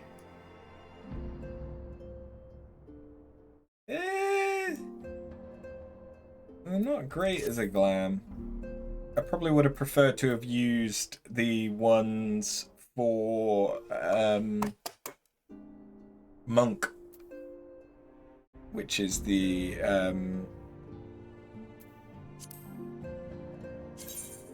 claws, if I remember rightly.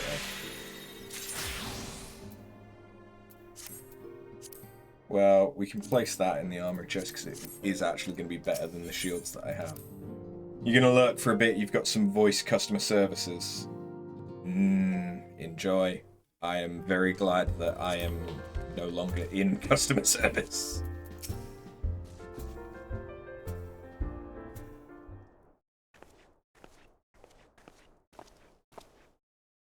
I apologize for keeping you waiting. My name is Minfilia, and I lead the Science of the Seventh Dawn. Oh, voice cutscenes. Sorry.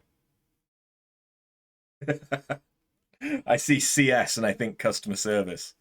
That shows how much that's ingrained in my head. Well, be praised, it is you! We're ready and willing to work, same as the Domans. Just give us a task and we'll see it done. Pray, calm yourselves. I appreciate your enthusiasm, but I know naught of your situation. Beg your pardon, Antecedent. I ain't so good with words.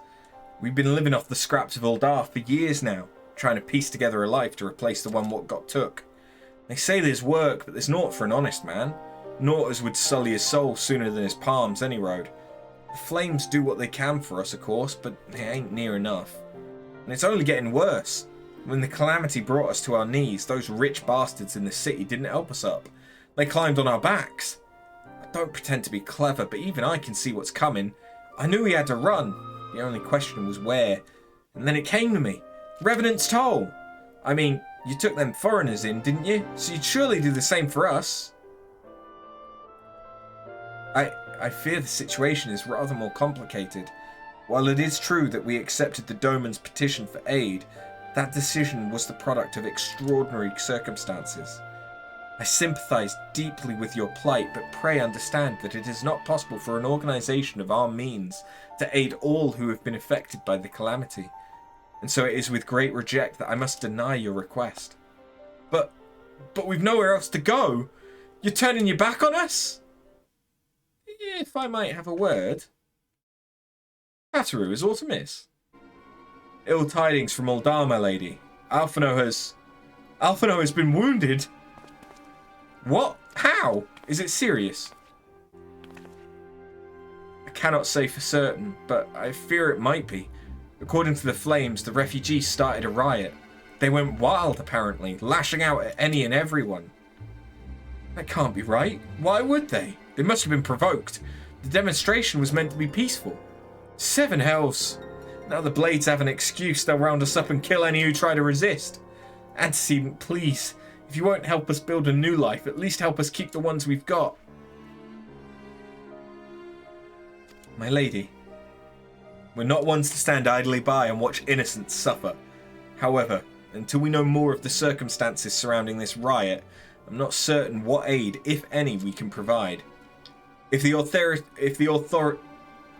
authorities determine that the refugees attacked without provocation, then those responsible will have to answer for their actions. How can you be so blind? Find Alphino and quick. If he's in danger, or worse, I would have you and none other by his side. Thank you. Pray, do not concern yourself with the matter we were discussing earlier. Ida and Papalimo will see to it. Alphino's being treated at the Hourglass. Hurry after.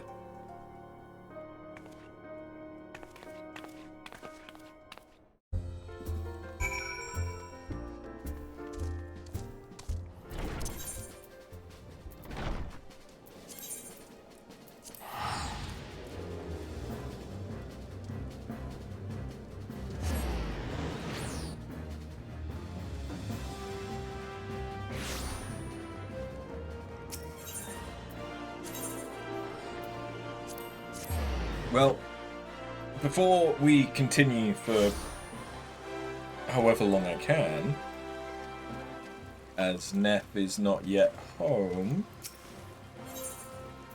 I need to send these guys back out, given that this is one of the ways that I'm making money at the moment. And getting new gear for no extra expenditure.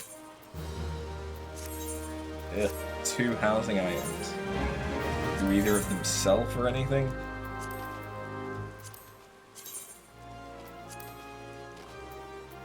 Yeah.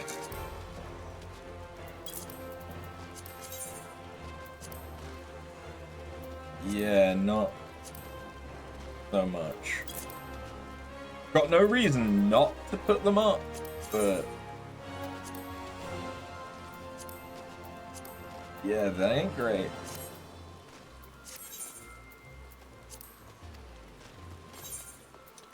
You were the one that had the money.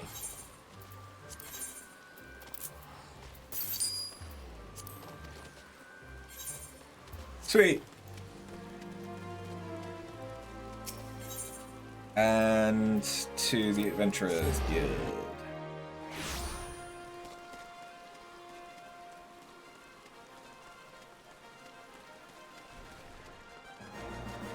Alphino! What the fuck?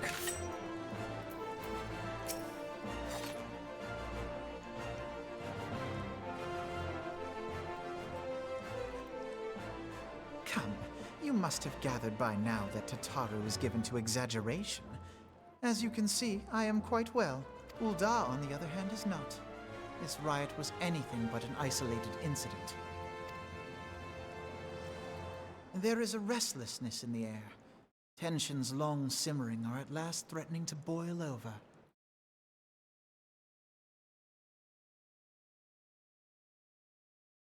Uldar is a nation infamous for the great disparity between the wealthy and the poor. The majority of the populace accepts this state of affairs because they believe that every man bears responsibility for his own lot in life. To an Uldan, money is the foremost, and some would say the only measure of a man's worth. Small wonder that the wealthiest wield the greatest influence. So where do the refugees fit into this social hierarchy? What place is there for those who fled Alamigo and the destruction of the Calamity?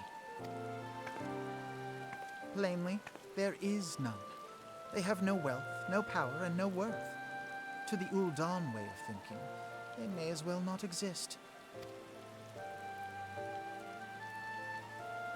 Choosing to ignore their existence, however, is patently not an option.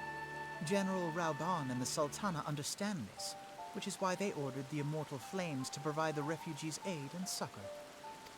Yet none would dispute that the expenses incurred by this policy grow by the day, with no end in sight. This has prompted more and more Uldans to question their obligation to aid these worthless wanderers. While more and more refugees have come to resent their treatment at the hands of the sneering citizenry.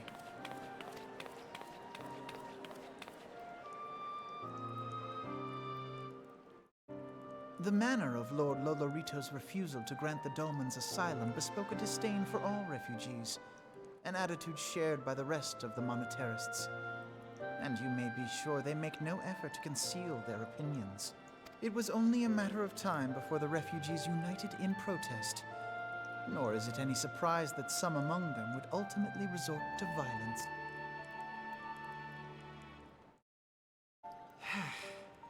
That the Immortal Flames should choose this of all occasions to engage in joint training exercises with the other Grand Companies. By the time they return, the situation may well have deteriorated beyond mending. Almost like it was planned that way. But whosoever would do that, with tiny, tiny scheming brains. As I told you before, it was all but inevitable that an incident of this kind would eventually occur given the rising tensions within the Sultanate. Nevertheless, I have reason to believe that this particular riot may not have begun spontaneously. Have I piqued your curiosity? Good. Then you will accompany me to the Hall of Flames. I would hear what General Raban has to say about the matter.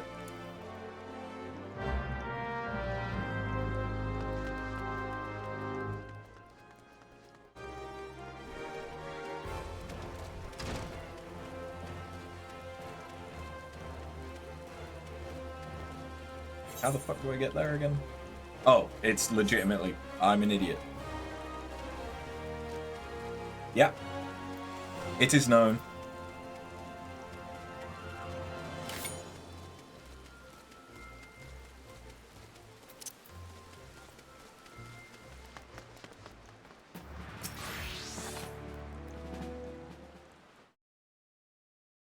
Now's not a good time after. My hands are full dealing with the refugees. Precisely the matter we wish to discuss, General. Alphino, back on your feet already. You may credit my swift recovery to your chirurgeons. My memories of the riot are still somewhat muddled. I trust you managed to regain control of the situation? Not entirely. We secured the city soon enough, but not before the unrest had spread to the surrounding territories. Pockets of resistance remain throughout Thanalan. We've sent what forces we can spare to root out the last of the belligerents, but progress is slow. They are damnably elusive. I can well imagine, given that the majority of refugees live outside the walls, it stands to reason that they would know the lay of the land. What I do not understand is how they came to be so well prepared. Before my little accident, I observed that several of the refugees were armed, and not with butcher's knives or pitchforks, but with martial weaponry, and need hardly add that such equipment is costly. None can deny that tensions between the Ul'dah citizenry and the refugee population have increased since the Domans were turned away. But would that motivate a starving man to purchase arms in lieu of food? I think not. And what of those who have not even a single guild to spend, who could not survive without the aid provided by the Immortal Flames? Surely they would sooner sell a weapon than bring it to bear against their benefactors. Come to the point.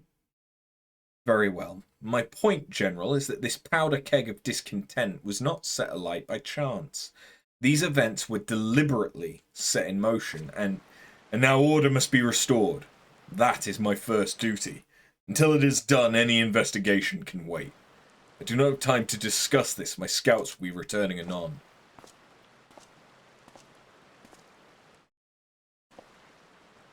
The General is no fool. He keeps his own counsel, and with good cause. Were he to claim, without the necessary proof, that these riots were instigated by outside forces, the monetarists would accuse him of attempting to shirk responsibility.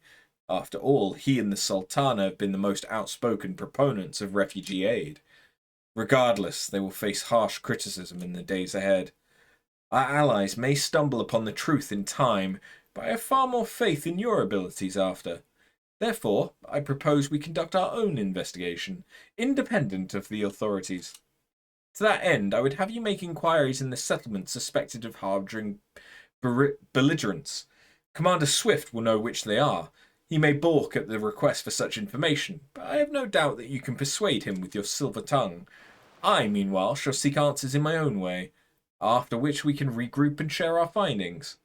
Well then, shall we?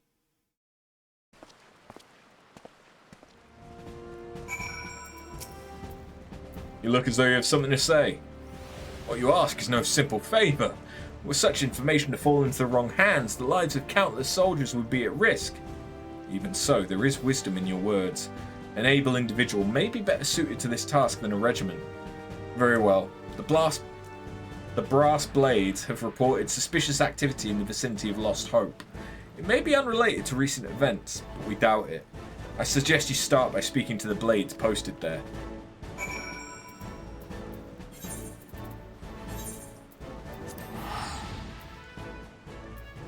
Can do.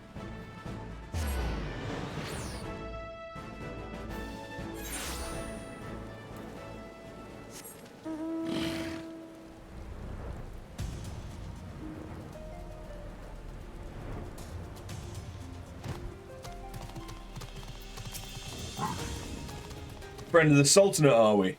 Take it this means someone has read my report. The refugees who left with the merchant have yet to return, and I'm increasingly concerned that Zazawaka's suspicions were correct. You haven't the foggiest what I'm talking about, do you? Never mind. Speak with Zazawaka. He'll explain everything. What brings you here, adventurer? Search for refugees? Well, you've come to the right place. You mean those refugees? Oh no, you won't find them here. Most of the people of Lost Hope have come to accept their situation and are content to pass their days in peace and quiet. Outsiders have trouble understanding that, like that merchant who passed through recently. Gregarious fellow, but awfully opinionated. Can't say I was sad to see him go.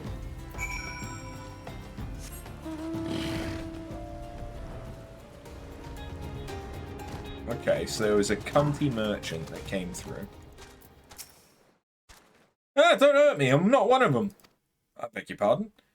If Leofric bids you speak with me, then I take it you've agreed to help. 12 be praised for that, because we haven't a moment to waste. Everyone knows the flames are on march. Others have fallen under the fanatic's spell, but not I. Promises of revolution and retribution, of holding the ruling class to account and taking that which is owed. Ah, childish fantasy. I did everything I could to dissuade the others from leaving, but few would heed my words. Now that one of our idealists has returned, however, the madness of the merchant's plan is plain for all to see. Look behind yonder tent and you'll understand why. Even now he babbles incoherently, so traumatized is he by the bloodshed he witnessed. Try as I might, I can make little sense of his words beyond the fact that he was not alone in surviving. Yet I've no doubt that merchant will lead the remainder to their doom. I beg of you, find them before he does. What are you doing? Don't draw. Don't draw. Don't draw. Don't draw. Don't draw. Why didn't you run away with me? We could have escaped together. Then you'd be here with me. Be here to soothe me. Why? Why did you have to stay and leave me alone? Soothe. There. Who are you? What do you want? Aye, it's true. I followed the merchant. May the gods strike me down for my folly. What they will not give, you must take, he said. When we asked how, he revealed a cache of weapons he'd brought and implored us to seize control of our fates. I thought about running then and there, but the others were so excited. He split us into 2 groups, sent us off on our own. But when the flames found us, we didn't know what to do. Our leader tried to parley with theirs, but then they started arguing, and then fighting, and then everyone was fighting, and the flames were shouting to give no quarter, and... oh God... the other group, they're still out there. If we don't stop them, they'll be massacred like mine was. Where are they? The other refugees are hiding in the caves south of Lost Hope, but to approach them would be fruitless. They would sooner call us agents of the Sultanate than try to kill us than listen to reason. Why, the twins might even deign to do the deed themselves. A pox on all bloody sellswords. They were supposed to train us to fight, but the ones he sent with us vanished during the struggle. If only we had never listened to that merchant's ridiculous claims. He said our cause was righteous, that the gods would never suffer us to be defeated. Though, if they were forced to confront reality, that's it. Challenge the twins to combat and show my brethren that their strongest warriors are no match for one woman. Mayhap then they will agree to lay down their arms and renounce this plot. Okay, so I gotta go and beat some people up. I can do that.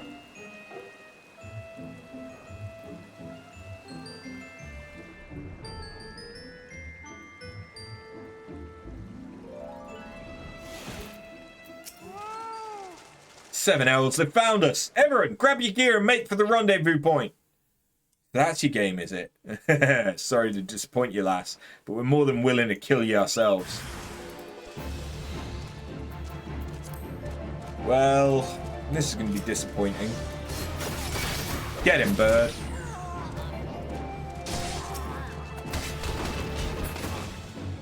Yeah. I don't even need to fight you, my bird will do it for me. See?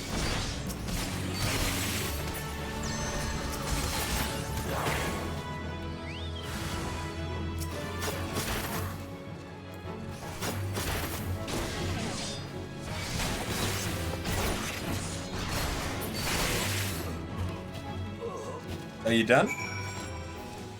You're done. You beat him like it was nothing. Hell almighty, what are we going to do now? Go home? Stop being idiots?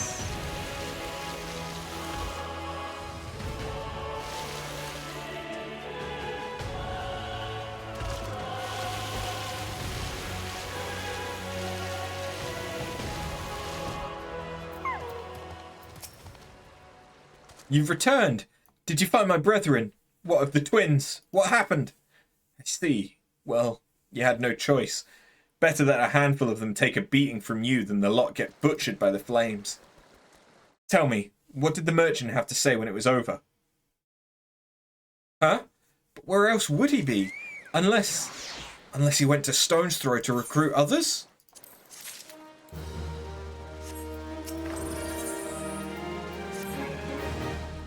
The merchant wished to approach the refugees in Stone's Throw, but was waiting until the flames withdrew their forces from the vicinity. Now that they have, there's nothing to stop him from continuing his work. How many more must perish in pursuit of this futile cause? How much more suffering must we endure before it ends? Find him, convince him to cease this mad quest. It will surely lead us to ruin.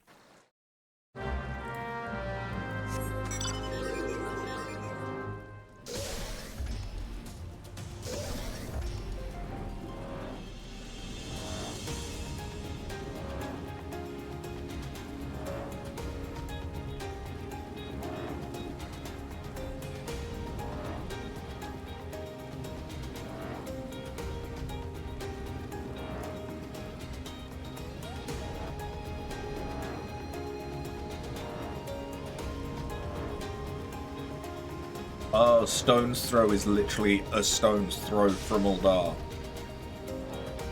Yep.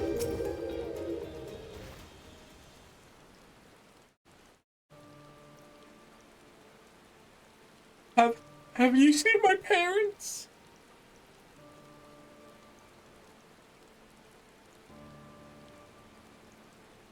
They told me to stay here with the others.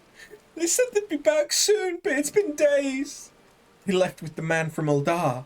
The man said they were going to change everything, make it so he could live inside the walls with everyone else. I liked it when he said that. I didn't like it when he talked about making the rich people pay. Everyone looked so angry and I got scared.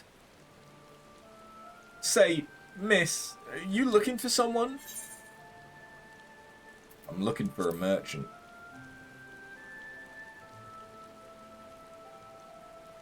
You mean the man who left with my parents? I don't know where he...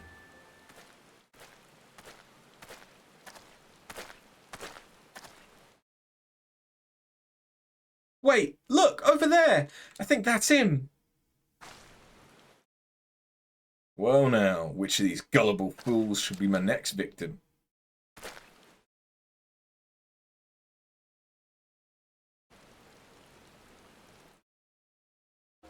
You, He's getting away! Go get him, miss!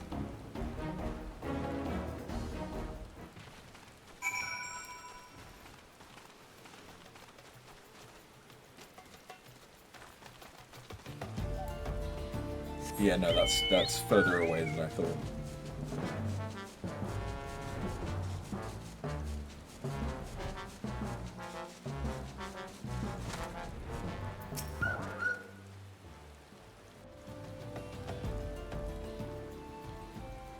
I love it when they do the little dance.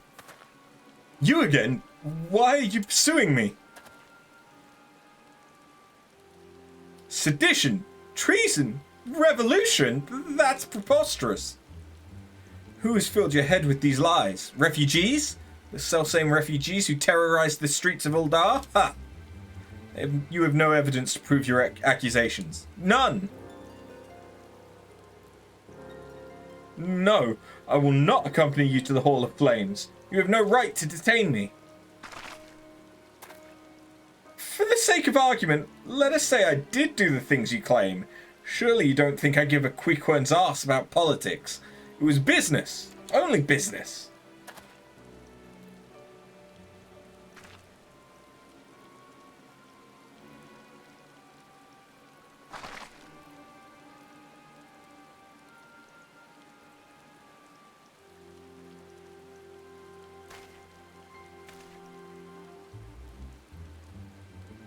We both know I'm not the one you want.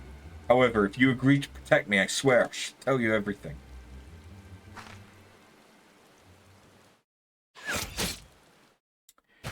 I did a real good job of protecting you. That's what you get for trusting a ninja and not a paladin. Okay, I don't know cover. What's all this commotion? 7 elves. Tell the others to spread out and search the area. The killer may still be close.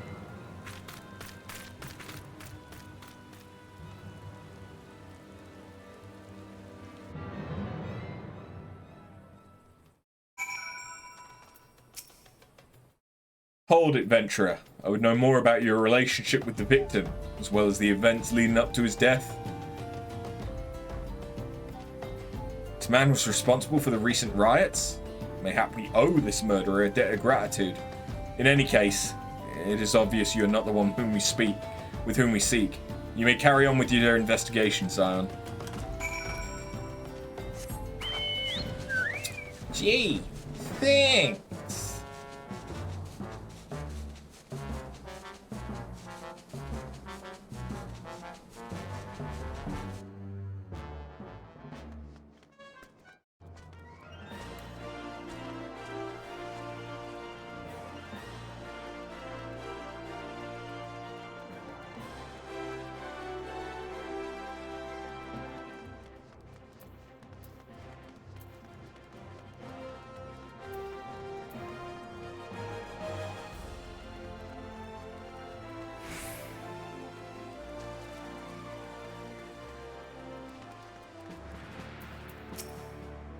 What news after? Where's the merchant? Murdered? Damn it all to the 7th hell. He was not simply murdered after, he was silenced. Too many knew his face, and he was ready to divulge his secrets. Do not despair though, we may be closer to identifying the true orchestrator of these riots than you realise.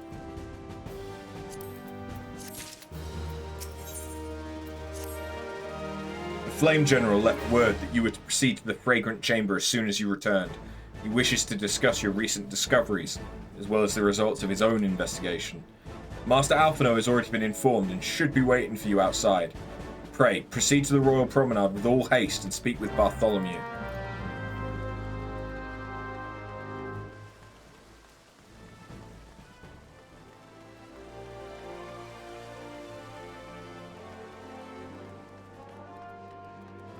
Okie dokie.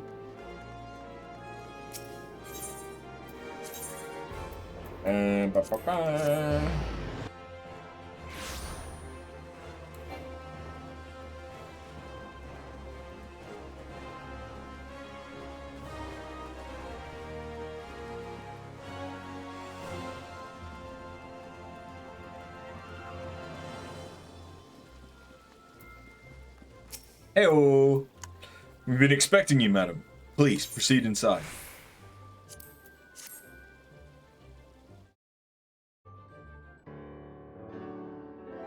More voice acting? Commander Swift has kept us apprised of your recent activities. You've made great strides towards quelling the violence. Despite our best efforts to determine what provoked this uprising, the truth continues to elude us. Have you uncovered aught which might shed some light on the mystery?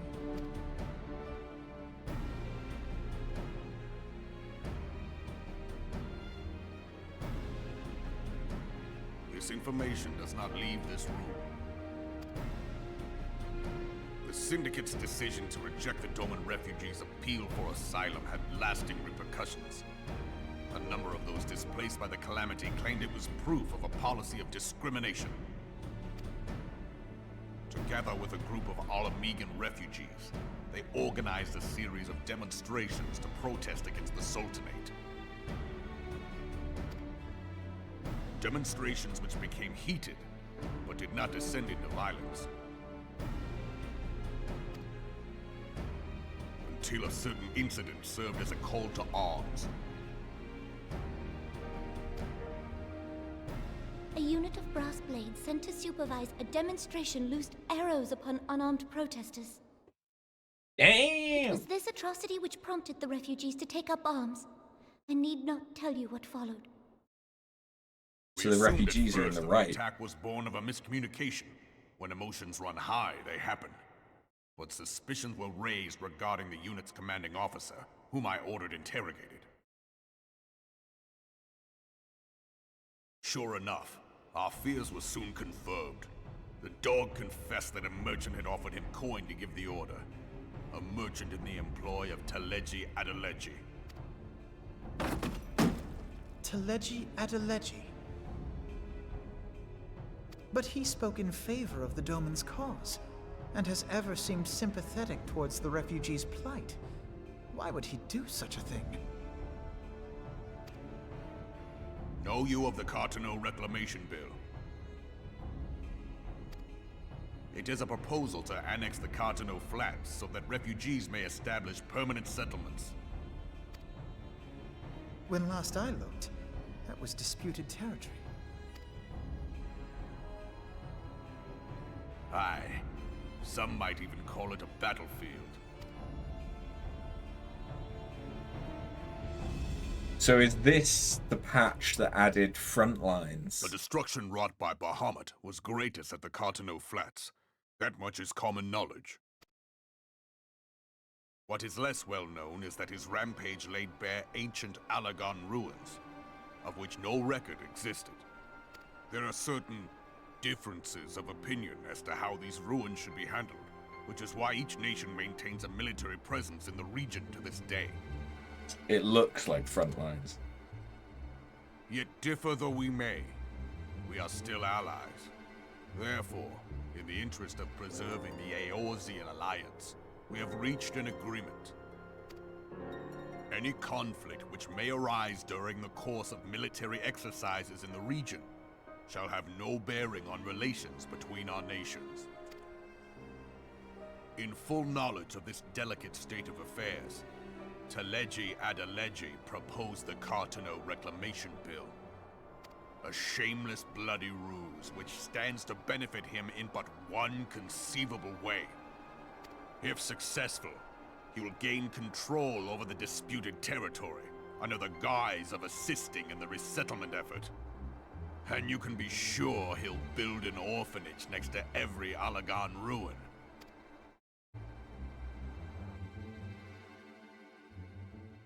The man would threaten the unity of the Eorzean alliance and risk countless lives for personal gain. He walks a path all his own, independent of any faction and beholden to none of his fellows on the Syndicate. By inciting the less fortunate to violence, he hopes to convince others that the Cartano Reclamation Bill is the only viable solution. His sympathy for the plight of the Domans was not but posturing to gain credibility with the refugees. Of that there can be no doubt.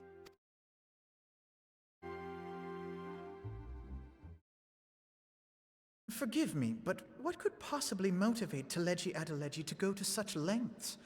What is so special about these ruins that he would risk his position on the Syndicate, and, most likely, charges of treason against the Sultanate? Omega. Pardon? I didn't think that Omega got Polygon mentioned yet. monstrosity, not unlike the Ultima weapon. Mayhap larger, we know not.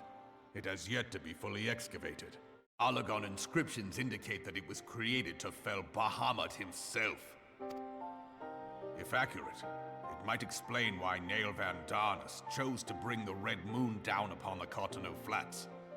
Given the ends he went to ensure Eorzea's annihilation, destroying the one weapon which could stay the Elder Primal may well have seemed like good sense. When first I bore witness to the power of the Ultima weapon, I doubted the evidence of my senses. And now you tell me there is another such weapon, one which could contend with Bahamut. Bahamut! Aye, we were skeptical ourselves. Truth be told, until the Ultima weapon's existence came to light, we thought the inscription had been mistranslated. At present, Omega is more akin to a fossil than a tool of war, having long since ceased to function. As such, its true potential cannot accurately be gauged. However, if someone were to restore it, as the Garleans did the Ultima weapon, I have little doubt that he would wield untold power. Because Omega is the raid content, the normal raid content, not the Alliance raid content, for Stormblood. Right? Was it Stormblood?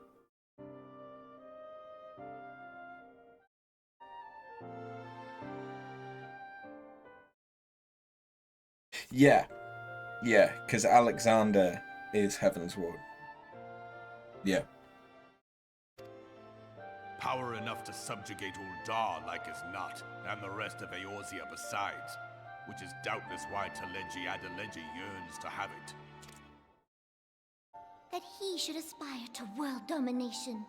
He who has ever walked 2 paces behind Lord Lolorito in matters of commerce. 'Tis in acknowledgement of his own limitations that he seeks this power. Woe betide us all should we allow him to have it.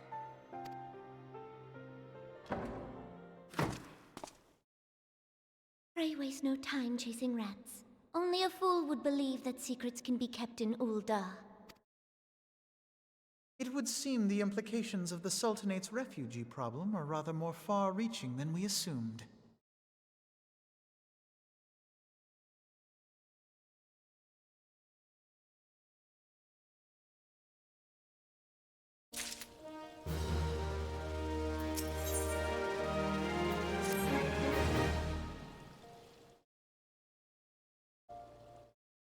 I should be glad to know the truth, and yet the thought that all this chaos was the product of one man's lust for power sickens me. How long do you think they intend to hide the existence of Omega from the Scions? That they even felt the need to do so is most troubling. It would be in our best interest to learn more of the military activities in the disputed territories. Fortunately, you are already well positioned to do so. Pray, keep us informed of any developments in Carthano. Begone, whelp! This is no place for children.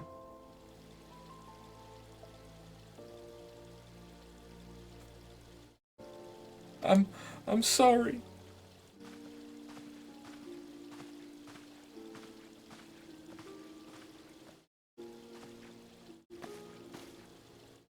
I was looking for you, miss.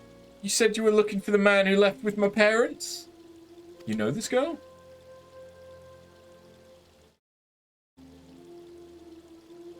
So he visited Stone's Throw as well, I see. Did you find the man? Were my parents with him? They were not, I'm afraid. However, I can think of several places they might be. If you like, we can go and look for them together.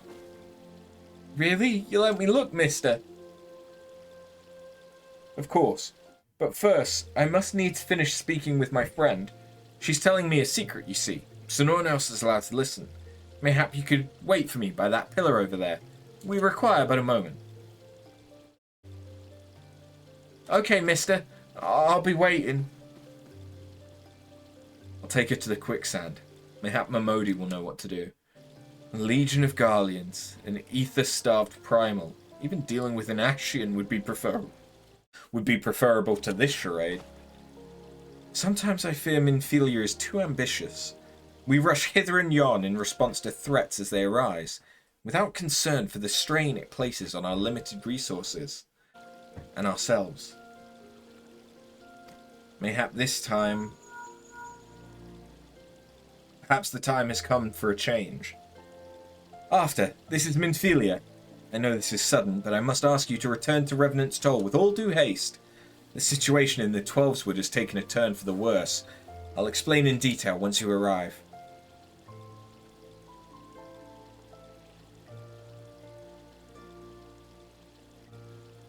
The Twelveswood? Then the primal threat she spoke of before has been confirmed. I've received no reports of Ixal activity, which leaves the Sylphs? Go. You know as well as I that the appearance of a primal takes precedence over all else.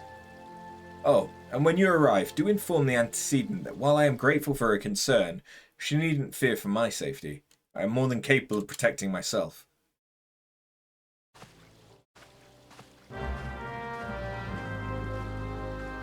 You good, my guy?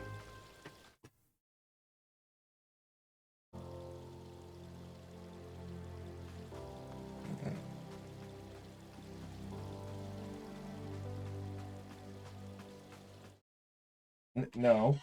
No. No knocking things off like a cat. No! No. Spritz you.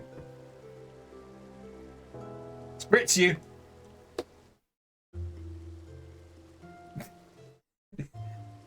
That's the vibe. That's the current situation.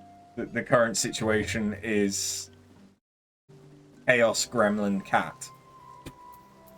To be fair, when is the situation not Chaos Gremlin Cat? Alright, I'm going to turn this quest in and then that'll be where we end it, because I've gone nearly an hour over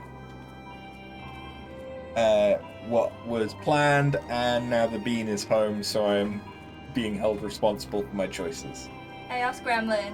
Chaos Gremlin. We have a Chaos Gremlin to deal with.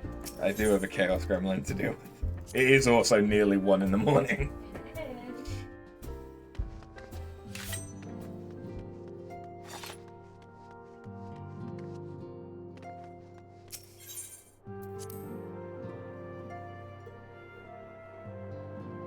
I don't think we're too far off the Ramu trial, though, which is good. I think we've still got... I think it's the next patch that Snowcloak is a thing, and then it's the one after that that is the amphitheater, I think. It's a relief to see you healthy and hale after. The latest news from Uldar was most disturbing.